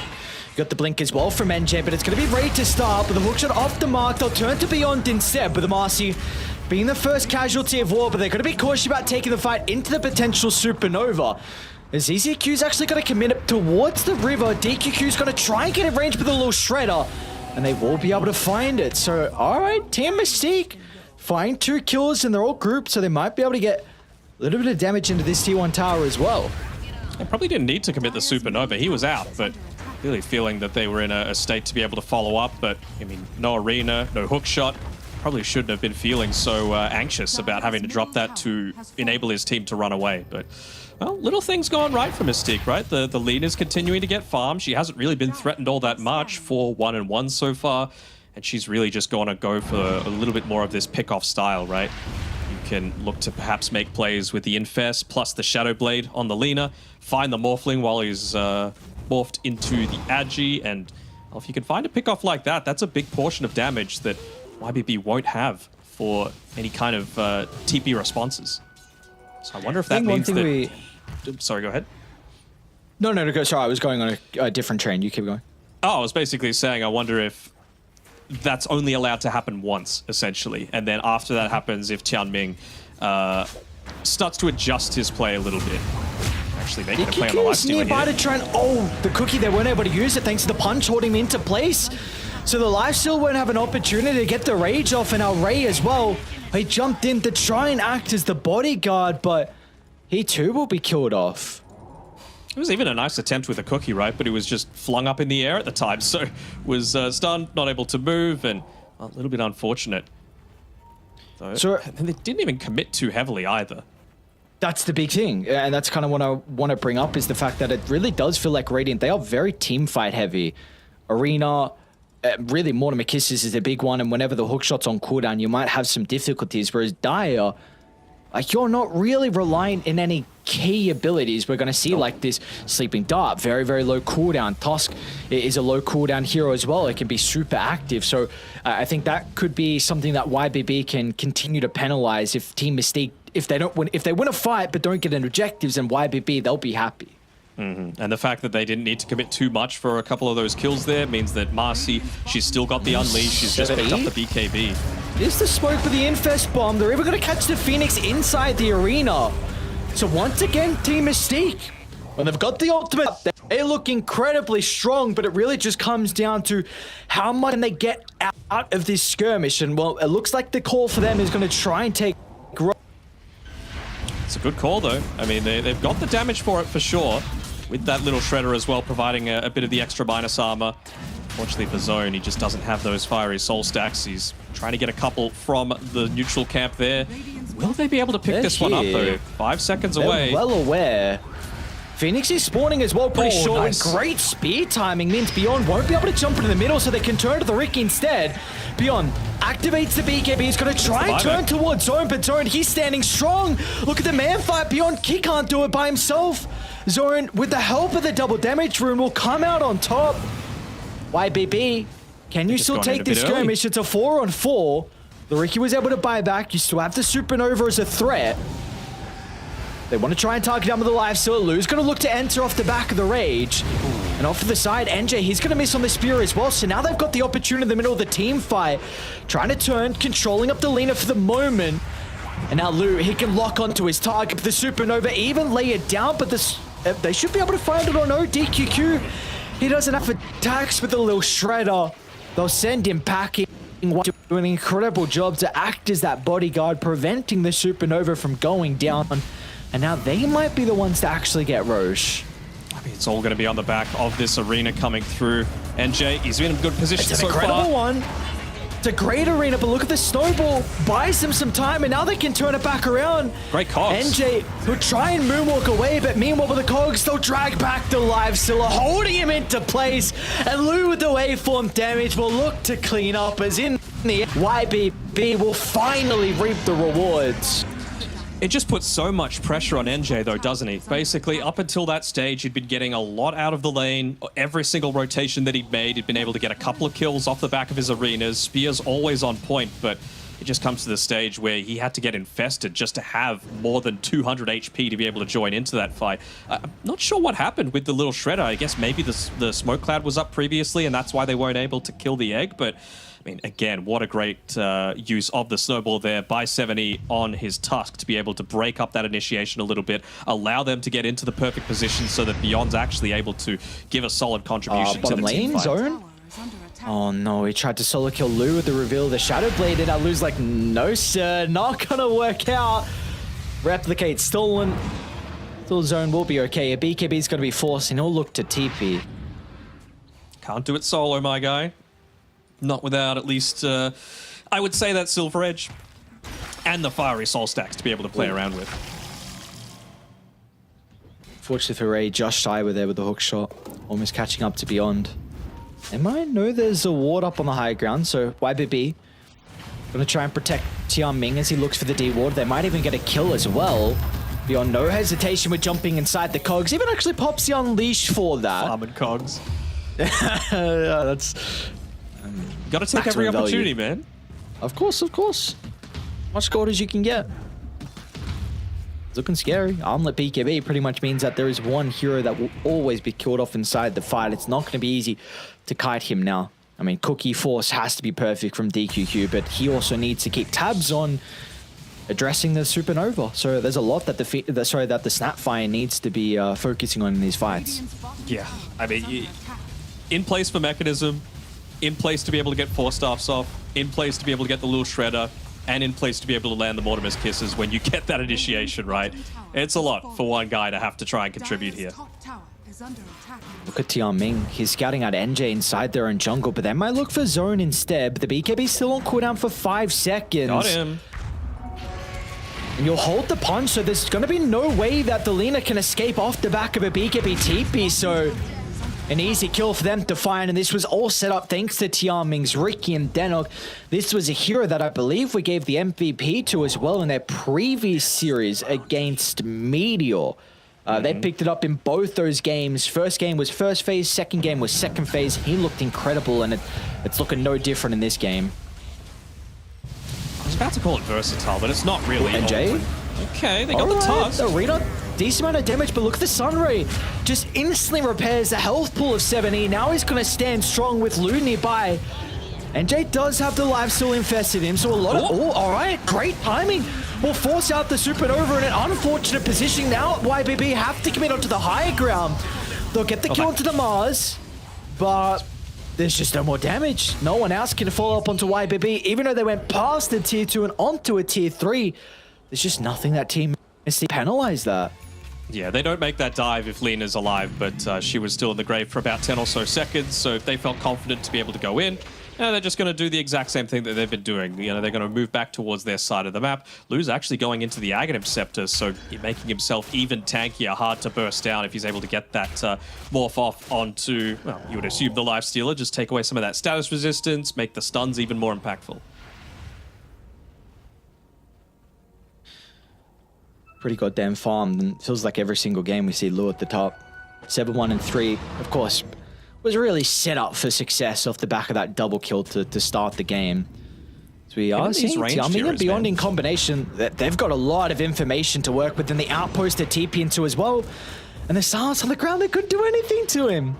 And they're coming now. Team Mystique, how fast can you retreat away? And well, Ray, he can't retreat too fast at all, and at least the rest of the boys will escape. Wonder what he's going to go next on Beyond, if it's just going to be the Basher or if he's considering something like a Blink Dagger just to be able to get in onto the front. But no, just go straight Basher. Might even consider the Blink after this, right? Just so that you don't need to commit the rebound for it. You can use it for a little bit of repositioning within the team fight. There's been a couple of times that he's been caught inside things like Oh, Tianming! Again, the smoke cloud to disrupt the initiation. They're still able to get the combo.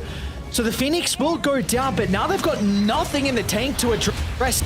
Beyond's going to jump over the shards to act as a deterrent, enabling Lou just to go to work. NJ caught with his pants down, a forced up to try and help him moonwalk away, but they're able to secure the kill. They'll try and turn to the Morphling, but the Aegis will expire. The Bash is there as well. Lou, all right, he's going to go down. And Ray, they're looking for more as well with a Cookie in combination with the 4-star. Ray's able to close the distance. Straight towards the Marcia they go. As Beyond's going to take a trip to the afterlife as well as Team Mystique. Pretty decent defense of their tier 2 tower. It is indeed. I mean, Zone, he was able to just sit back and right-click. That's the big difference there. Of course, Lifestealer enabled to be on top of many people as well. I mean, we got to give props to NJ as well, right? All of his arenas have been on point. Spears as well. Yeah. It just goes to show what Comfort can do a lot of the time to be able to give you the potential to fully realize the potential of some of these really busted heroes. Like you mentioned, it was a really nice cloud there just to slow things down a little bit, but it was still plenty enough to be able to take out that that sustainer for the team fight, right? Without the Phoenix, then this Tusk, this Marcy, this Morphling certainly aren't anywhere near as strong. Yeah, I wonder if in these fights we might even see the Marcy kind of swap her target prioritization. That fight in particular is maybe a little bit more awkward because she didn't have the Unleash to work with, but DQQ on the Snapfire is really doing a lot for them. This Cookie to reposition, the 4-staff as well. We've already spoken about, of course, he can also address the Supernova. So I'm very impressed with DQQ and what he's been able to provide Team Mystique in these fights. And well, we might see that be the case once again. Yes, indeed. The question always is, what is the next objective that they want rather than just a kill? That Haste Rid would be super useful for Lifestealer to be able to prevent himself from getting kited around, although Zone has to pick it up. Zone, but the jump in with the arena, look who they've been able to target. It's 7E on the Tusk, but the damage, it's not enough. BKB activated, ZZQ is going to be able to help them stand strong. And the Supernova, it's towards the backline. DQQ is going to commit. They'll be able to bring it down, but Zone, he had to move in as well. It puts the Lena into too much of a compromised position where they're able to capitalize on the misplacement. And now DQQ, no, look at Tianming. It's always been the Ricky catching up to the Snapfire, making sure this last remaining member won't be breathing air for too much longer. And it was just a case of picking the wrong target, essentially, right? Like, they went onto the Tusk to be able to begin that one. Look at the Marcy damage coming through. And even Phoenix, right? Just being able to get off the pipe, get off that Sunray, even some of those fiery spirits to be able to deter a lot of the damage coming through. And we see the difference when Phoenix is able to just live throughout these team fights. It might be the only hero that dies, but that's because you have to commit so heavily to be able to even take out the egg. Yeah, and that's the thing. Like, you drop Arena and Mortimer Kisses, and all of a sudden those are two ultimates that's wasted just because of Pipe and a Sunray. And then you commit in, you get some right clicks off, but who's actually dying in reality, right? They're able to get the quick pick off onto the bars. Like you mentioned, Tianming's just chasing down the Snapfire, and then Tusk just punches Lifestealer into oblivion. All right, well, Team Mystique, they're going to try and look for smoke. play with the Infest, but NJ's actually Farmer instead. I think they Not were just a smoke, a smoke. Smoke, one of the extra fancy ones. It gives you kind of the plus 10 movement speed on top of the normal smokes. Oh. Yes, it's a new thing getting added. I've got kind of Ice Frog in my ear, so it's letting me know some of the new updates Special that's brand. coming. Yes, Blue. Are they going to miss out on the spear? You gotta tell me NJ's your playing smoke guy. very. NJ. Sean, what? I gotta tell you, Smoke Guy? What do I gotta tell you? Hang on, tell You gotta me. hook me up. I want that fancy smoke. Oh, Beyond. First hit bash. But look at the Sunray. Once again. All right, Ray, that's a great hook shot. They've been able to cancel the Sunray pretty early on, but they still can turn it back around onto NJ. They go, and now Lou knows no way to stop. An aggressive waveform, but they've been able to catch out Ray before he can enter the high ground. They want to turn to the lifesteal, though. Cookie gets him out of the smoke. Jesus Christ, that adaptive shot. Meanwhile, 7E. He's trying to target down DQQ at the moment. They're trying to force some reactions. I don't enable Lou to jump into the middle. Protected with the rage. Adaptive strike blows him up, and they call it. All right. I mean, we spoke about this was an incredible Morphling game. We felt like he would be able to completely carry it as the game went on, and maybe they felt like this was just the breaking point for them. I mean, it absolutely was indeed, and you just have to have a look at the net worth at the very end of the game to kind of tell the story. They thought this lifestealer was going to offer something completely different than what it did. They thought it would shut down the Marcy. Didn't happen. The Marcy ended up doing third most damage this game, only behind the Morphling and the Tusk. Even just in the total net worth, right, lifestealer was the last of all of the cores this time around, and you know, probably should have been the case. If you got to the 40-ish minute mark, totally understand that. I understand that the Morphling is the direct counter to it, but a score of 1, 5, and 8 is not what you want out of the last overall pick that thought was going to be able to carry you through to those later stages when Lina truly comes online. So, yeah, unfortunate. It is unfortunate. They tried to go for something a little bit crafty, a little bit cute here for Team Mystique, but this last pick Lifestealer was not enough to get them over the finish line. In the end, it's going to be YBB that fine game one. We'll see what the panel has to say about this game. Yes, indeed, YBB absolutely obliterate once again, and actually not the most premature GG we've had today, to be honest with you. That one was kind of forced out at a reasonable position, but yeah, in the end, it just doesn't really work out. I mean, how did these guys really kind of counter this Lina mid? Let's start with Kez. I always start with Team. Nice, go with Let's Kezu, yeah. Let's go Kezu. What up, Kezu? I mean, they just have a lot of heroes that I guess can get on top of the Lina, which is something the hero hates to play against, no matter where she lanes. So then they try to like put it away and into mid. And to be fair, I feel like he performed the best on the Lina this game. I was a little disappointed with the Nax's item build, especially I felt like the Wraithbands were kind of cool, but then some Basher into Yasha, SNY, you know, I think that's not the one. But other than that, I just like YBB. I don't know, I feel like these guys like stand out to me. I don't think they played the cleanest this time around, but when they hit their timings with their draft, I think you could just see the game's kind of over. Yeah, it was a bit scrappy, it was a bit dirty this one, but definitely enjoyable. T, did the Lina mid end up making sense to you? You know, did it impress you at all? More than you were expecting, at least? I mean, Lina, be it safe and be it mid, it's always going to be able to do the same thing. I think there was a lot of pressure coming out from Tusk, and potentially a mid Lina has a bit more volatility to get shut down based on support rotations, but that didn't really come into play too much from YBB. And honestly, I think this game, it's Mystique played a bit better than I expected them to. I think the main thing for them, they played as 5 the entire time, so it didn't really matter what lane the Lina went to, because as soon as she had like a timing, they're like, okay, huddle around her, let's go pressure top, let's go try and find this pick off. Okay, we got the pick off on Marcy, feels good. But I think for YBB, it's like as soon as they realized, wait a second, why are you playing so loose on the map? Why are you just throwing bodies around? Then it was like that 21-minute fight, they get the Roshan, and then from there it's like their game to win. So I think it was a sign of hope for Mystique, but yeah, this Lifestealer pick, it didn't feel too good. Like, you're picking it last. We're talking about Marcy being such a prominent hero in this region, and then you're just going down by 2k net worth by the end of laning phase to the Marcy that you've seen from like the first phase. I don't know. I feel like this one pick really ruined Mystic's ability to honestly take this game. Like, if they had a better hero, I think they should be winning game 1 based on YBB's kind of relaxed nature. So, who are we giving the MVP to? Because it can't be Lou, because you guys said he was going to have 1 death and he had 2. So, True. it can't be Lou. Who's it going to be, Kezi? For me, you guys may not agree, but I think ZZQ on Phoenix. First of all, I like when people pick Phoenix into Mars, because I think you counter everything the hero wants to do. Your team fight is as strong, maybe sometimes stronger with the egg. You have the long range heal into Mars to like keep people alive, which is very good. And on top of that, he built a pipe. So basically, when there's the Mars Arena into the Snapfire combo, he just presses pipe, Sunray, everyone stays alive, then they pop their BKB, and where's your damage really? And then in the early game, he was like 303, 80% kill participation. This was a good Firebird, my friend.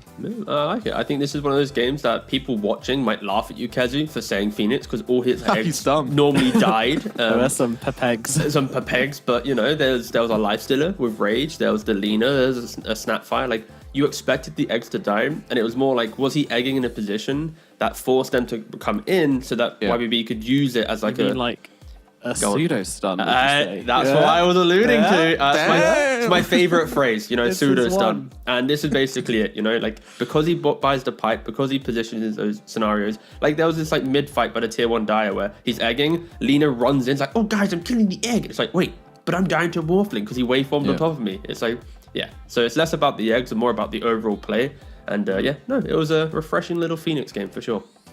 That's the thing, eggs, they're irresistible, you know? They got a lovely, nice yolk. You can't help but when that egg comes out to go around, I want to crack it open and eat the lovely middle. But sometimes you just got to get out of there. But, you know, you have all these tools of dealing with it that you're just like, oh, just a cheeky little quick turnaround. We can kill off that egg real quick and then get out. But no, it did get them killed quite a lot of the time. So, all about the big game with this Phoenix, and ZZQ certainly playing a big game and earning himself MVP. How is game 2 going to go is my question, and the answer is we're going to have to wait to find out. We're going to throw it over to a quick break, then we shall be back with game number 2 of YBB versus Team Mystique. We'll see you in a minute.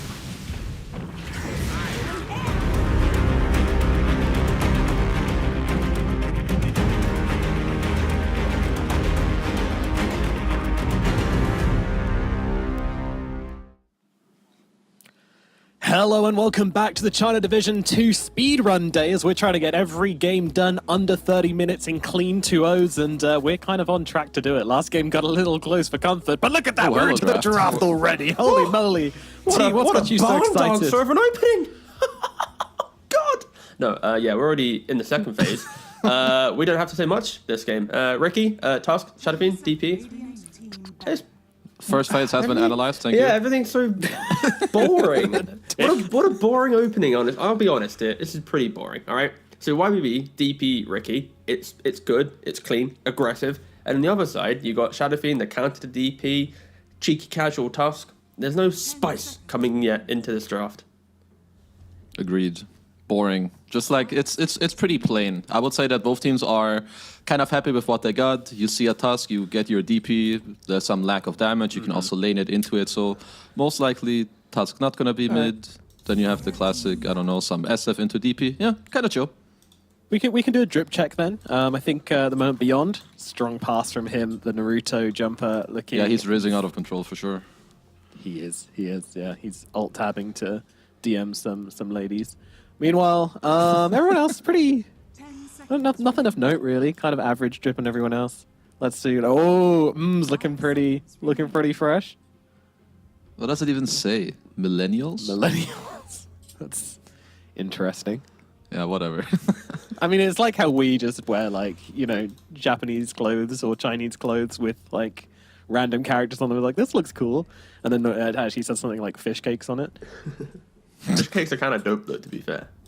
Bag them in the air fryer, like 15 minutes. That's a pretty succulent meal for a low expense cooking session. Is that how you like your fish cakes, succulent? I don't know. It was the first one that came to mind, alright? For dinner. I panicked, alright? I panicked. Come on, T, they bully us enough about our cuisine. Don't worry, you know who's not getting bullied? Mystic in game 2. They're going to bounce back. Although YBB are just drafting the same concept once again. And honestly, this concept is very strong against Mystic's opening. You know, like Tusk, Shadowfiend, they kind of, you know, Tusk wants to jump in, stand his ground, Shadowfiend wants to stand his ground. You throw an egg down, you throw some smoke screen, it's going to fuck them both up pretty much. So, yeah, I think YBB's got a really nice opening here. And, yeah, I'm interested to see how Mystique responds to this. Yeah, they really value this Phoenix. They always seem to pick it up when it's available. I mean, we gave it MVP last game, so clearly it's a hero which works very well for them. I mean, I feel that they really understand how to make like each other work in the game. They usually have heroes that go in for their Phoenix, or heroes that can also in return, like, they protect each other in a nice way. You have this DP going in, which makes the Phoenix's game a lot easier. I would also say that I feel like the China region is very good at utilizing this hero. I feel like they're perhaps the best region at like using a couple of heroes, such as, I guess, Mars, Phoenix are the two ones that stand out to me. I mean, maybe Marcy as well. I think this is a decent Marcy game. I would say that this Marcy-Phoenix matchup isn't as one-sided for the Marcy as people may think, because it's still time that you have to like redirect who you're going on and like waste some time of your BKB. But overall, I think Mystique are in an okay position. Yeah, draft-wise, okay position. I think I fully agree with you with the Marcy situation. It's like picking, if Marcy's your jump now and you're only egg hitter, it's going to feel uncomfortable because now Marcy has to think about, do I actually go on the core or am I killing this egg? And that alone puts a little bit of fear in me for Mystic. Yeah. And, okay, they got Ursa. I mean, I feel like, especially when there's any...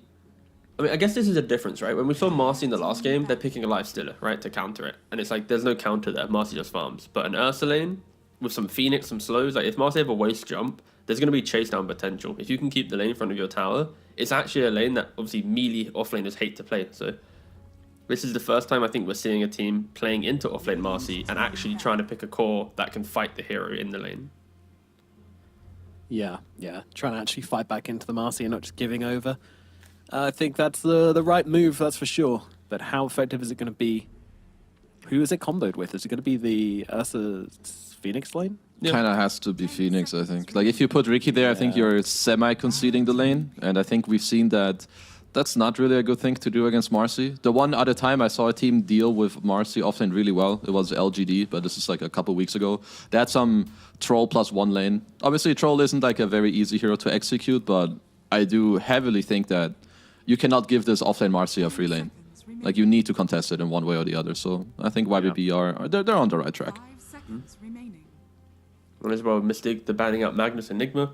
Even though YBB haven't played the Death Prophet mid yet in the DPC, they're respecting the fact that they need to put the Tusk mid in regards to their draft so far. And I feel like for YBB, just putting the DP into the Tusk naturally will just be insanely good for you. Tusk then can't rotate and break the game that Mystic needs. And now you just pick up some offlaner that can just take the fight a little bit to Shadow Fiend. 10 seconds remaining. Is that a carry Marcy? Mid SF? And No. offlane Doom? Or what am I? Support Marcy, I guess? Oh yeah, good point, yeah. I guess it is, yeah, just offlane Marcy Doom. 4, Tusk mid. It's a bit open, for sure. SF. They're flexible. They can do what they want.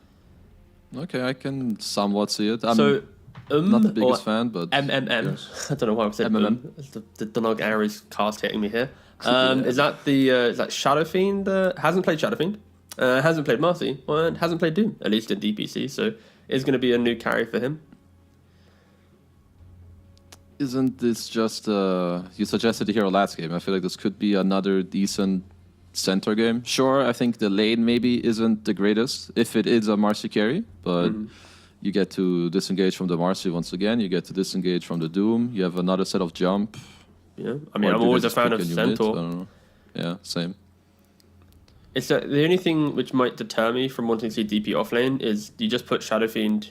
I mean, I feel like this Doom pick can actually force the Shadow Fiend away from the safe lane, right? It's not like you put mid Marcy. Pretty much, yeah. So now it's like you want to put DP into the off lane to make their flexibility feel really awkward.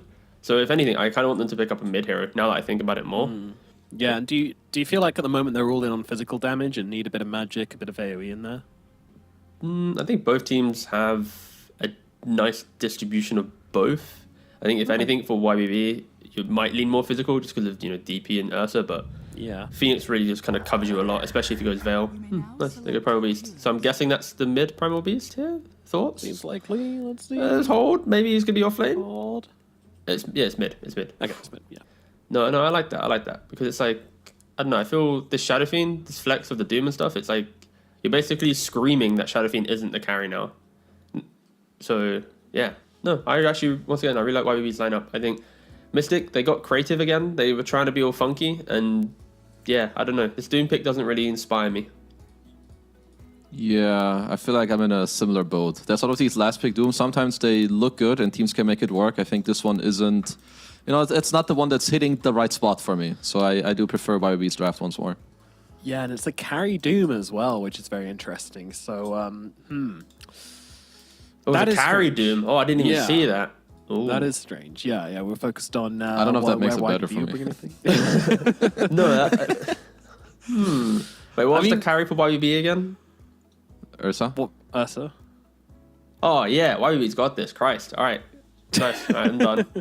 Yeah, kind of feel like in 2 games in a row now, Mystique have kind of thrown the baby out with the bathwater where they've overreacted to what YBB are doing, trying to overcompensate, and just kind of messed everything up in the process. Maybe that's harsh. Maybe their ideas might work. I think it's still good that they commit to their tad. ideas. Just a tad. You called them poop in game 1. You related them to a baby in game 2. So if we get to a game 3, Nomad might not be That's on the not panel what ever the again. terminology means. Stop skewing my words, T Governor. Let's throw it over to our casters for this second game and see if we can end the game, end the day without any game going over 30 minutes. It would be quite impressive. Let's bring it over to Ares and Danog for the second game in the series. All right, thank you, Nomad. Here we go. Game 2, Team Mystique up against the boys on YBB. Nomad feels like they've kind of thrown the draft out with the baby here with the bathwater. Danog, are we kind of in agreement? Do we feel like maybe there's something that we're not seeing here with this Mystique draft? Maybe some Giga Brain stuff that you can enlighten us with. Although I kind of highly doubt it when we got the boys on Kezu and T-Gov on the pen. I mean, that's really where all the brains are. All right. Well, I was going to say something nice. I was going to say something nice, but then you make that comment. So as the resident baby, what do you think is going to happen since apparently you're being thrown out with the bathwater? I will have to agree with my fellow panel members. They're the brains and I'm the brawn, and And yet you didn't have a flex off with Lizard. Honestly, I'm just no not- guts. not flexing on camera. Just it really diminishes All right, well, what it if actually they got a looks like first in blood, person. that would be kind of nice. If if they're able to force the Phoenix to go into the Icarus dive to prevent that death, but seems like they all just split away from the area, so won't be able to pick that one up. Oh boy. No first blood, 2 bounties. What do we Just with the draft, I was really thinking with this Doom, like, that they would try and maybe put it into the position 3 role. Like, Doom into Ursa, don't get me wrong, pretty terrible still, right? But at least you've got the Devour to be able to get some of that farm coming through afterwards. And it was a last pick Doom, right? Or was the Primal Beast after that? I forget which one. They had options, essentially, with what exactly they wanted to do. And I was considering, like, well, not that it's exactly meta, but maybe they run a Marcy 4 with, like, a ranged position 3 and use that to try and, keep the Ursa away, maybe go down the avenue of, I don't know, a Viper or even a Venomancer to be able to try and make it work to hinder the Ursa's farm and then rely on the Shadow Fiend to be able to get things done. But yeah, I really don't feel like this Marcy coming into this lane is going to accomplish all that much. I think one kind of nice thing is the fact that they did get Beyond Corey, which had his Tangos, so probably going to, I guess Tian Ming's got 2 sets, so really isn't going to be too much of a concern. I do think this is a pretty goddamn free Death Prophet lane as well. You're going up against double melee. Maybe the one little nice thing is that with the Scorch Earth bonus movement speed, it could be a little bit easier for you to disjoint the, break the Spirit Siphon, but Beyond he's going to free farm this lane. And yes, the Doom will have a great matchup as the game goes on versus the Death Prophet in regards to just your ultimate and how you can really minimize what Beyond can do. But we saw last game, Denong, I feel like it's not going to be anything different. And Kezra, I think it was a great point to bring up that China, I really do believe, are one of the best regions that play around with the Phoenix. We saw all the heals that he was able to provide last game, like Pipe and Sunray. Now you're going to have a Grease from the Death Prophet. Like, are they going to have damage to go through that? Not sure they will. And, I mean, like you said, if it goes super late, the Doom might be able to provide that with his percentage damage from the Infernal Blade. If you're able to combo together the SF and the Marcy with the sidekick, maybe, you're able to get a lot of that stuff happening, but you got to prevent yourself from getting run over. And the great thing about YBB's draft is that you talk about the Phoenix and the Sunray.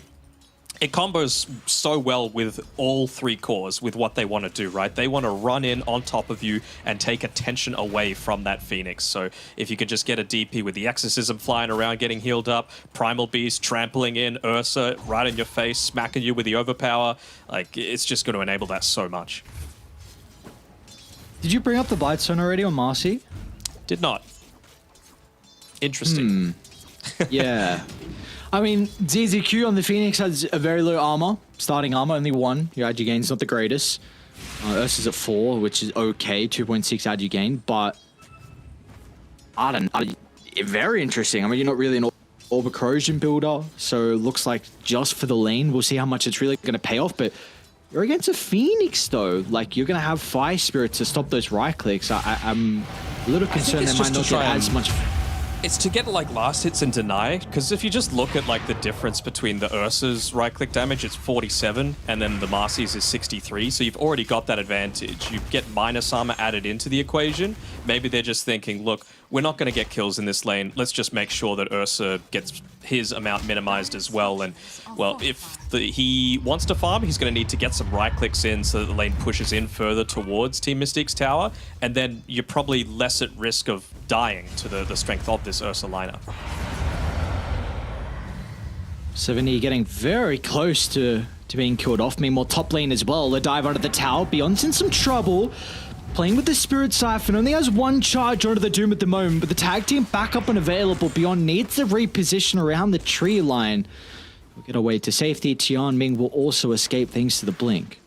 Gotta be careful there on the Phoenix. He's already used the Fade Bolt though on DQQ, so looks like he'll be able to get away. I just want to make a really early call before the patch is even released. The thing that I'm going to be looking out for is what traditional carry gets like a big right-click damage buff that's still able to make stuff happen. Because, I mean, one of the big things is that I was looking at with Tian Ming in this top lane is he was able to just get denies and last hits in the face of so many people. He's got 6 denies, like the second most in the game. And that's just because he's got insane right-click, even going up against the likes of a Doom or a Tusk. So I'm really just seeing what supports could potentially get exploited once that patch does eventually come out. I mean, TikTok Ice Frog. We're waiting. I feel like at this stage we've got to resign ourselves to after the Lima Major. That's okay. Not too far away.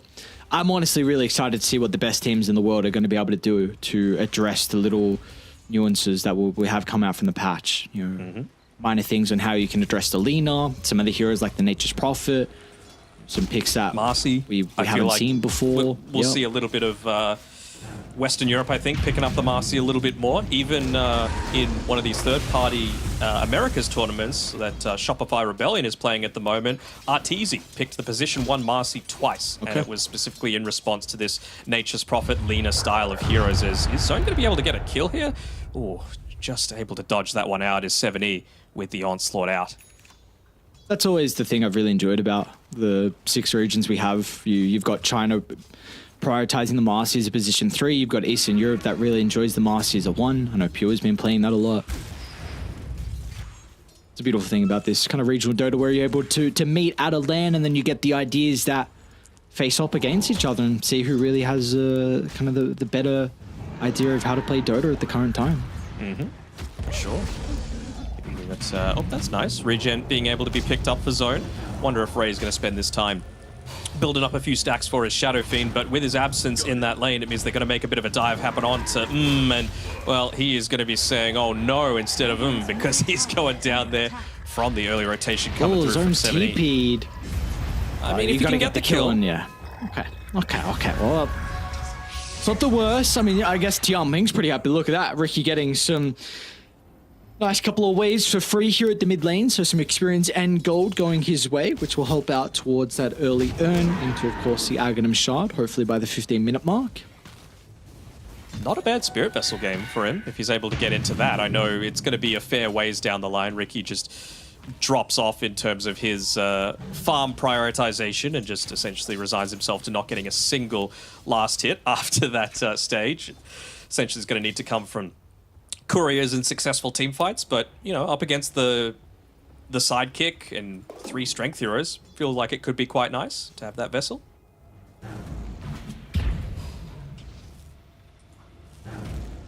Who's gonna win this Men5 bottom? I was gonna say NJ. I don't know if you do against the Fire Spirit, so I'll have to back on off. This is given. I was thinking the Blightstone might have turned the tide in his favor.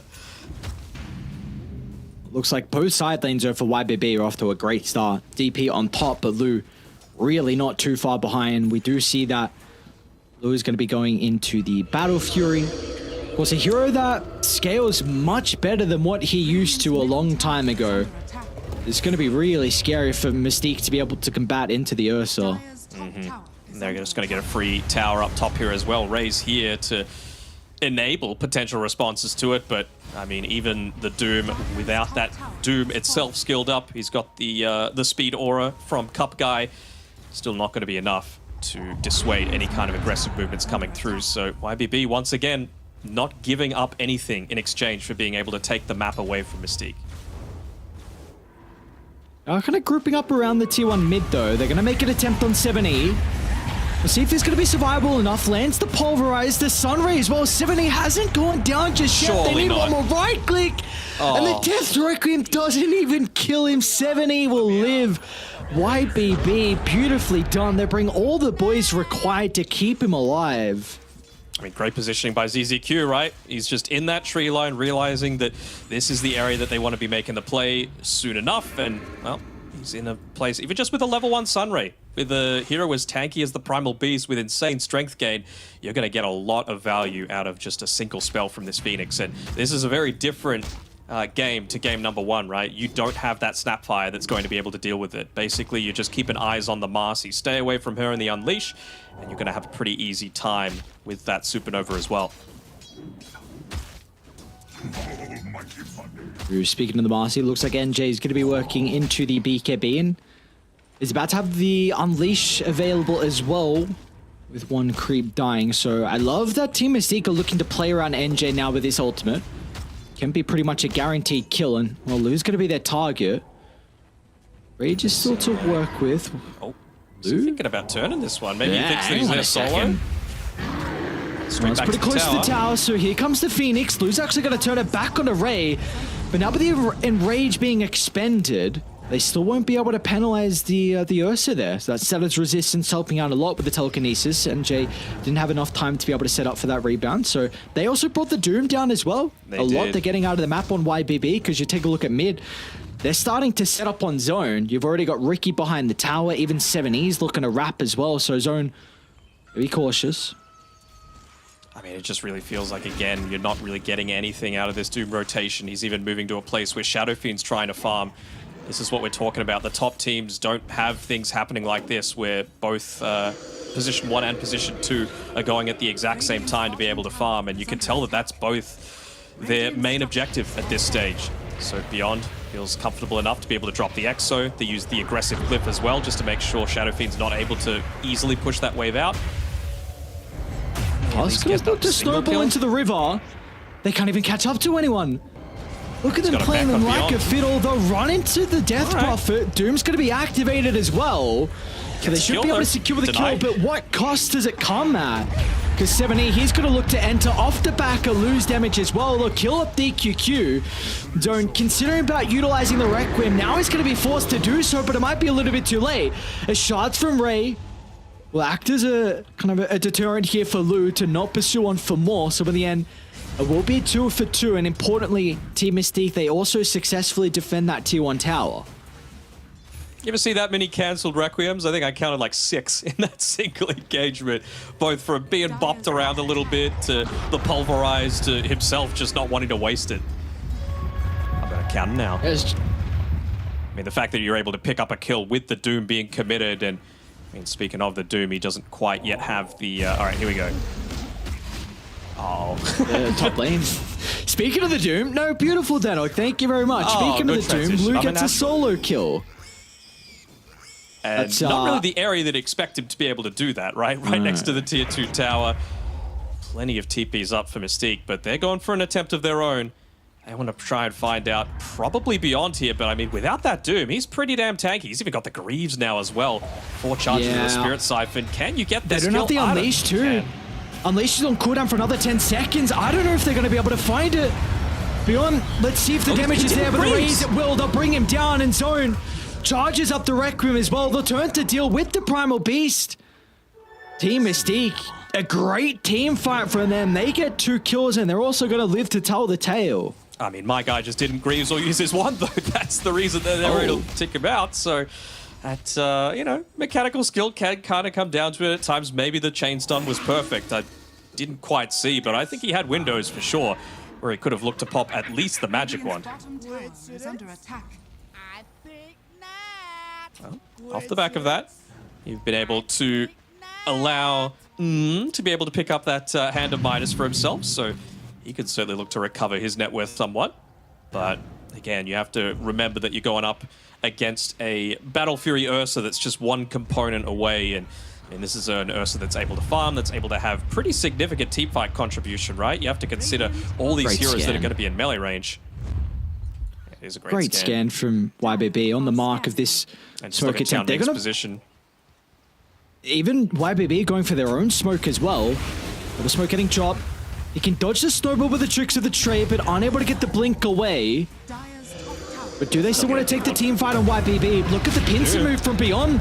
Is going to move on the right side with the extra committed. They might be able to blow him up, but there we go. Beyond well and truly healthy off the back of the Greaves, and now with the supernova dropped on the dome. There's going to be no escape for Zone, and now DQQ will be chased down as well.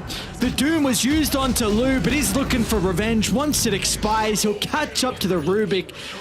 And in the end, they used so much to try and kill off Beyond, but they weren't able to do so, and he's going to penalize them for that. It's all about the false sense of security, isn't it? Just say, you know what, I'm going to let them kill me in that previous fight. They're not going to realize that I'm actually so much tankier. They're going to consider going into Roche? Not quite. Still not yet at that stage with the low death timers to be able to take this one completely unopposed, and it's understandable, right? No supernova, no exorcism, not even the enrage up, so Luke just goes back to farming a little bit more passively, gonna get that Battle Fury for himself. Looking to try and get a kill up onto NJ as well on this top side. With the Pulverize, they might be able to pick it up, but as soon as Xiao Ming sees the TP come through from the Tusk, he's gonna back off. Oh, nice pogo.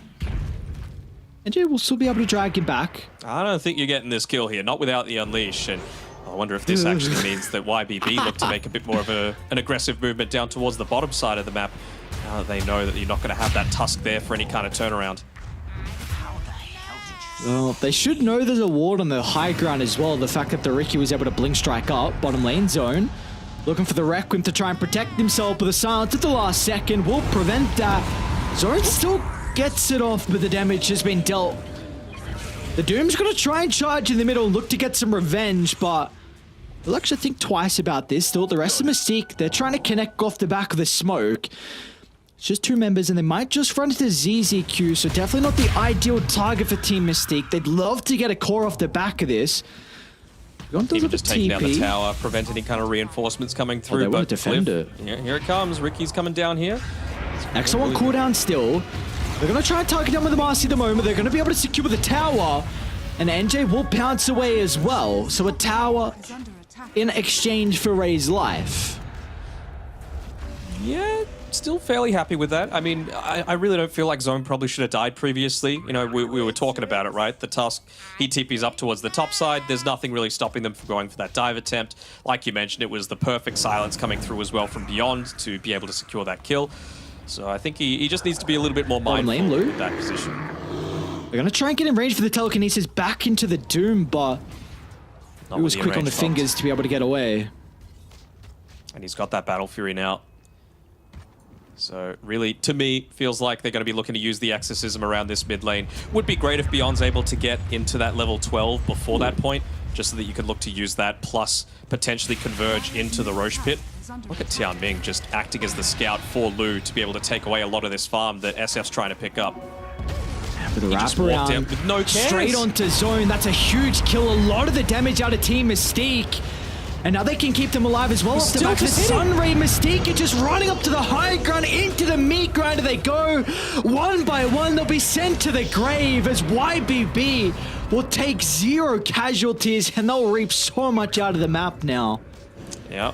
Can even just look to set himself up inside this ancient camp, right? Take it away from what the Doom is able to farm. He's actually just going to TP up on the top side after blocking it up himself. So nice juicy wave for him to pick up, and I really don't think that should happen, right? It was underneath 2 observer wards that they made that rotation through behind the Riki to be able to do so. And an Ursa is not going to walk up here on his own. So this feels to me like Mystique aren't respecting the potential that they've got to play with this Riki. Changming's shown how exceptional he is, and yeah, after taking that creep wave, after taking the mid tower, they're just going to go straight on into Roach. This is great map movement coming through from YBB. They'll know what's going on, but they might be a little bit too late. No Doom as well. I don't think you can do this. Look at Tian Ming's going to hold the Marcy back. Position. And then they're going to fight now as well. 7. Oh, what an onslaught to the backline. Cuts it off. Stops any more reinforcements from being able to enter the team fight. The interception was perfect from 7E. Who else can they catch up to? Once again, it's Tian Ming. Catching out Zone on the retreat. This guy is exceptional on the Riki. They keep leaving him in the pool, and or YBB, there's going to... Wait, is he going for more? He doesn't know how to stop, man. Tian Ming doesn't know how to stop. Teams need to start respecting his Riki. It's almost first phase ban worthy at this point. That's the issue, right? There's so many heroes in this meta that can be broken Top lane Lu in the right hands. Okay, no. Yeah. I mean, it's certainly something that you even consider using your own first pick on, but if you don't have someone that's able to exploit this hero as much as he is, then you end up hurting a fair amount as well. They're just going to go to try and take away all of this farm that SF clearly wants to be able to pick up that BKB for himself, but it just feels like there's less and less areas of the map that he can look to do so. It's looking like another game where SF isn't going to be victorious as well. I hope I thought mid lane Doom. Well, the boys are trying to make a play down bottom, but Doom, he's going to be surrounded by YBB. And now they can look to make their way down to maybe catch up to the rest of Team Mystique's members, or maybe they might even just consider about a T2 tower instead. Sure. Really, the entire map is their playground. Yeah, and I believe they saw a lot of those rotations come through because of... Say it again, man. Do you want to do this? I don't know if you want to go for 7E. Nope. Yeah, this guy's got BKB. He's looking pretty goddamn unkillable, especially whenever the Phoenix is playing with him. It's All right, messy at this stage. Yeah, I'm sure. Go on. Can't make attempts like that until you got the BKB at least on the Marcy, right?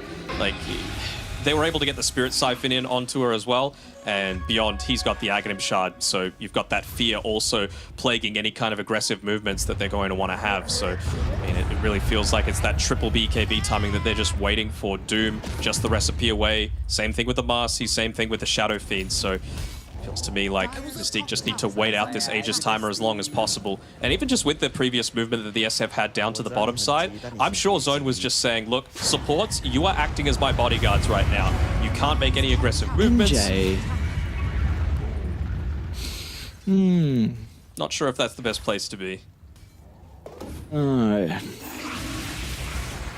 mean, this is kind of what YB had done to everyone, though. And now they've even caught another.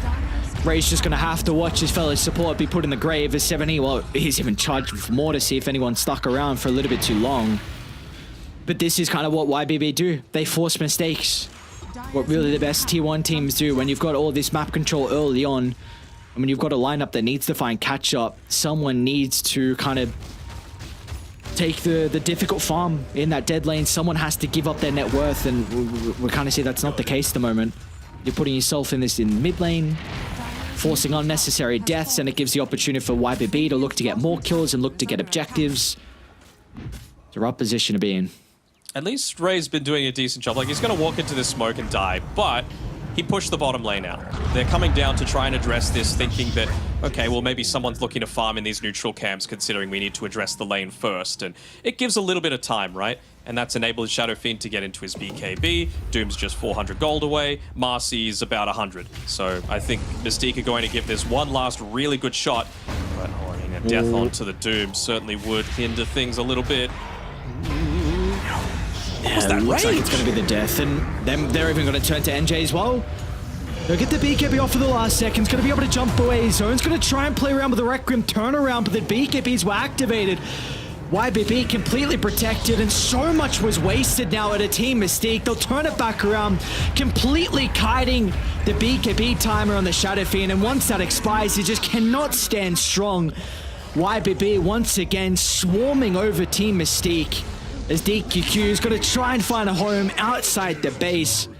There is nowhere to run and nowhere to hide. That every game lasting less than 30 minutes record is looking pretty solid right now, is looking to stay. And, well, feels to me like maybe the only thing that they're looking to wait for now on YBB is the free Aghanim Shard coming from the second Roche. Lou, he's used this basically as a farming one. Obviously, he went there with the super deep dive, realizing how tanky he was and how capable he is of being able to chase down these squishy targets like the Doom. Even with all that movement speed, wasn't able to get away from the threat of the Ursa. I'm still looking for that one more fight here with the BKBs. Yeah, unfortunately, that wasn't a proper fight. You know, no. Like they didn't actually have all BKBs. You could see he's sitting inside of a smoke on the bottom side of the map on the Doom, just so that he can get this last little bit. So 3 BKBs up, no Aegis to have to contend with. You still got to kill the Phoenix first. Phoenix first and Doom the Death Prophet is what I would be looking to do. So here they're able to jump.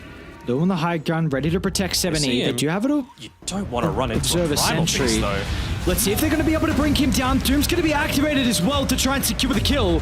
The Sunray's not enough to repair the damage, but it means that Luke can have a completely free fight. Even with a Supernova layered down, that's NJ's job to try and address it.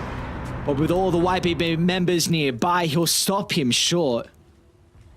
Just feels like that isn't really the perfect target, right? He didn't even get to pop the BKB, but he has a plate mail, he's a primal beast with 2.2k HP.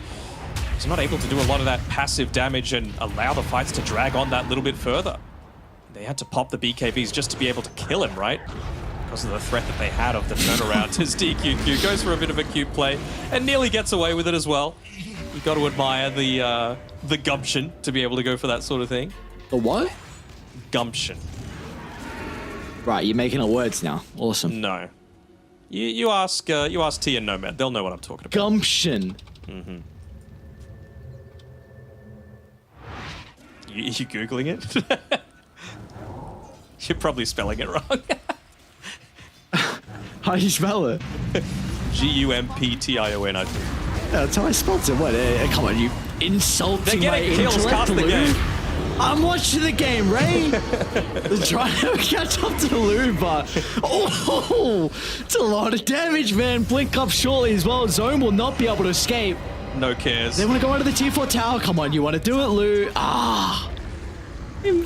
This man knows how to stop. The rest of the boys on YBB, they don't know. Alright, you got Tianming here. He's ready to go. 70 wants to jump in as well. Onto the Shadow Fiend. Couple of slams to the ground. BKB's forced to be used defensively, but that won't stop Blue. Inwards and onwards he goes. And with that, looking like it might be the last fight, NJ's going to try and TP. Are you going to commit to this? All right, he's going to commit. Tries to turn over to Beyond. Doesn't have too many Spirit Siphon charges to work with. Greaves coming up in a couple of seconds. Let's see if he's going to be able to survive long enough. And with the onslaught onto 3, bumping them all away, giving ample time for the boys to follow up in the high ground as well. Beyond will live. The buybacks are coming out from Team Mystique, but the buildings won't be up by the time they're able to enter. What can you do? What can you do? That's all it comes down to for me. It's all off the back of the lanes, right? If you don't have good lanes, you can't have a good late game. You can have the perfect 50-plus minute game set up for yourselves, but if you're not able to manipulate the lanes so that you have a way to dodge these weird lane matchups, then you got to make sure that you win the actual lanes. And it just feels like time and time again, these teams like Vici, YBB, they're able to manipulate the draft in their favor, and it's off the back of some stellar individual performances like that coming out from Tianming, from Lou, and especially Beyond as well.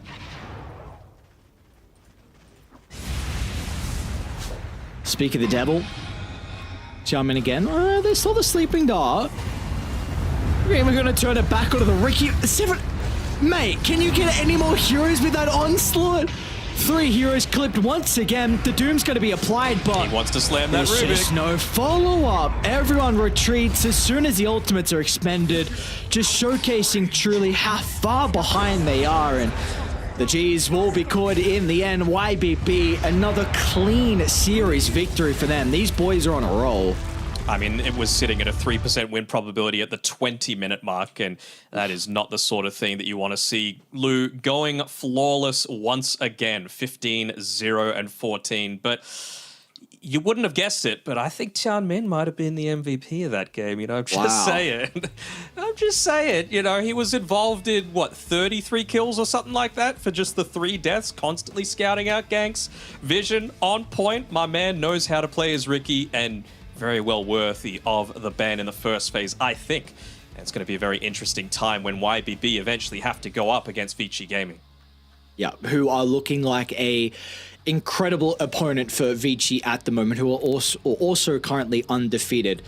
It's not only just the playstyle of YBB, but it's also just the drafting. They look so difficult to draft against. How do you deal with these guys where we've seen Lou, his Nature's Prophet be incredible? You now have to think about the Phoenix in the upcoming games with how incredible ZZQ looked.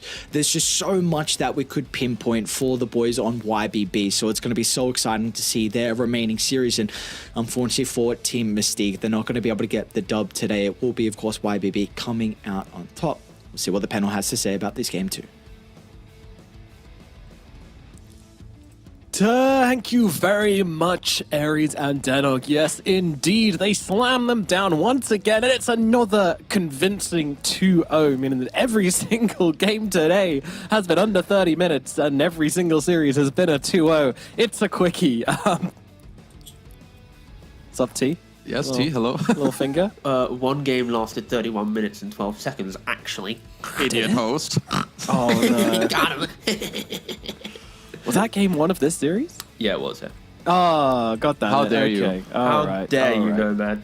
Well, dreams smashed, dreams ruined. The only thing I had to say about today is gone. But talk to me about this game, Kezu. What was the ultimate downfall for Team Mystique in this game number 2? I feel like the ultimate downfall is when the YBB got together with their killing trio with the Ricky, Phoenix, Primal Beast. They just kind of rampaged around the map. It also doesn't really help when they lost their safe lane tower at I don't know what minute it was, 7 or 8 to the DP. And then it felt like they never really got together at the right time. Like eventually, your Doom has to farm, your Marcy is under-farmed, you're playing into a ton of team fight, and there's just too much shit being thrown at you for you to like respond to it. What do you do if someone's just throwing shit at you all the time, you know? Can't use a tennis racket. Just go everywhere. Slice it up into cubes. Be terrible. T-Golf, what could they have done?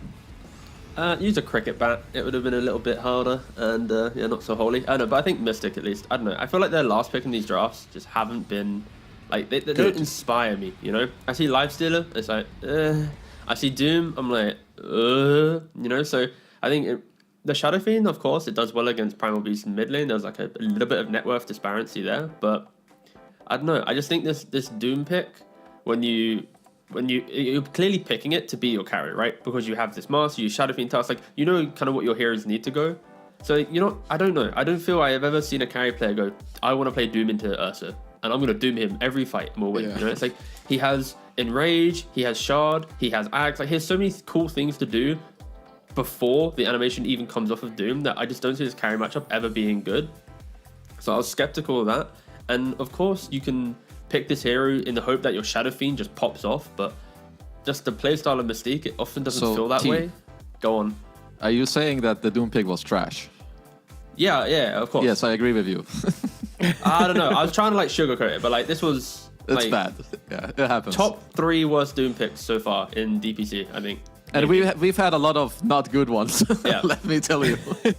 Yeah, it just wasn't good. But no, if you want to go on the flip side on the positives, it's like I love how YBB consistently looked for this Phoenix in their games. They're picking it with confidence. They don't care what they're playing into. They don't really care about this snap leaders game 1. Game 2, there isn't really a response. And it is just this beautiful hero that if you have a player that can execute it, you put yourself in these positions, you swarm around it. It's so much fun to play with. So yeah, I love the fact that we are seeing Phoenix just rise up within this YBB roster. Yeah, and it's very stylistic for them as well, right? Putting ZZQ on this Phoenix every time and then getting Chanming on the Riki or the Tusk or, you know, something which goes in and gets stuff done. Like, that seems to be such a natural way for YBB to play. And when they have this support duo to play with, it becomes really, really easy to kind of play out the games.